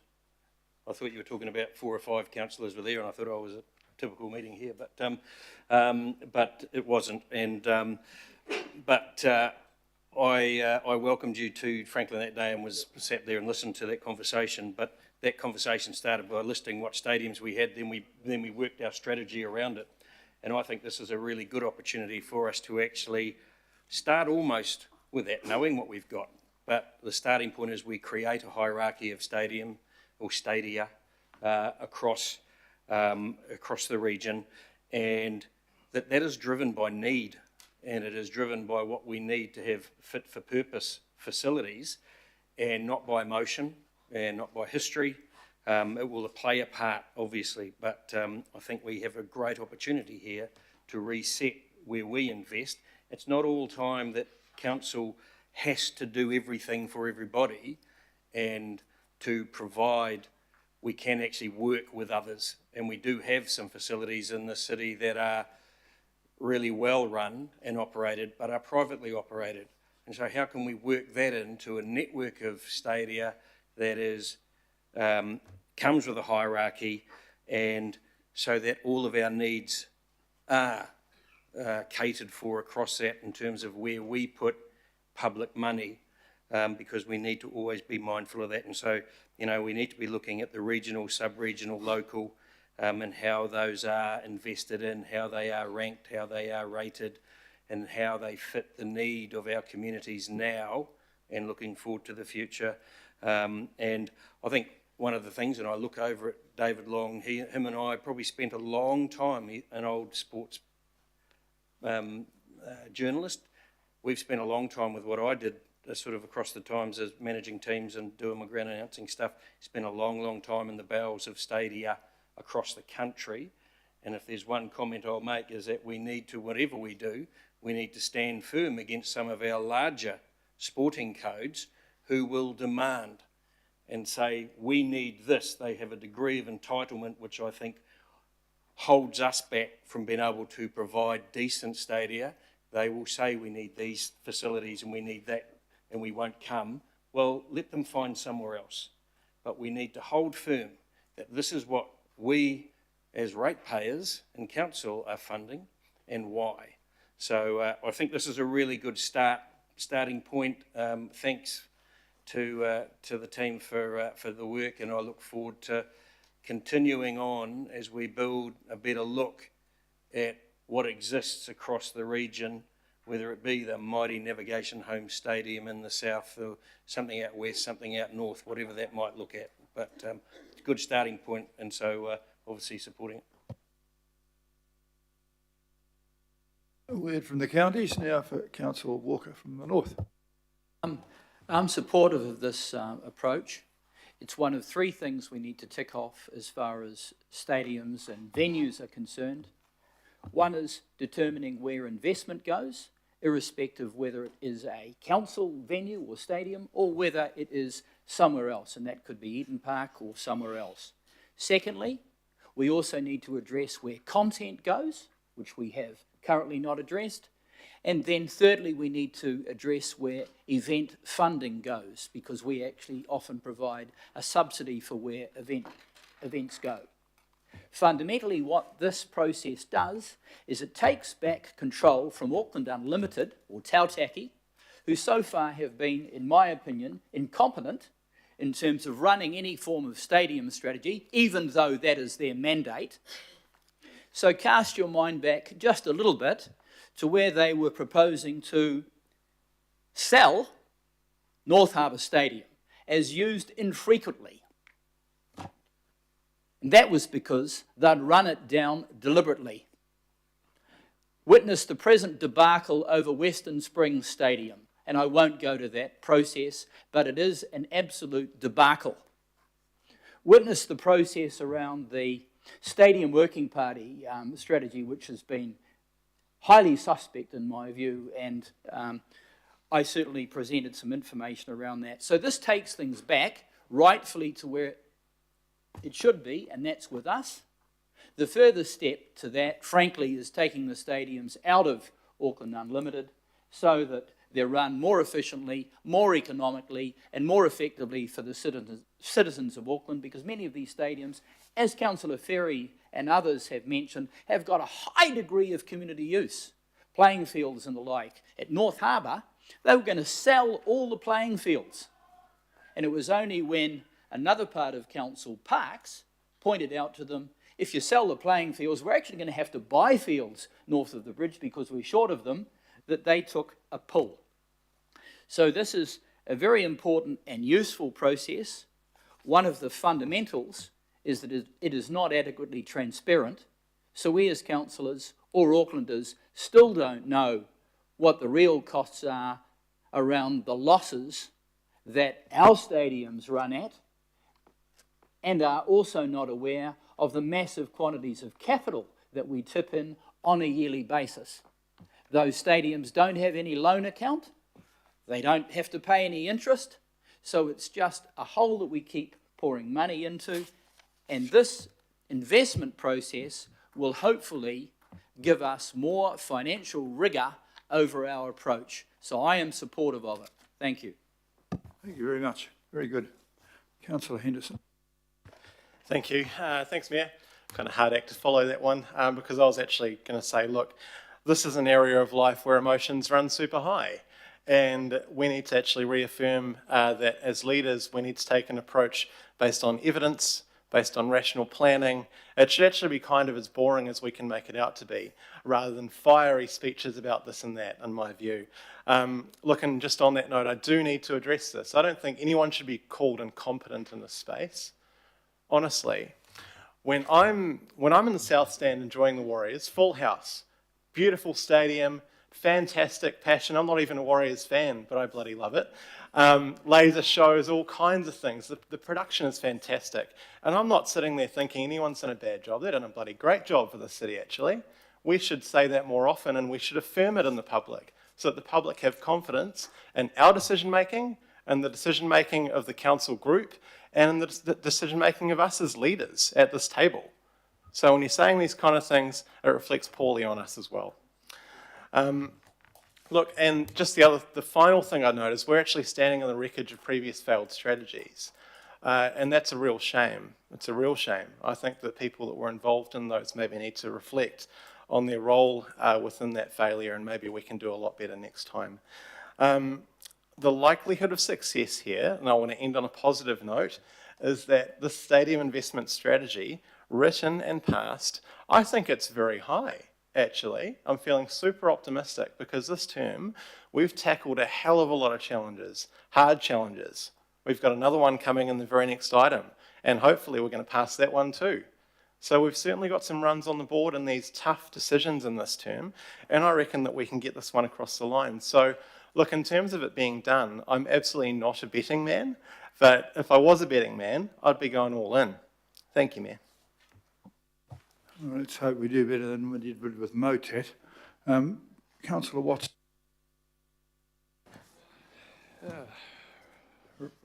Runs on the board. Okay. Well, I think, to be honest, the innings has been progressing quite satisfactorily in spite of the stoppages in play all along the way. All the things that have been referred to here are happening anyway. Concerts, the growth of women's sport, new franchises, community usage, the change in single codes and things like cricket that go from T20 to 50 overs to test match. That's all happened. That's all happened of their own volition over the last couple of decades. So despite all the the proposed investment objectives, the public value outcomes and stewardship principles and investment priorities, it's already been happening, guys. Ask the Warriors, ask Auckland FC, packed out stadiums, ask Eden Park about their concerts. So in spite of everything that we've been doing, it's been rolling out in Auckland quite satisfactorily. If we're looking at the stadiums themselves, and I'll restrict myself to the council suite, Mount Smart opened in 1967. It's had track and field, World Series cricket, Commonwealth Games, new sporting franchises. Western Springs, 1929, built by relief labour during the Depression years, probably for a couple of £100. Cycling, athletics, football sports, Speedway since 1929, concerts of 80,000 people that can still be held in that natural amphitheatre now. I'm not looking at you, Richard, I'm looking through you. North Harbour, opened in 1997, league games, soccer franchises, NPC, concerts, now Moana Pacific. All those stadiums were left to us, okay, in some cases back nearly a century. Auckland Council, all its predecessors, haven't had to build a stadium for 30 years. They're sitting on the back of 100 years of legacy councils that have provided these facilities, have built them. All we're having to do is look after them and spruce them up a bit, and as the trends in sports change, accommodate it. It's not rocket science, it's not a huge challenge, it's a statement in the glaringly obvious, as indeed are all these principles here. There's nothing too difficult about them. And they're reflected in the population growth. So 1.7 million people in Auckland today. At the start of the super city, 1.3 million. In 1990, 870,000. Our population has doubled, yet we've still got just the same suite of main stadiums. So we certainly can't afford to lose one, as has been the drum that's been beaten by Tautaki and RFA for the last decade. We can't afford to lose one. Our population's doubled. We have more sporting codes now than ever. So just make the best use of the stadiums we've got. If they need doing up, we'll do them up. That investment there. 111 million over 10 years for capital works. That's an average of 11 million a year. That's not too excessive, is it? You're putting 11 million out to Waikaraka Park for a starter. $11 million a year to keep your suite of stadiums going. Eden Park, we've been bludging off Eden Park for 125 years, except for one time when they got a grant of 9.8 million when we thought the earth was going to fall in. We've had the main stadium for free, thanks to Auckland Cricket and Auckland Rugby, who built this grounds and developed it, and the government chipping in, admittedly, in 2011. So it's not the last of the insurmountable challenges to Auckland Council. It's pretty straightforward. Make the use of what we've got now. We're very fortunate to have inherited those stadiums, and we're very fortunate to have the sorts of codes that are thriving in their own way, and no doubt there'll be new ones we don't know of yet that will emerge in the future. Well said. Thank you. Very passionate. Councillor Lee. I'll be brief. The uses to which these stadiums are put to, sport and recreation events, are a serious part of Auckland's cultural life, so they're absolutely vital. It's interesting to hear at certain stages we have too many stadia, or then again, not enough, we need another one. While the use of stadia is essential, important, as I say, the debates about stadia, particularly the veteran debate between Eden Park and essentially a phantom waterfront or downtown stadium is not serious. It's almost a batty aspect of public life in Auckland, and it's a debate that doesn't go away and probably never will. But it shouldn't be taken too seriously, particularly when it comes to enormous expenditure of public money. And in the meantime, the debate itself is a distraction from the serious business, the serious problems that we are confronted with in modern Auckland. I speak as a decorated veteran of stadium debates, and my advice is, let's not take this stuff too seriously. As I say, the use of these stadia is highly valued, highly important for the people of Auckland. The ongoing debate may be interesting and engaging and newsworthy, but actually, in the end, it's a complete waste of time and money. Thank you.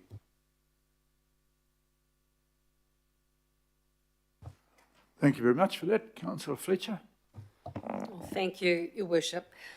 In my questions that I posed, they perhaps could have been somewhat frivolous, but I wanted to highlight the fact that if there's any failure, the failure is of this council to be able to progress something that I think the people of Auckland have expected from us since 2010.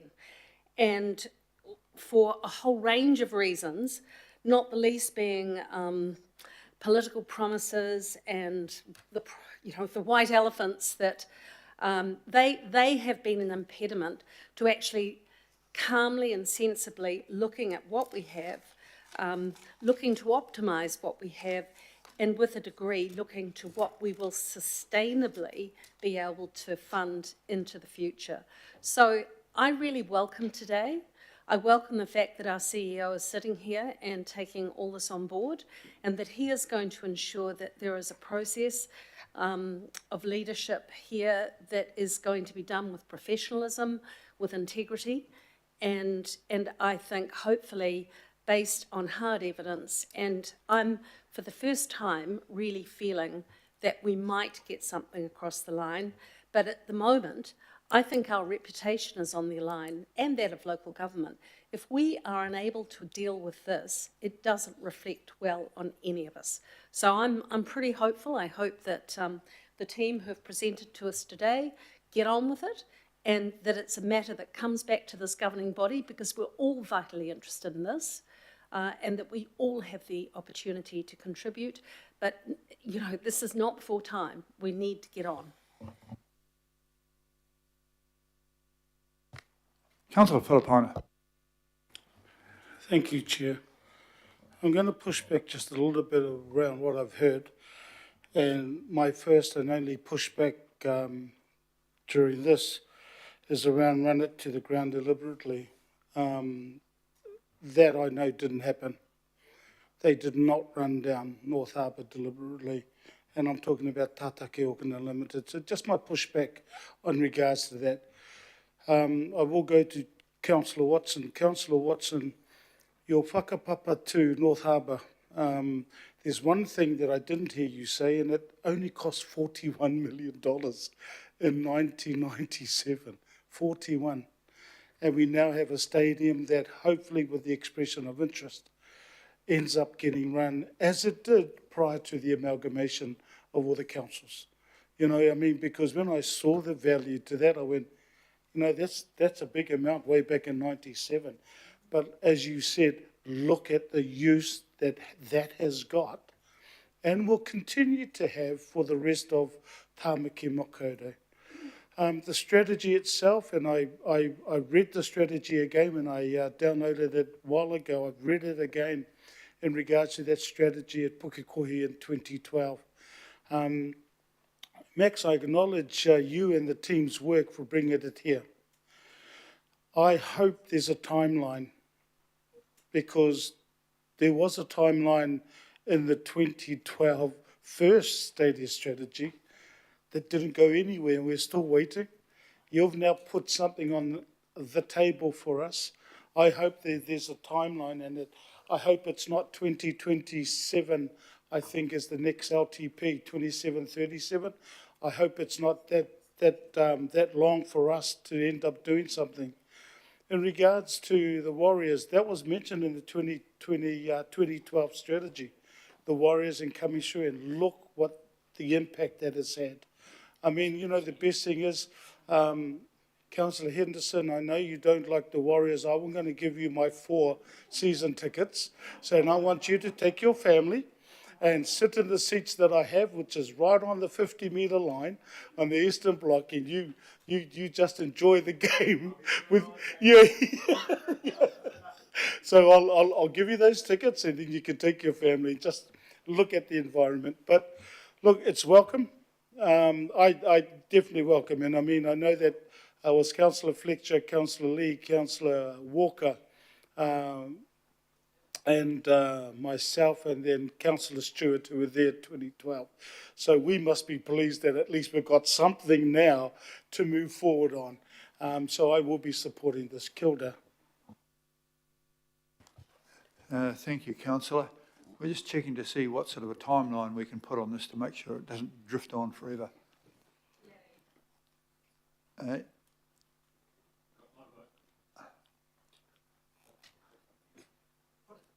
I'll drag. Max back. I've just asked the CEO to sort of come up with a guidance, but I want to put a date on this to get something up and down. I don't want this to become another unfunded strategy. That's why I asked him to be a betting man about whether it would get off the ground. If you're doing the next LTP, can I ask a question? Hang on, we'll just let Max answer.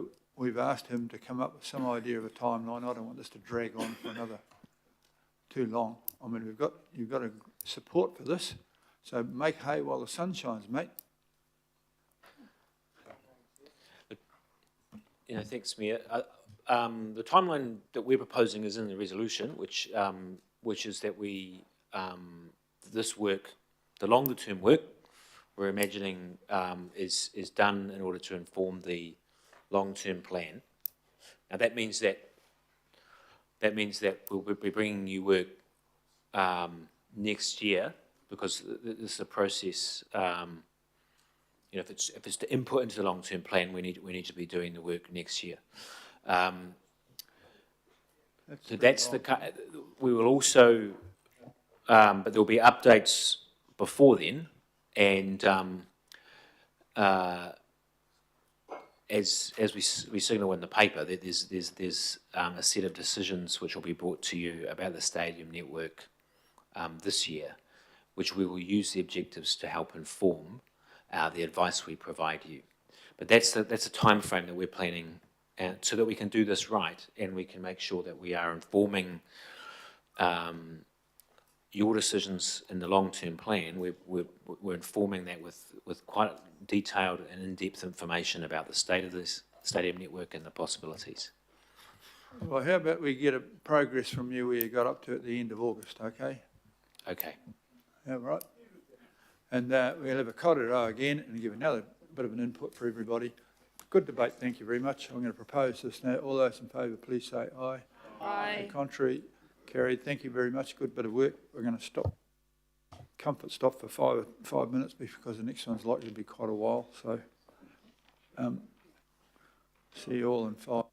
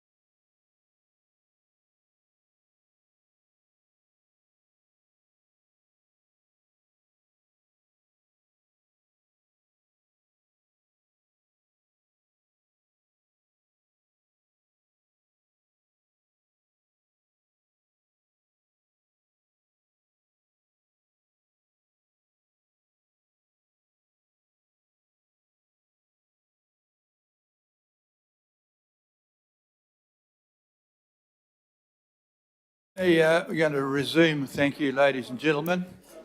The excitement of a piece of carrot cake has got to you.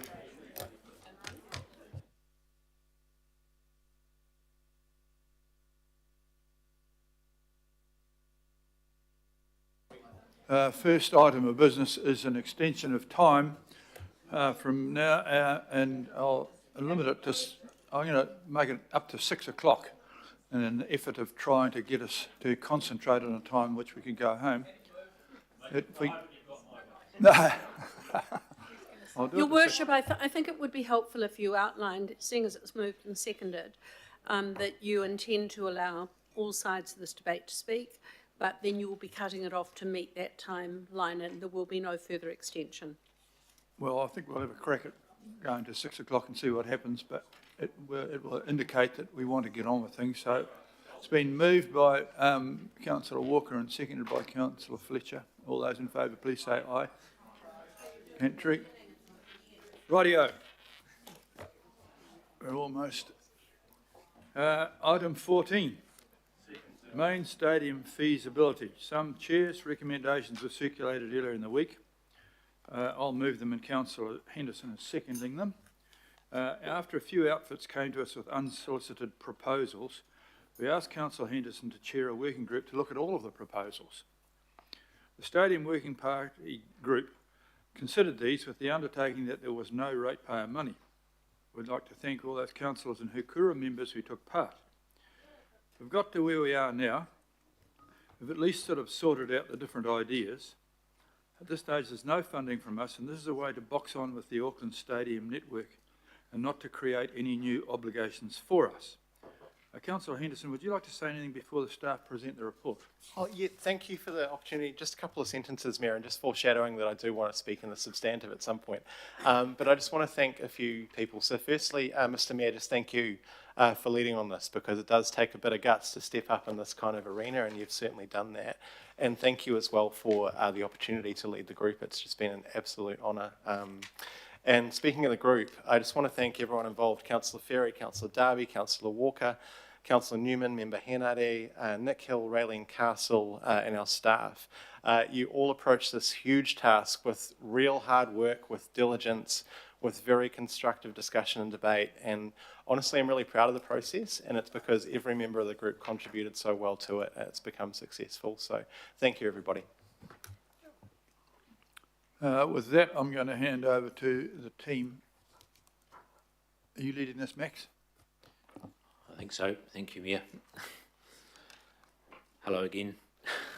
I'm joined this time by colleagues Barry Potter, Michael Burns. I do want to acknowledge that this is an issue for which there is a high level of public interest, has been over several years. In fact, I think if we had $1 for every opinion that we'd received about the main stadium debate, we might be able to afford it ourselves. Trying to start with some levity. Look, having said that, it's important we are clear about the nature of the process that we're in, and we will try and keep that quite brief. We'll take the report as read.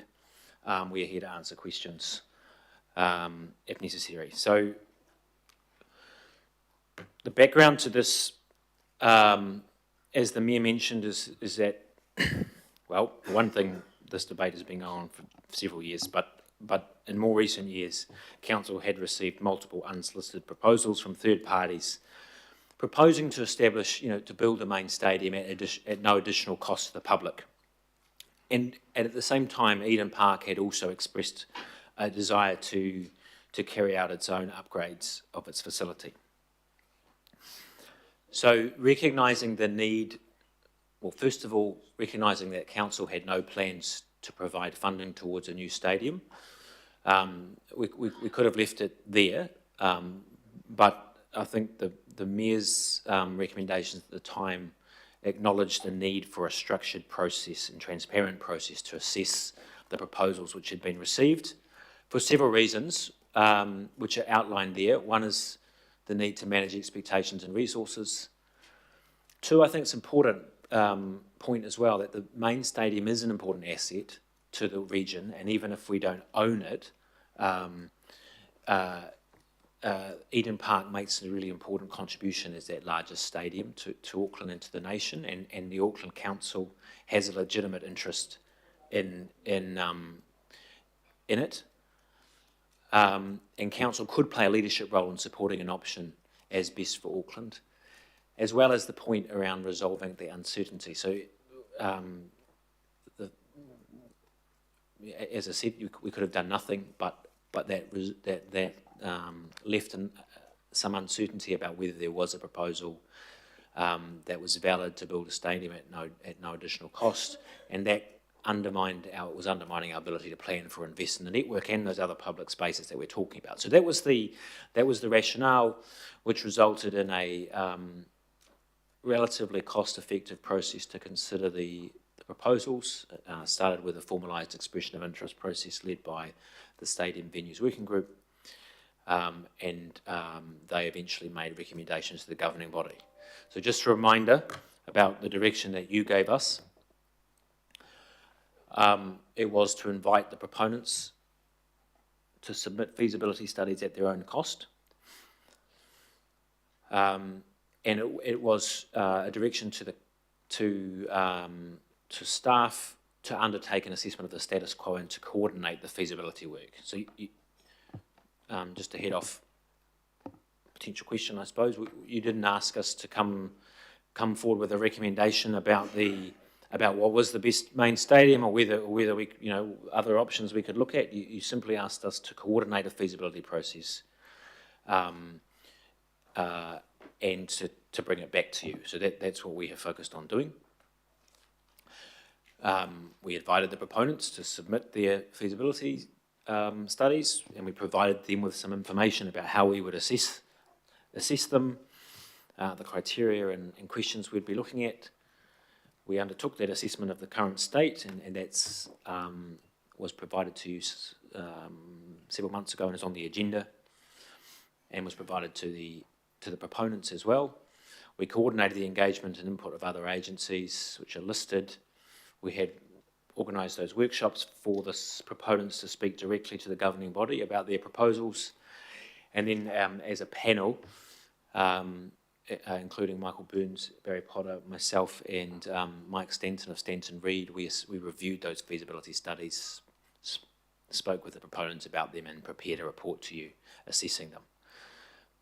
Our assessment, by necessity, is primarily based on the information provided by the proponents, so there wasn't an attempt by the council to do our own feasibility study or to replicate the findings. We coordinated the process and reviewed what came through, and that was, I think, reflected the direction you gave us that this should be a cost-effective process. So that's been our focus. I'll speak very, very succinctly, I hope, about the actual proposals because you've got all the information in your agenda, and you've heard it spoken much more eloquently by the proponents themselves. But essentially, Eden Park is proposing a phased redevelopment of their stadium, which builds on their existing infrastructure. So it's an adaptive reuse approach. Their proposal, particularly for stage one, relies on public funding. So they're seeking $110 million to complete phase one, which is the redevelopment of the lower north stand. And you'll have seen how that redevelopment enables a more flexible use of the stadium and improves its use for cricket and as a rectangular venue. And then you proceed with the other stages that they've proposed around redeveloping the upper north stand, potential for hotel and student accommodation involved with that option, and then stage 3 was a retractable roof. And I think I'd point out that the retractable roof was actually a request made in the expression of interest process. So Eden Park, in putting that forward, was responding to the requirements that council had set out. And as you said, you'll see in our analysis, we don't think that stage stacks up as much as the other stages, at least at this point. So, yep, it's Eden Park's proposal. Te Toangaroa is, quite a different proposal. It's the redevelopment of an entire precinct at Key Park, which is primarily land owned by Ngāti Whātua Rākei, and Ngāti Whātua have confirmed that they are open to a commercial deal through the process, but the time hasn't come for them to make that deal yet, but they would be open to it as it arose, subject to the process ultimately being feasible. So they're proposing a redevelopment of the entire precinct, quite a rundown part of town at the moment, and building a rectangular stadium on that site. The commercial aspects of the deal essentially propose to take the profits from the rest of the development, the mixed-use development, and use the profits to subsidise the construction of the stadium. And then they propose that once the stadium is constructed, and it would be debt-free under that model, it would be self-sufficient by taking the content that currently is at Mount Smart and Eden Park. So it needs to combine, the business model was based on combining the content, most of the content at Mount Smart and Eden Park to be a self-sufficient venue. And,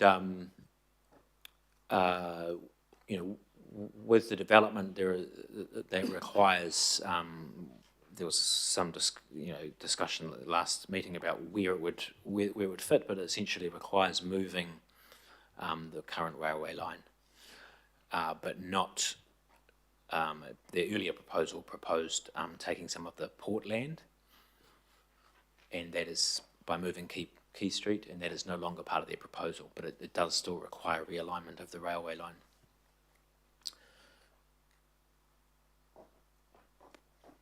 So while you end up with a world-class rectangular stadium, it would not cater for cricket because it's rectangular. All right. Right. Our review, again, we reviewed it on the basis of checking whether it was feasible. I should put it in a different way. We reviewed it on the basis of whether we believed that the feasibility studies established that their proposal was feasible. So didn't do our own feasibility review, and we're not assessing the merits of the proposals because this has been a politically led process in expecting that. Our conclusions are that neither proposal had established the feasibility of their proposal based on our criteria, which required that they were not requiring public funding. So Eden Park 2.1, with a very high level of confidence that that's technically and operationally feasible, but it's not currently financially viable because of that need for government support. They are setting out a staged approach, and we see merit in the phased redevelopment of Eden Park, and could see potential for the business case for stage one stacking up for government support. There's some more work to do about that, but that was our assessment of that proposal, and we could see some clear benefits in that stage. For Te Toangaroa, while it was putting forward quite a visionary redevelopment of that precinct, in our view, they had not yet established that their proposal was feasible. Some very significant issues around infrastructure, particularly the railway line, and their model essentially relies on quite optimistic assumptions about the cost of that infrastructure costs and the cost of building the apartments and the profit that you would generate from that. And essentially, what they're proposing is that, as I said before, the profits from the mixed-use development would fund the stadium. We wouldn't know if they were going to proceed with the stadium until they had realised the profits from from their mixed-use development, and if, of course, those profits didn't quite meet their expectations, it's likely they would decide either not to proceed or to seek public funding for their stadium proposal. So we didn't think that they had established that was feasible yet. The consortium, their position is that they would need 12 months more to provide us with a greater degree of certainty that their proposal was feasible, and in those 12 months they would complete their land acquisition process, start work on the initial apartment mixed-use development, and that would be enough to provide us with a greater degree of confidence that they would be able to proceed. So that was their position. I think that's enough on that. I suppose one thing to add is, of course, they're not actually asking for anything from the council at this stage, other than support. And I think what they would say also is not providing funding for their competitors, because that would undermine their case. We looked at the status quo, as we were asked to do. The status quo is that Eden Park is Auckland's largest stadium and fills that niche as a sort of national main stadium, while we're planning to, as we've talked about in the last item, planning to invest quite a lot of money in the network over 10 years. That doesn't include funding for Eden Park, but there will be a need to resolve Eden Park's funding and financing arrangements, likely, well, at least by the long-term plan next year. And that there are a number of challenges with the whole network, which we talk about in the current state assessment. So that's the status quo. It's a feasible option to proceed with the status quo, but it's not costless, just to be clear. There's no easy options here. There are ongoing challenges with the status quo that we would need to try to resolve. I've lost connectivity. Point at Sandra.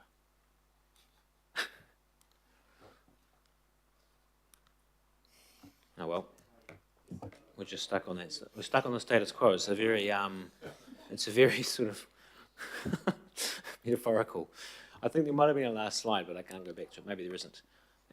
Was there? No, that's it. Questions?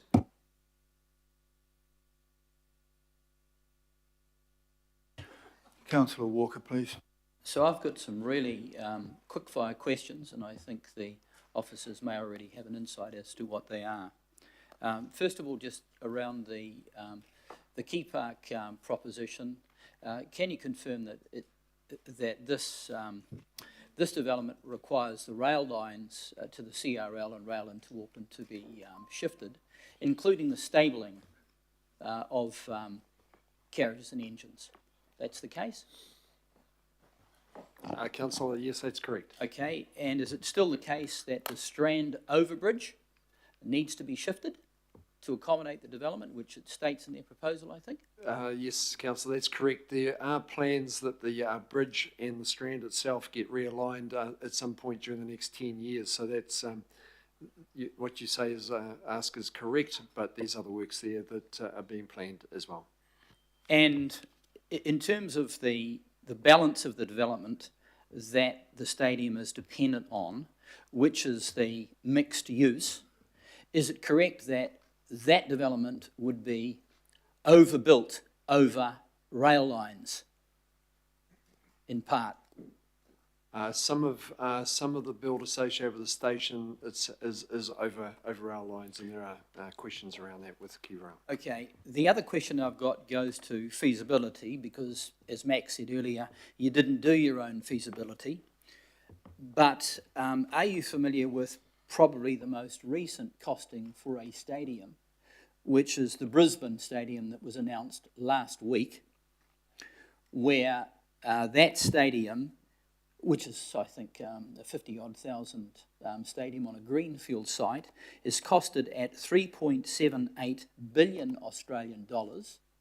And if I just add to that, Brisbane costs in Australia are actually lower than in New Zealand, somewhat of the order of 3,000 to 5,500 a square metre, whereas in Auckland it's around $4 to $5,500 dollars a square metre. I don't expect you to attest to the veracity of that, but are those sorts of costs for a stadium the sorts of costs that you would figure, and how do they compare with the $1 billion that is being put up in terms of realism?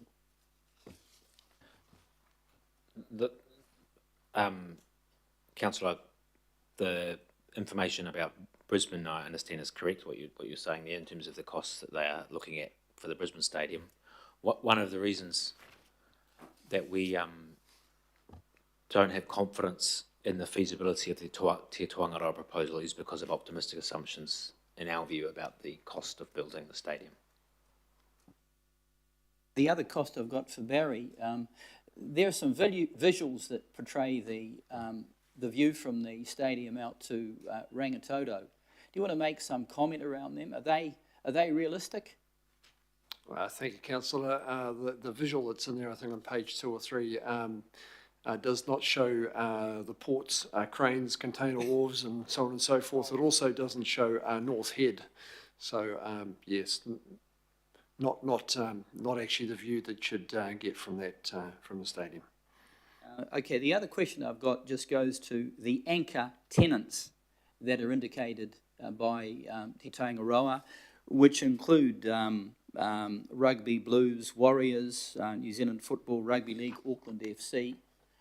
Do you know whether any of those organisations have actually been contacted to verify that they are anchor tenants or not? Their logos show in the documentation.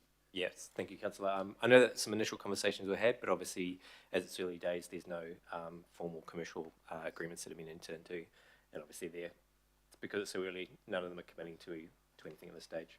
But early conversations were had. And the other question I've got just goes to building over rail. In the Brisbane study, they looked at that in respect of the Roma Street Stadium and ruled it out because of the huge costs involved.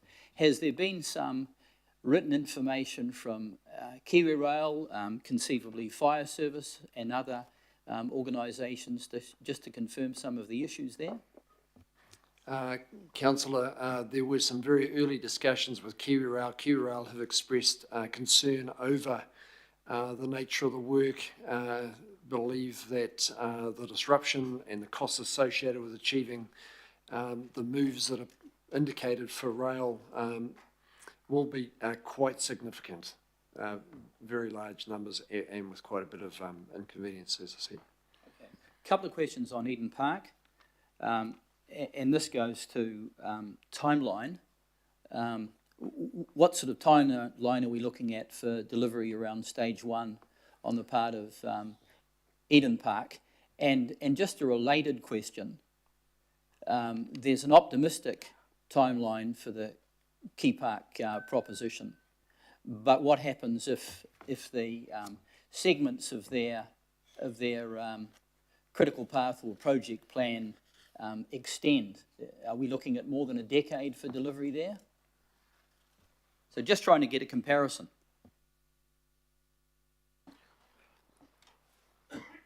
No, thanks, Councillor. The stage 1 of Eden Park's proposal obviously is dependent on confirmation of Crown funding.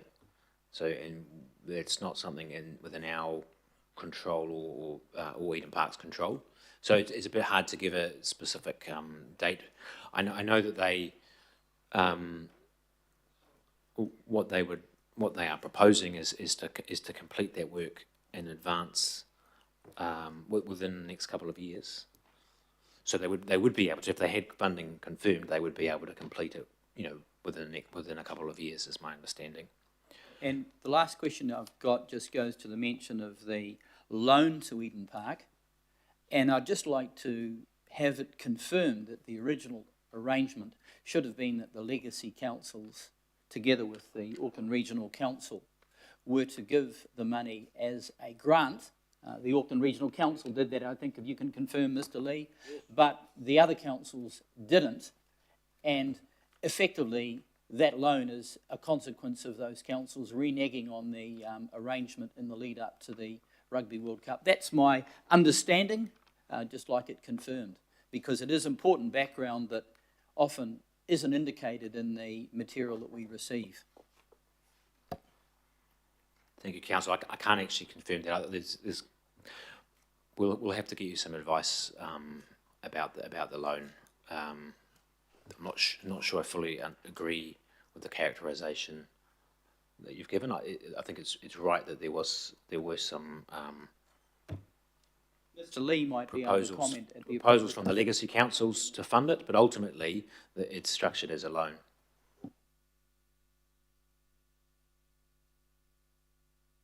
Thank you for those quick fires.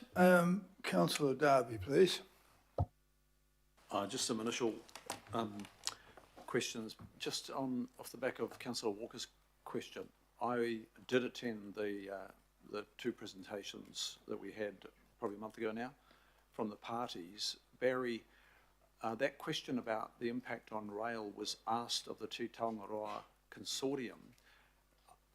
You've just said it does have an impact on rail. I heard from them that their updated design no longer had an impact on rail. That's what they told the councillors at that meeting. Are you suggesting that I think, and that was the architect's representative from Singapore or Brisbane, are you suggesting that you've heard something different to what the consortium actually told us in a workshop?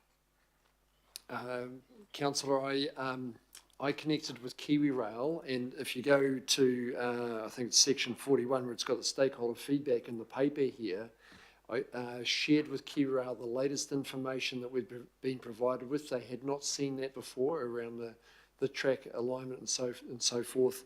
They refer in here around, it's their wording.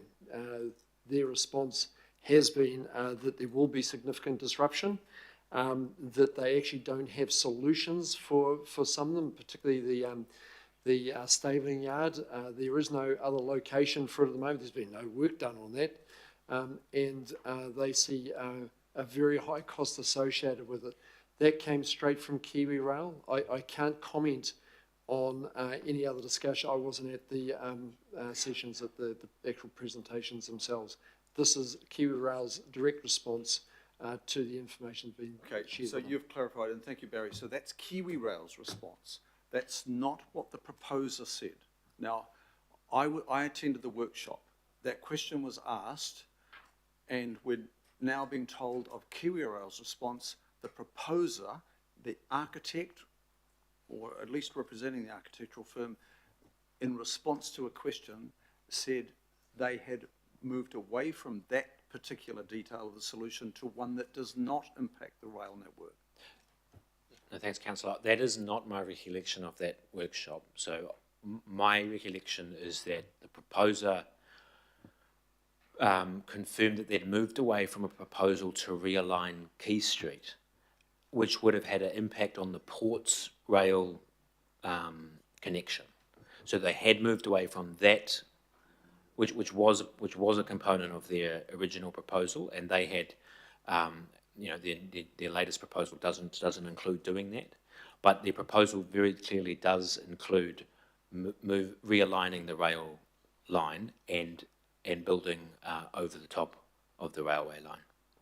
And Kiwi Rail were provided with the information that the proponents had provided us and asked to comment on it, and those comments are verbatim. Okay, I'll leave that there. Thank you very much for that. Just in terms of your report, you say that to unfold both proposals, even more so, and to be in a position where we had greater confidence, you highlight the debt facility that's due for paying back, and I think it's 2029. I think they're owing us 48 million at the moment. That is the contract. Pay it back, 48 million in 2029. And then you go on to say Te Taongaroa, there are things that are unresolved there. And for both, you suggest that the way to flush all that out, my words, is to ask them to undertake a business case and to possibly delay a decision for 12 months to allow both parties to undertake a business case. Is that something that continues to have merit? We're not dealing with the building of buildings here. We're actually talking about one particularly is a major city-shaping exercise in a whole new precinct with a possible capital value of some $4.7 billion. Are we not actually selling ourselves short by not asking, not taking the time to allow a business case to be looked at by both parties and actually find out what really is best for the next 100 years of the city? Thank you, Councillor. It is available as an option that we talk about in the report to ask the proponents to submit business cases. Our assessment at this point in time is that we have a low level of confidence that that Te Tōangaroa has established its feasibility, and there is a downside to the uncertainty. So there are some downsides to that option. Yes, it could have some upsides, as you say. Equally, at the moment, there is nothing that the council is doing or proposing to do that stops Te Tōangaroa from carrying on with the work that they are doing. And we're not proposing or suggesting that we do anything that would stop them from carrying on with their work. But it would be a question for the governing body whether you wanted it to remain a sort of council process where we're asking that we are involved in asking the proponents to submit a business case. And that's an option available to you that we've addressed in the report. And on that note, so there is absolutely, there is nothing stopping either Eden Park or Te Tōangaroa carrying on regardless of our decision. In some ways, I'm wondering, what is our decision today? And what outcome does it achieve? So just in terms of there was one detail I was intrigued by on the Te Tōangaroa assessment side. You may note that it didn't accommodate cricket, and then there was brackets. You know, the event and possibility of that seemed to be a negative. There is cricket enabled at Eden Park. Can I just check? It talks about in the proposal a 127 metre boundary cricket arrangement. My understanding is that that is not ICC compliant. That ICC, and it's a rule 19.1, is 137, and they've got limited dispensation at Eden Park. So are you saying that it is an ICC compliant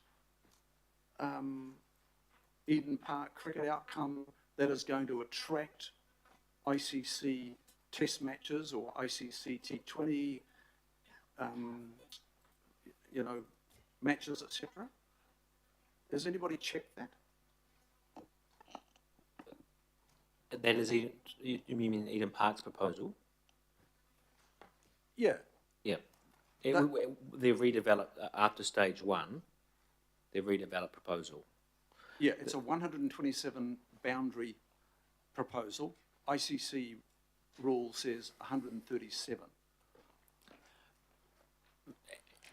As you, I'm looking at Megan here, could help me out a little bit.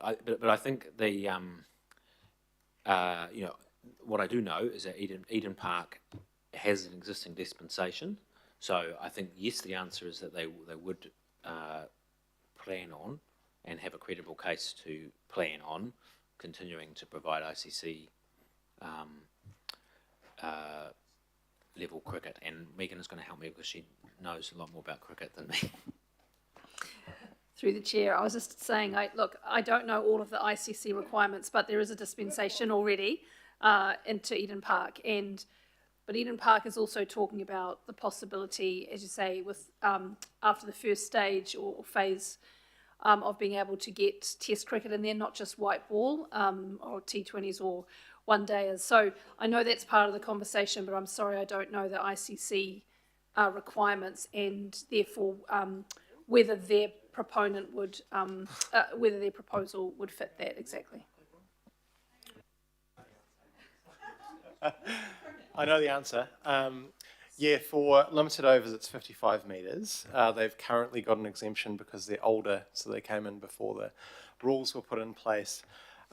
Test cricket, I believe, just looking it up, it's 65 for the straight. So after stage 1, I believe it would be compliant. Don't hold me to that because I'm just talking on the fly, but it appears that they would be compliant after stage 1 from the ICC. Yeah, but look, I appreciate my colleague answering that, but that detail should be answered by our officials and have a knowledge of it. I don't know how long that dispensation is. I'm actually not going to niggle away at just that particular issue. What I'm highlighting is that there are still a raft of things, and I could go through the list for both proposals that we don't know the answers for. And a whole host of things in here that we don't know the answers for. And I'm just highlighting that, not as a niggle, but just as an example of the many things that we still don't know about with these two proposals. Like, for example, what is the proposal to pay back this city $48 million? I think that's the net balance at the moment. They have $6 million on account, but there's not a dollar being paid back on that $48 million. You know, and the list goes on.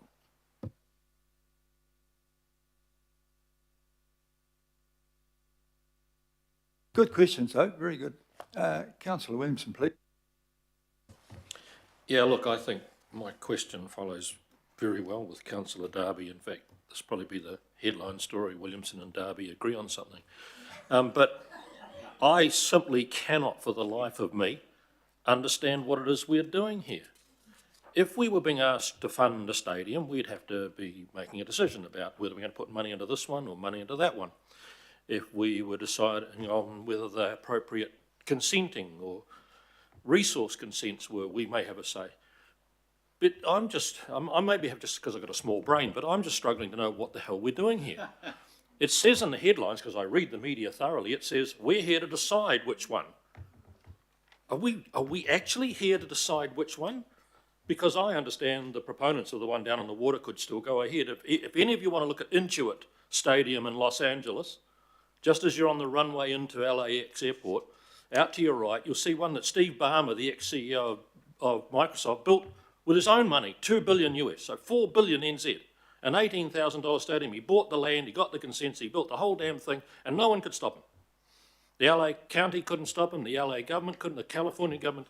So we're not going to be able to decide this today. Am I right? We can't stop somebody else going ahead and doing something if they want to. No, I think it's a good point. I think it does deserve quite a comprehensive answer, if that's all right, Councillor. It is true that you can't decide today definitively which of these options is going to proceed. But as I said at the beginning, there is a role for Auckland Council here.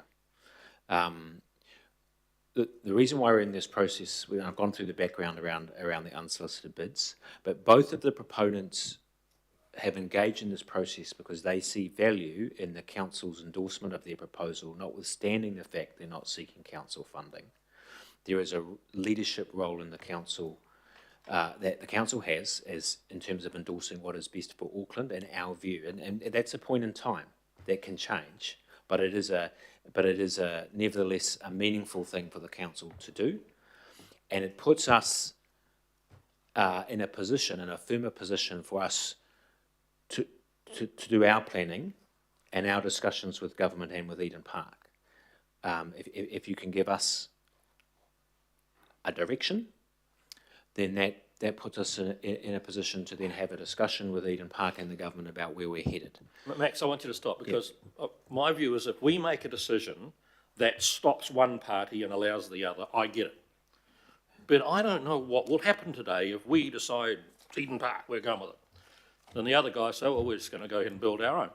And we're not funding Eden Park at all. We've said that. I'm pleased we've said that. We're not putting any money in, so we're not exposed. And they've got to go to the government and try and get central government funding if they want to proceed. That's up to them. I've sat on a number of boards and we've made decisions about buying other companies, and you look at the cost and you look at what the benefit will be, and you go through the balance sheet and you say, yeah, we're going to go with that.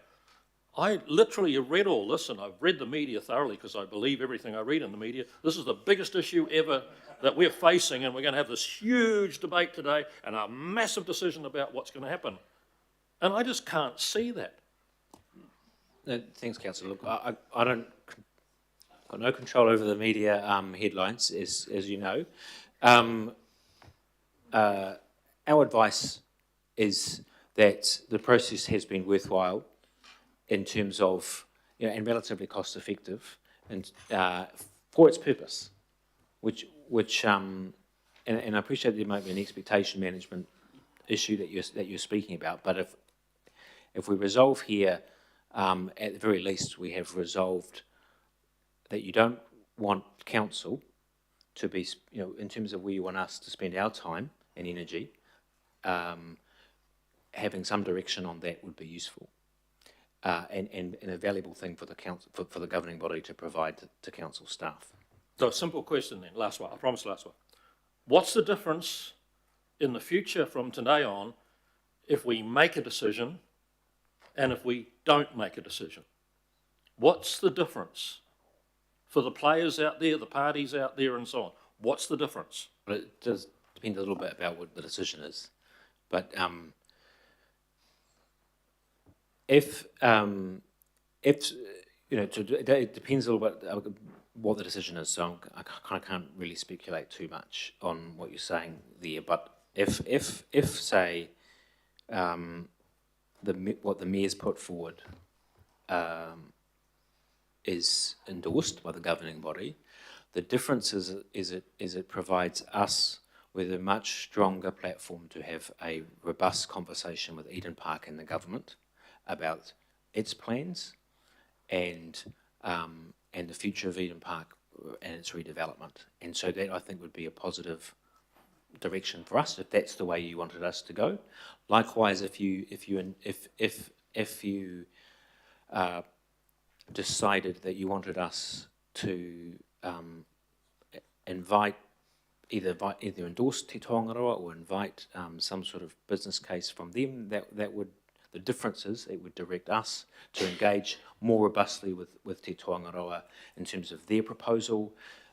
They are seeking probably support to try and resolve some of the regulatory and other planning issues that they'd have to work through. So we'd work more actively with them on that. And if we stayed right out of that, can't those parties still proceed to do that?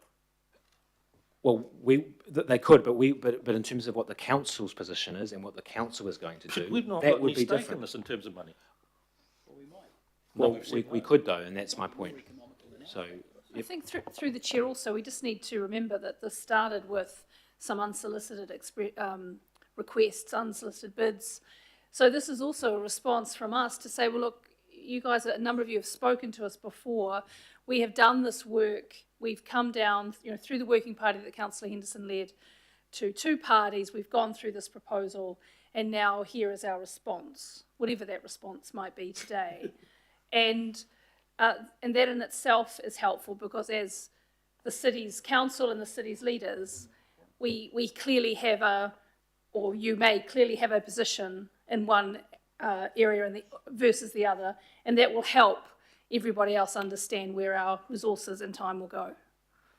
That's helpful. yeah, thanks, Megan. I think just there is one more point to make here, which is we've just gone through the stadium investment objectives and the need for that long-term stadium investment network plan. But we can't predict the future. As a wise man said, I'm not going to use the quote, but having an assumption about what we're planning for is useful. So that's what we think the merit is. I'm not trying to I'm not trying to exaggerate what the value of this process is here, but I think it has been worthwhile if it results in some sort of resolution. A very challenging question. Thank you very much. Councillor Fletcher. Thank you very much. I just want to take it back a step or two, notwithstanding the questions that have been posed to you by my colleague. We've had a process that really started immediately after the election of Mayor Brown, and we had a refreshing workshop facilitated by Toby Shepherd, and we worked our way through, because that was an issue that came up repeatedly, that council needed to confirm a position on where it stood, because a lot of time, as I expressed in the earlier agenda item, has been spent going nowhere. So we've had the unsolicited bids. Should the recommendations that are part of this paper go through today, I wonder if Barry can help me. Where are we at in any dialogue with central government over funding for Eden Park? Is that going to be part of a city deal? Could you just give me, to rather better understand? I'm quite excited about the fact that we might put this issue to bed once and for all. So would you be able to give us any update on where the government sits on this? Where is the government in terms of appointments? The governance at the moment, I think there's 2 directors of Eden Park Trust Board to be appointed. Where are these things sitting that if there is a willingness by the majority of this governing body today, we can have an expectation of how these partnerships are going to form together? So do you want to talk to that, Max, or whomever? You'll find they're sitting in a little cupboard in Wellington, but have a go, Max. Thank you, Councillor, for the question. We have not had any conversations with government about the funding of Eden Park yet. I think because I don't feel we've had a mandate to do that. But following this meeting, if the resolutions proposed by the Mayor are adopted, that would give us a mandate to have that conversation with the government and with Eden Park to talk about the possibilities of the government's supporting Eden Park's redevelopment. I think, you know, and it's reflected in the objectives we've just passed. There is a national contribution that the larger stadium makes. It is the anchor for any major sporting tournament that New Zealand would host, and any other major events that New Zealand would host, and therefore we think the national contribution should be reflected by national government contribution. Can I take it that your answer would be the same then if I were to pose it in light of Kiwi Rail and investment that we might want from Kiwi Rail, that if there is a favourable vote by the majority today, that there will be some ongoing dialogue with Kiwi Rail on this particular matter? Maybe that's one that Barry is better placed to answer. Oh, look, that's certainly out there, and that's a real opportunity. There's ongoing discussion with Kiwi Rail on a whole raft of things at the moment. The relationship is very good with Kiwi Rail, and that's something we'd pick up and have discussions with them about. Your Worship, I don't intend to delay the committee by speaking later on, but to say in advance now that I support this. And finally, we've had, since 2010, whenever there was debate or discussion around Stadia, we were never allowed to look at Eden Park because we didn't own it. It was patently ridiculous. And this process has been much more satisfactory, and I really support the recommendations today, and I hope that the majority of other councillors do too. Councillor Shepherd, Fletcher for that. It's very positive. Councillor Philippine. Thank you, Chair. Very, very quick question. The additions that we've seen and read, that's not going to cost us anything, is there? No, it wouldn't cost any additional. No, it's going to cost us nothing. So my question then is to the Chair and also to Councillor Henderson. Was there any thought of putting a recommendation in there that if this recommendation, the addition, is passed, that the Mayor sends a letter or to accompany the proposal from Eden Park to the government, when they advocate to the government that we are endorsing this in principle. And the reason I asked that particular question to you, Mr. Mayor, and also to Councillor Henderson, is that we know through our SHRIFT fund that we have, there's 150 million, that if applicants get an endorsement letter to say that this project is a good one that we will possibly invest in, they get assistance from outside funding agencies.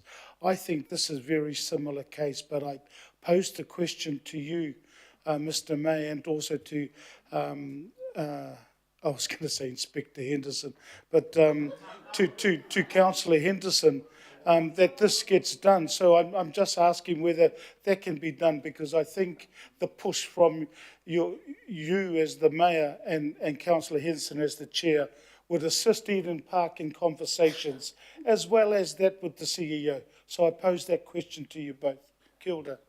Well, it's a non-definitive approval here, but it expresses support.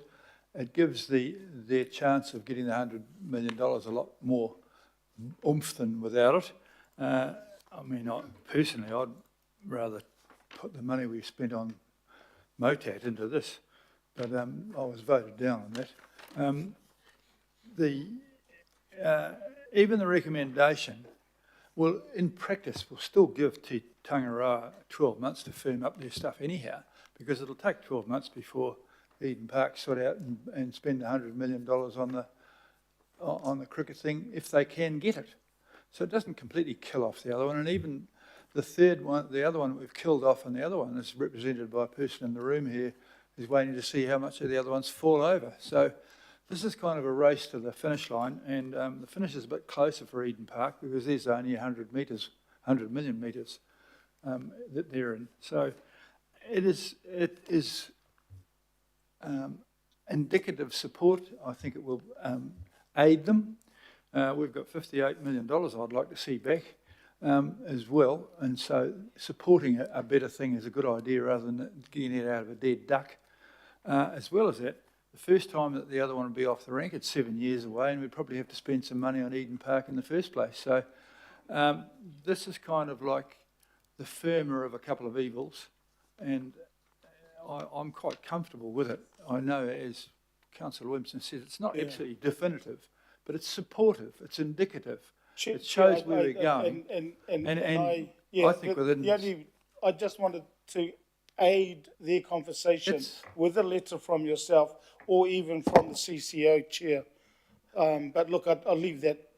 Well, it enables me to have a conversation. Now, I couldn't talk to the Minister about this without the step, because then I would be interfering with the process which had two entrance into it. So that support from the council does represent a significant step forward in an otherwise uncompleted journey. And I think that probably covers it, Mr. Henderson, is that right, Inspector? It's your call, Mr. Mayor, but I'm happy to assist. So, yeah, I'd be happy to help. Okay, good question. Thank you, Councillor Filipina. Angela Dalton's got a question, then we'll go into a conversation and comments. I think Mr. Watson's got first cab off the rank for that. Councillor Dalton and then Councillor Hills for questions. Probably a bit of a nothing question really for a no decision, but for the no decision, it would make sense that we would look back to what we just approved around the stadium feasibilities, right? And making the decision, even though we have no investment in it ourselves, the strategy applies to help guide us with the decision that we're making now. That would be fair. Yes, I think they talk to each other. So this decision will help inform the strategy, and the objectives we've just signed off on could also help inform the decision. Thank you, Max.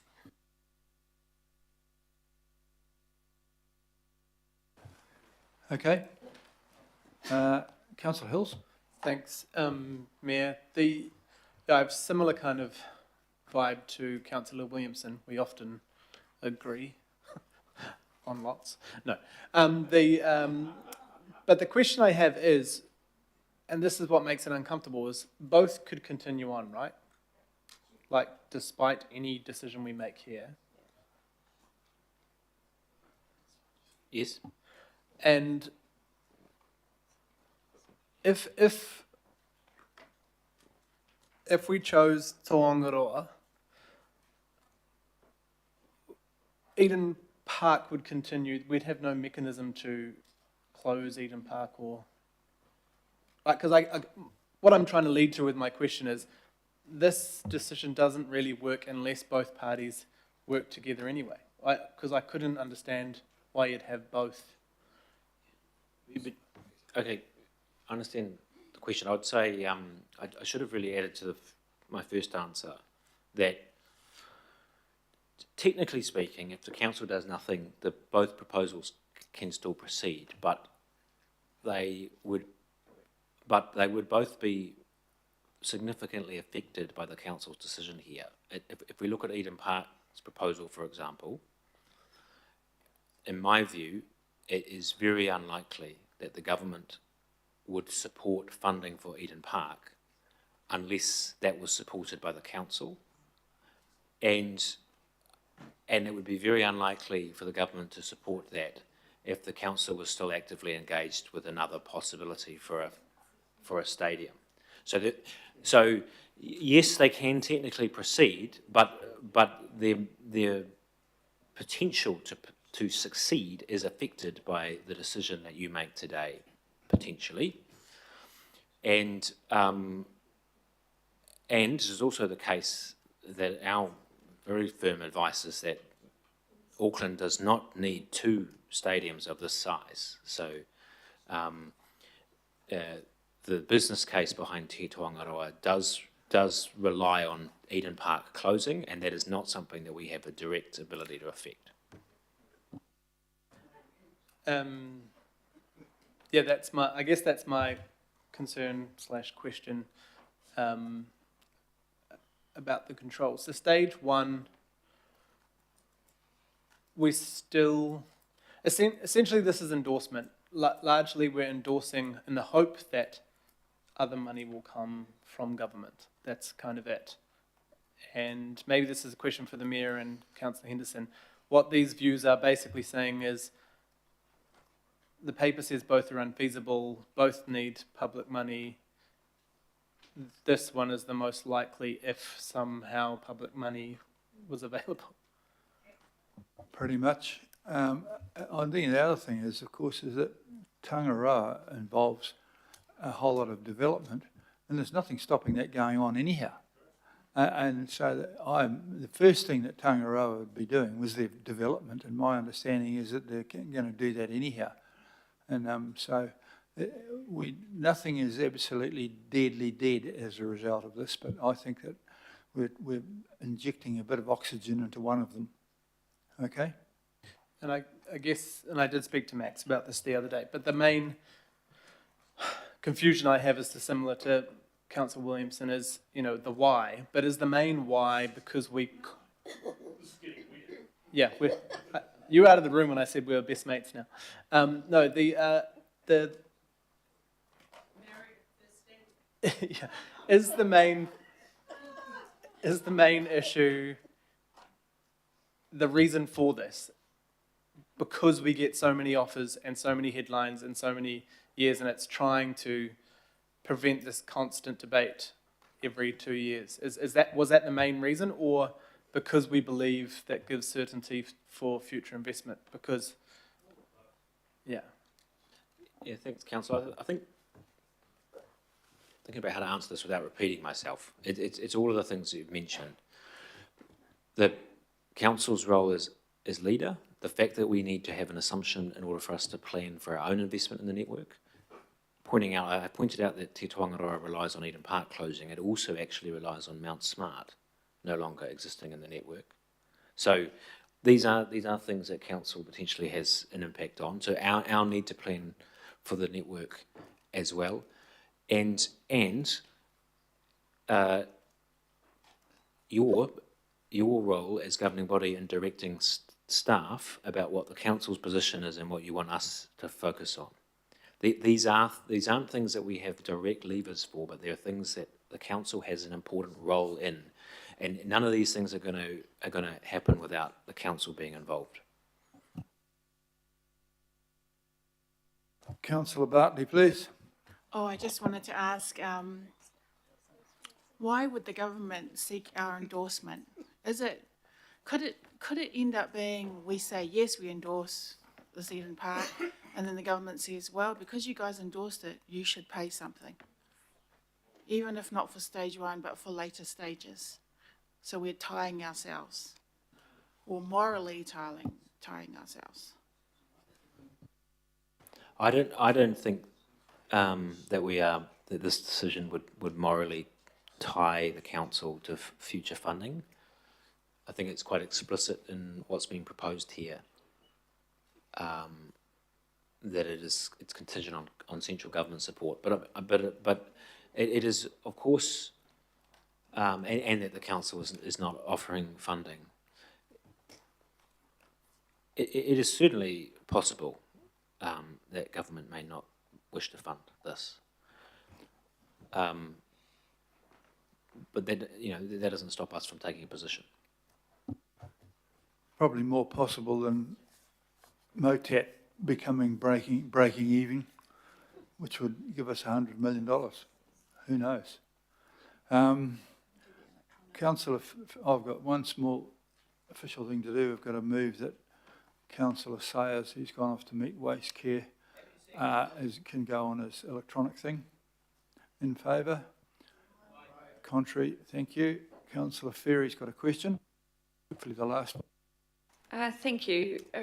Further to the point that Megan made before about the number of unsolicited bids that we kept getting for stadiums, do we feel like whatever decision we make today that will put an end to continuing to receive these unsolicited bids? No, but it will help us as council staff understand what your expectations are about how we interact with those proposals, and that's one of the things we're asking for. So is it fair to say then that it will give a clear indication to the people who come up with the unsolicited bids that we've actually got a clear direction ahead, whatever that direction is, and we're not necessarily going to be interested in additional proposals?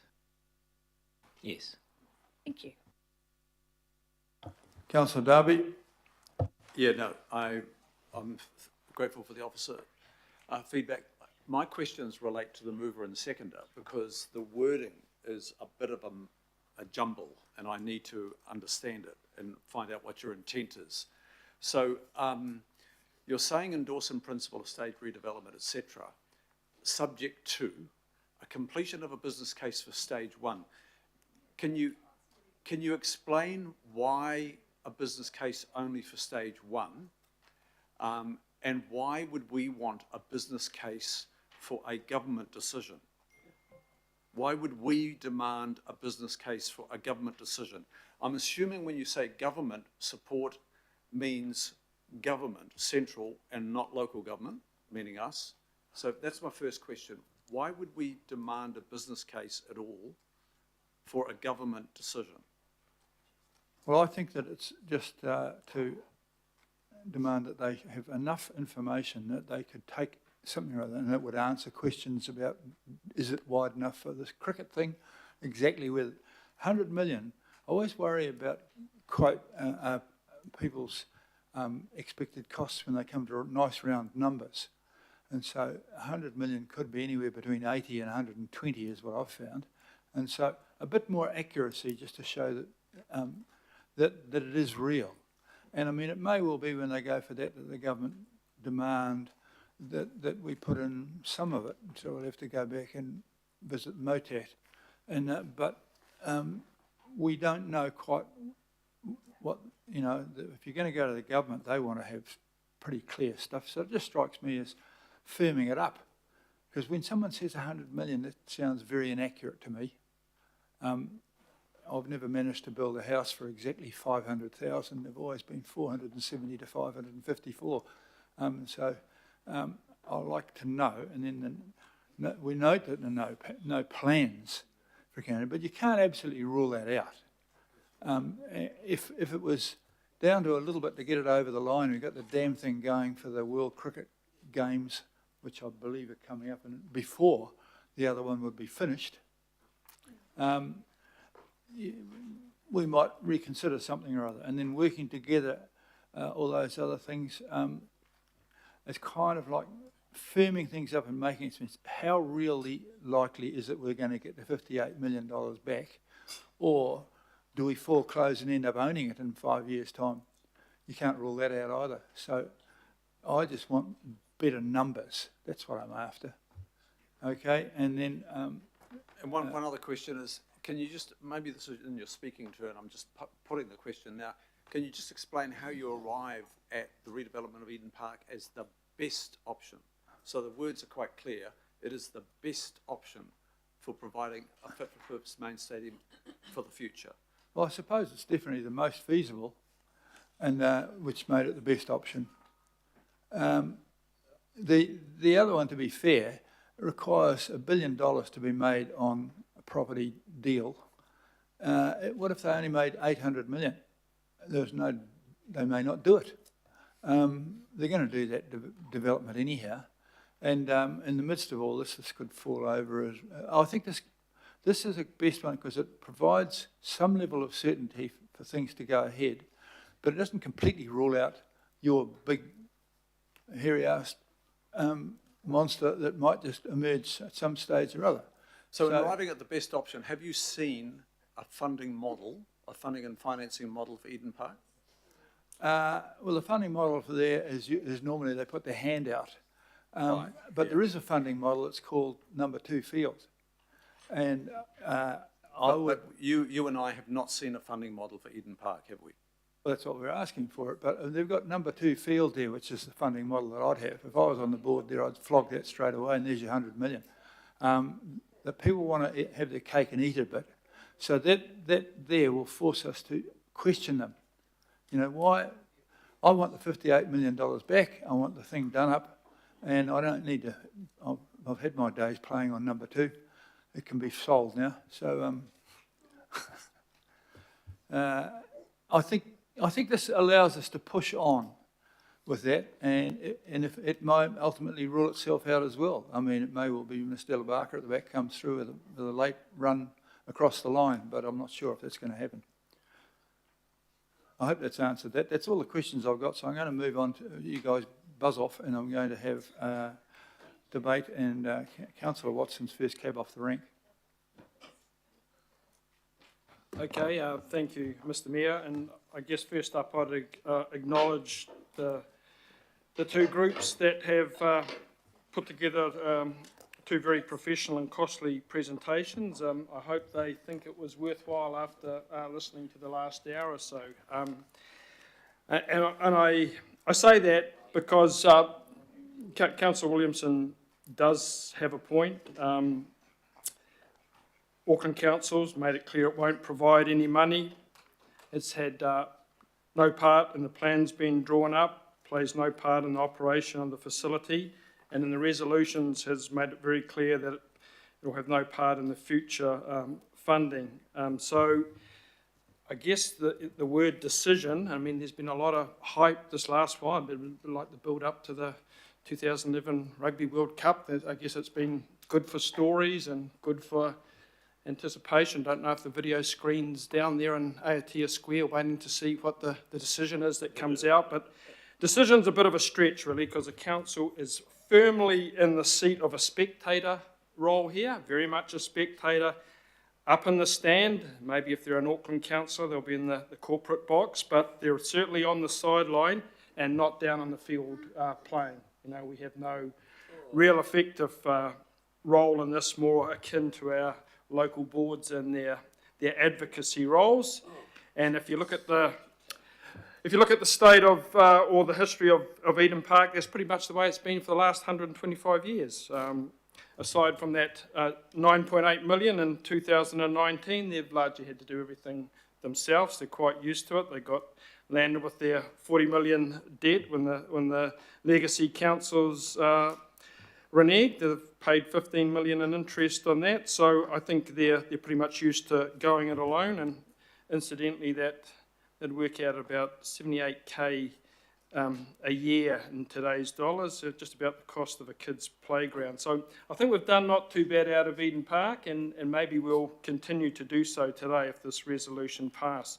And to be honest, when you do look at the council suite of stadiums, and as I've said earlier, I'm very proud of our stadiums, but if you look at what could have happened, that's maybe just as well that they are going it alone.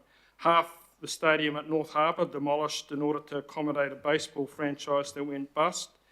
A very wildly vacillating stadium strategy that's seen pretty serious attempts to turn Western Springs into a international cricket oval for one test match, a demolition of the Eastern Stand at Mount Smart to turn that into a speedway track. The Warriors moved to their spiritual homeland of the North Shore. A mayor in the last term, he was wanting to demolish Eden Park. I don't know where that would have left us today. A single operator model that after 3 years hasn't had any resolution. The only kind of consistent thread there I'd see is the word demolition. But all that aside, and on a positive note, because I like to introduce a bit of positivity to proceedings here, if you do look at this stage one, it has got a lot of good things with it. It's not 100 million, Mr. Mayor, it's 110 million for that. And for 110 million, if that's to be correct, what do we get?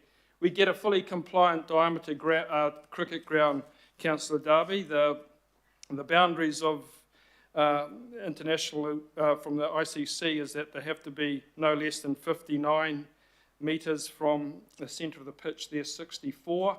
We have a rugby field that's 14 metres in, so we have a perfect rectangular stadium and conceivably a boutique stadium if new technologies employed there. In terms of the numbers that go through, 40,000 for cricket, 50,000 for rugby, 60,000 for multi-function events. So if Eden Park can get all those things for 110 million, then the good people of Auckland will have done very well out of it indeed. So I guess, I'll be supporting the recommendations. I think they're reasonably pragmatic. As I said, I'm certainly not exaggerating the council's role and all that, because it's pretty minimal, but it has at least made some sort of stake in the ground. And I think given all the financial constraints and the endless series of debates, there's a practical element here that hopefully signals that something can maybe come out of this. Thank you. Nice speech, thank you. Councillor Henderson. Yeah, look, thanks. I've said my thanks before, but just to say again how much of an honour it's been to really lead this work. I think it's actually been really important work, and I think council is expected to provide a position on something that could be a multi-billion-dollar, multi-generational investment, whichever way we go. So, look, I kind of disagree with a couple of my colleagues on that one. So I've spent probably about 2 years on this issue. Through it all, I've received messages from pretty much everyone I've ever met in my life, old school friends, you name it, giving me their definitive solution, which is the only right one, by the way, and it's very obvious, and every solution I've received is all different. But I've loved the discussion, I've loved the input that I get, and it's just a small snapshot of the decades of debate that stadiums have been for our city, across the barbecues of Auckland, across the kitchen tables. It's all anyone ever talks about, and I'm hoping that today we can kind of settle that one. Opinions will always be strong and divided on this issue, and so it's up to us to show leadership and put a stake in the ground. I think that's what most Aucklanders actually want from their representatives, even if they agree or disagree with where we land. Look, it's true that the report has shown both bids have their issues. Eden Park, to me, is more easily able to become viable, and so that's why I'll be leaning towards that today. As the report states, it's feasible in most respects with a high degree of confidence, but it struggles at this time in terms of finding the funding for their plans. Now, a vote today actually gives certainty to the market and to the government that they can partner with confidence, that we back them, and that they can raise those funds from people that might otherwise be a little bit nervous about it. So, look, I'd contend that this should not prevent us from picking a lane, and actually it's a reason for us to pick a lane on this one. It's ticking off something that has been on our civic to-do list for generations, perhaps. It's long overdue. It's important stuff. So, to me, as I said, the preferred option is Eden Park 2.1. Now, you'll note we've specified a staged approach, and I think we should represent that view to the government as well, and I'm open to any way to do that because, look, it's staged in a way so the project is manageable, you can chunk it out so that the group can seek support and funding to do those identifiable steps along the way and give people hope, give Aucklanders hope that things are going to happen. There'll be those that disagree with that call, and I do understand and acknowledge your view because both bids are very worthy and they show contrasting visions for our city, both backed by strong teams with great expertise. It's been an absolute pleasure to be working with them in the group. Both options are visionary in their own ways, you know, and what's most important here is through all of this, we want to be a major player as a city in the Asia Pacific region for events and for cultural events, sporting events, you name it, celebrations. We're not competing with Wellington. We're not competing with Palmerston North. We're competing across the region for the biggest and best events that our city will love and enjoy for generations. And this is the kind of investment that's required to do that. We've been clear through the process that ratepayers' money is not on the table. And that's an expectation for Aucklanders, and this vote actually reaffirms that as well. Aucklanders have no appetite to put their hands directly in their pockets when the challenges of a growing city remain unfunded, when the cost of living crisis makes council services more important than ever for the limited funding that we have. However, this has been an extremely useful exercise. As I've kind of alluded to, the vote signals to the market that council is backing one preferred option. And this will lend weight to that bid when they're looking for money and looking for support. And conversely, it says that we will not be supporting a different option. And that's just as important. Staff have been clear on that too. Finally, in conclusion, councillors, it's time for us, finally, to put this stadium debate to bed. Tonight, hopefully, this passes. We walk out of this town hall with one preferred option and more certainty for Aucklanders. Let's get behind it. Let's back it. I believe it's a landmark day for Auckland's entertainment. I believe it is a great day for our city, and I'm so proud to be seconding this vote. Thank you, Mayor. All right, very good indeed. Beat that, Councillor Walker. I'll agree with a lot of that.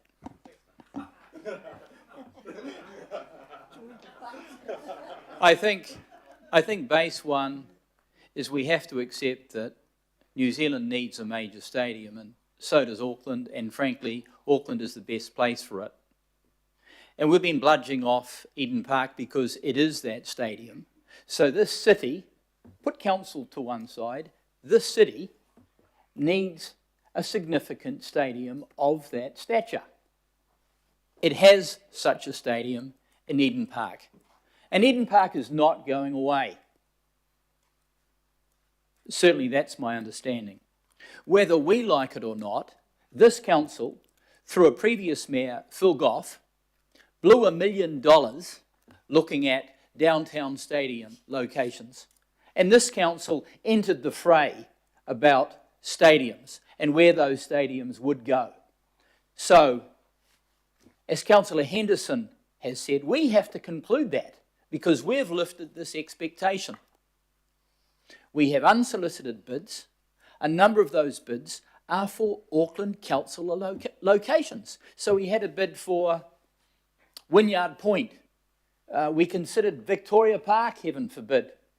We considered a sunken stadium off Bledisloe, off the port that we own.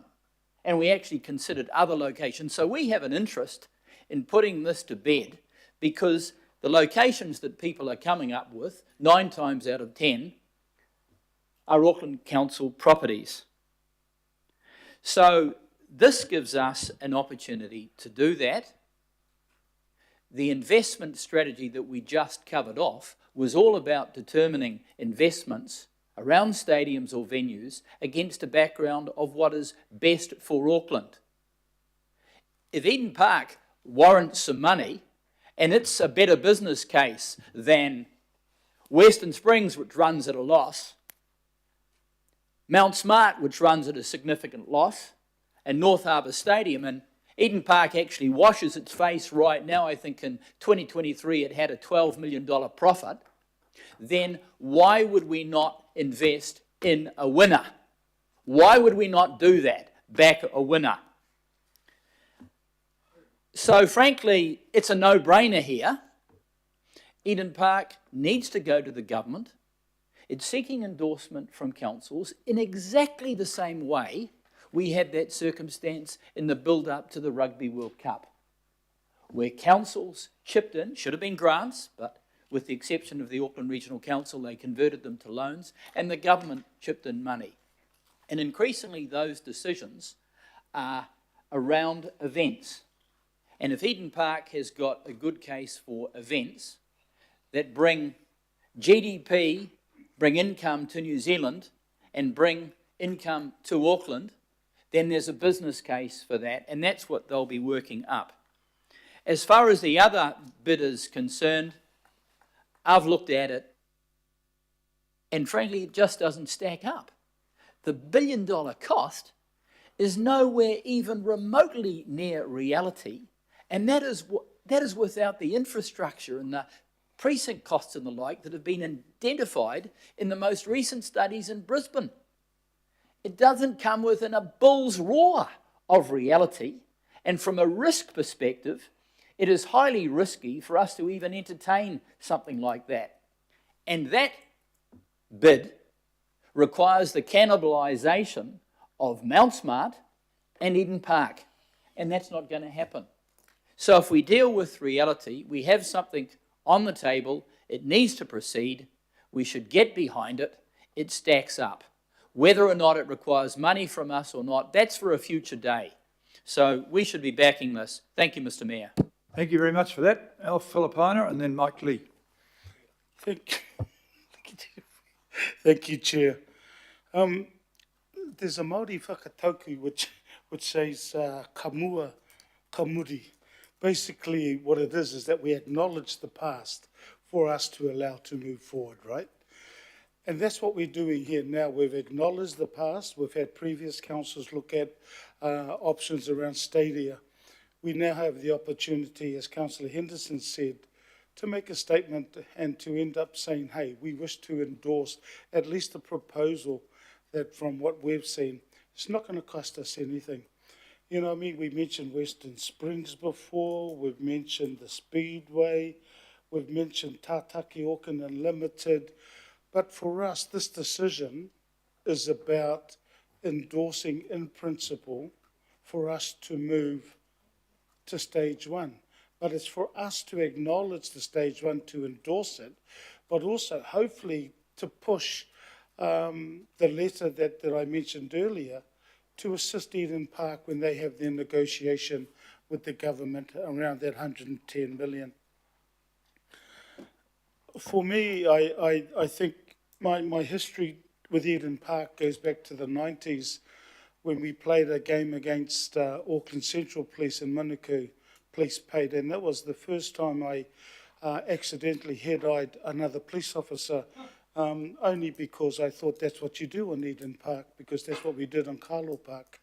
That's my history, you know, and I love playing there, but I think we're at a stage now, as Councillor Henderson said, is to endorse this in principle.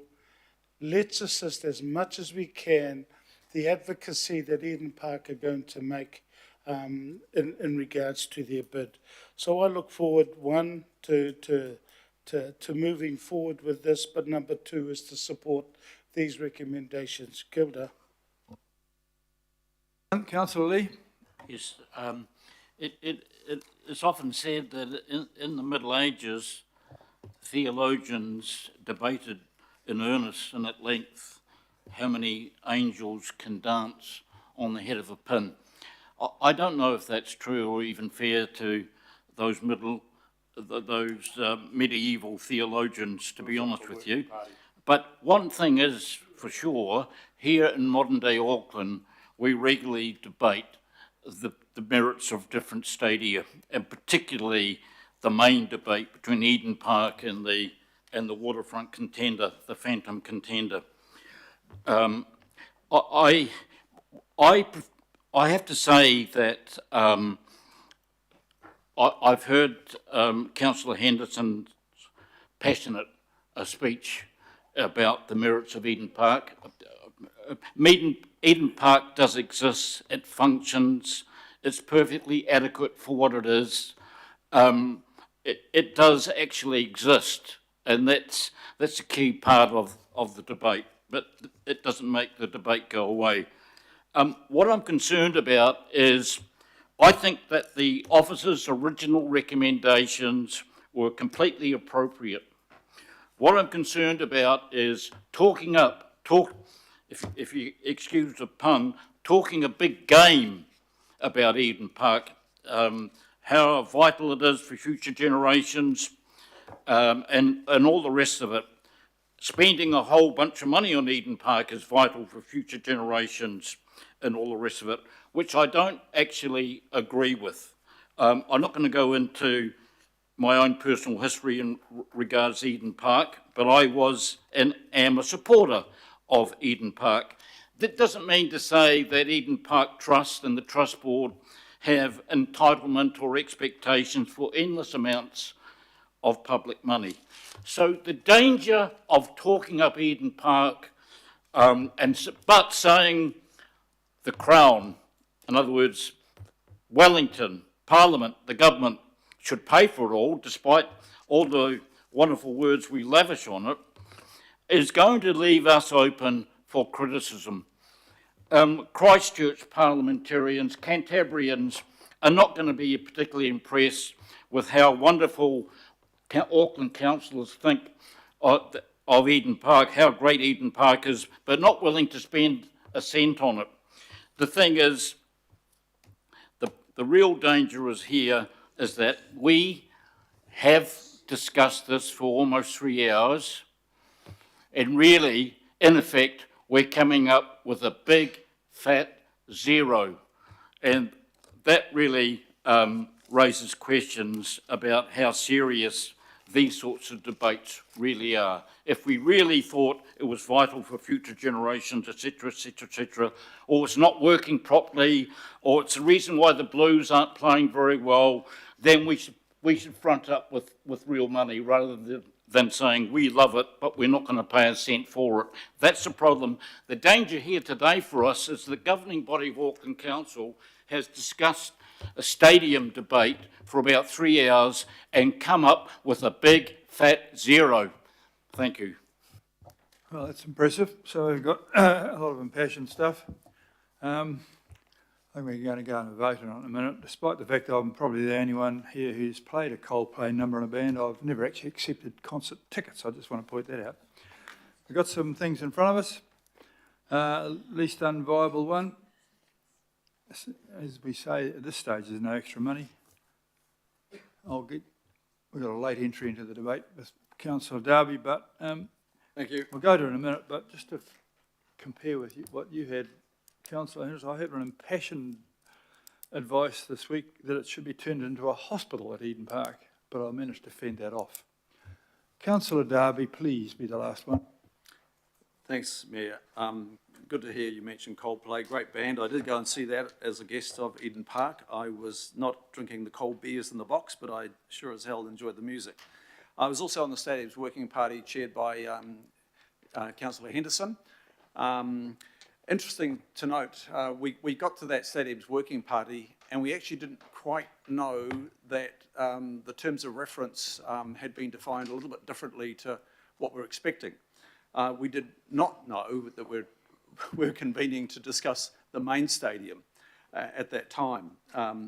It was a rather odd beginning and it's an odd end. So it's been an odd journey all the way, I think, over those years. One of the things that I have keen memory of is when the different consortia came in, and one did impress me above the others, and I'm giving you my view of what I witnessed at that panel, and that was the group that came in from New York, Los Angeles, London, in Australia, and here in Aotearoa, representing the consortium known as Te Tongaroa. It was impressive. I probably looked at this table and I was a little bit surprised at who was there. And I did a bit of Googling and I thought there's probably around about $150,000 of fees just for that presentation sitting opposite me. People from Goldman Sachs and the architects out of New York, Lang's Construction out of London, I think it was. And I thought somebody is taking this very seriously. Somebody is putting some serious money into this, and they are playing a very long game. I do not believe you will see the last of the consortium Te Tongaroa. They are not going anywhere, and neither are Ngāti Whātua on this, I don't believe. Though I don't have any evidence to confirm that. That is just how I see it. What I have seen is this, though. I did see a funding model presented by that consortium, that international consortium. I didn't see a funding model presented from Eden Park. I have many questions about Eden Park. I still have questions about the Te Tongaroa consortium. My preference would have been to not make a quasi-decision today, but to actually make a robust, enduring decision when we had all the information, and as the officers outlined, that would be to go to the next stage, which is allow the parties to build up their business case. We're now asking one of them to do that, but only on stage one. There are many unanswered questions. The Te Tongaroa consortium provided a funding and financing model that we have questions about. The other one didn't provide at all. But ultimately, at the end of that stage, and this is one of the things that is fundamentally missing at this stage, is we're making a decision in the absence of the input of Aucklanders on something so city-shaping.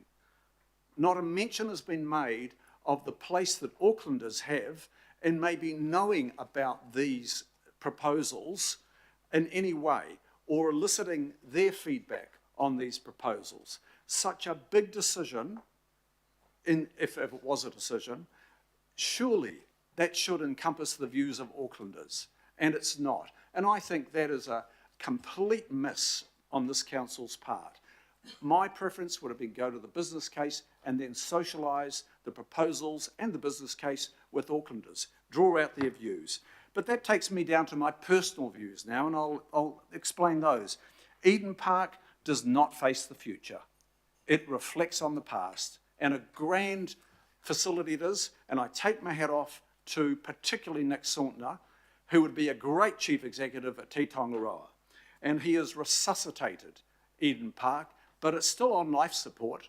I mean, the number of times he must have dash off downstairs for the defib, it must be numerous times to get that place going. All the heritage crowing in Auckland will not save Eden Park. Its use-by date is absolutely up. It's done its dash. It's time to be really blunt about Eden Park, and I don't think we are. It's stuck in suburban remoteness, surrounded by a moat of villas. And I'm using the word moat not as a derogatory term for the villas, but that's what surrounds it. It's cocooned by villas, and that comes with a lot of constraints in terms of its operation. It's a substandard international cricket boundary, according to the information I've got. It has limited hospitality offer. The list goes on. A downtown East Stadium, on the other hand, that's a city-shaping precinct development. It's not a building, it's a precinct development. And that is about bringing life to those deadlands on the east side of our city, just as we did to the west side in the Wynyard Quarter starting 20 years back. It'll be a long game. It ties neatly into the Central Wharves master planning. It's hyper-connected to public transport. and it's just a stroll to all the hospitality offer and all the visitor accommodation to the cruise ships, etc. It's an innovative design. It truly is, by some top architects out of New York. And it has a 100-year outlook, not a 10 or 20-year outlook. It's a big idea for Auckland. And that's what challenges us. The big ideas really challenge this council. But I don't think it challenges Aucklanders. It's just challenging this council. And that's where there's another disconnect. We've got a real stark choice here. We kick it for touch, stick with the familiar, reminisce, and we buy another $250 million as they did in 2011 to pretty up Eden Park. And it'll last 10 or 15 years and we'll be back to it. It's pretty much the city old boys, just that classic city old boys response. And as I term it, a brave new adventure on something like Te Tongaroa is entirely missing here in this discussion. Today we've really chosen duct tape over a brave new adventure, as I would call it. And I've heard comment that the stadium debate now is concluded. It's not concluded. We didn't make a decision. A decision was not made today. It was another half-baked pseudo decision, if at all called a decision. Well, that sums it up pretty well. It is what we do. It is what it is. And I'm going to put it to the vote. By division, please. Okay. Did somebody want to? Yes, division. Councillor Fletcher called division. Okay, right. I thought I heard the word there. You're right. Councillor Baker. For. Councillor Bartley.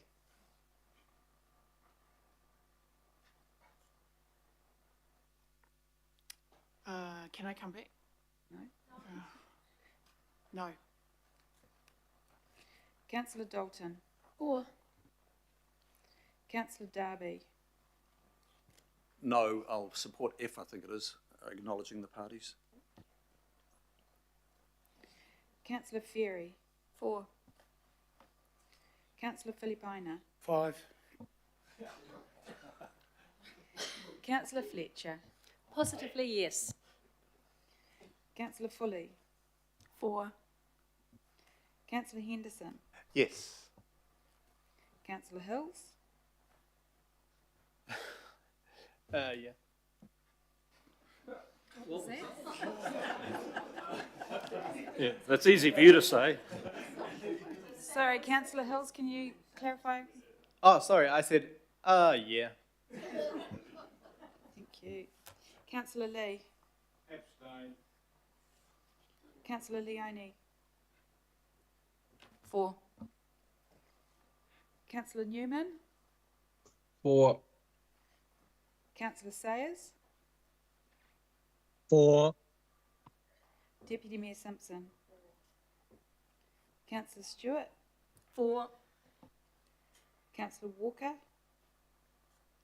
Yes. Councillor Watson. Yes. Councillor Williamson. Sorry, what was the question again? No, yes, no, it's a yes. Thank you. Mayor Brown. Yes. Okay, so that's carried 17 votes to 2 with 1 abstention.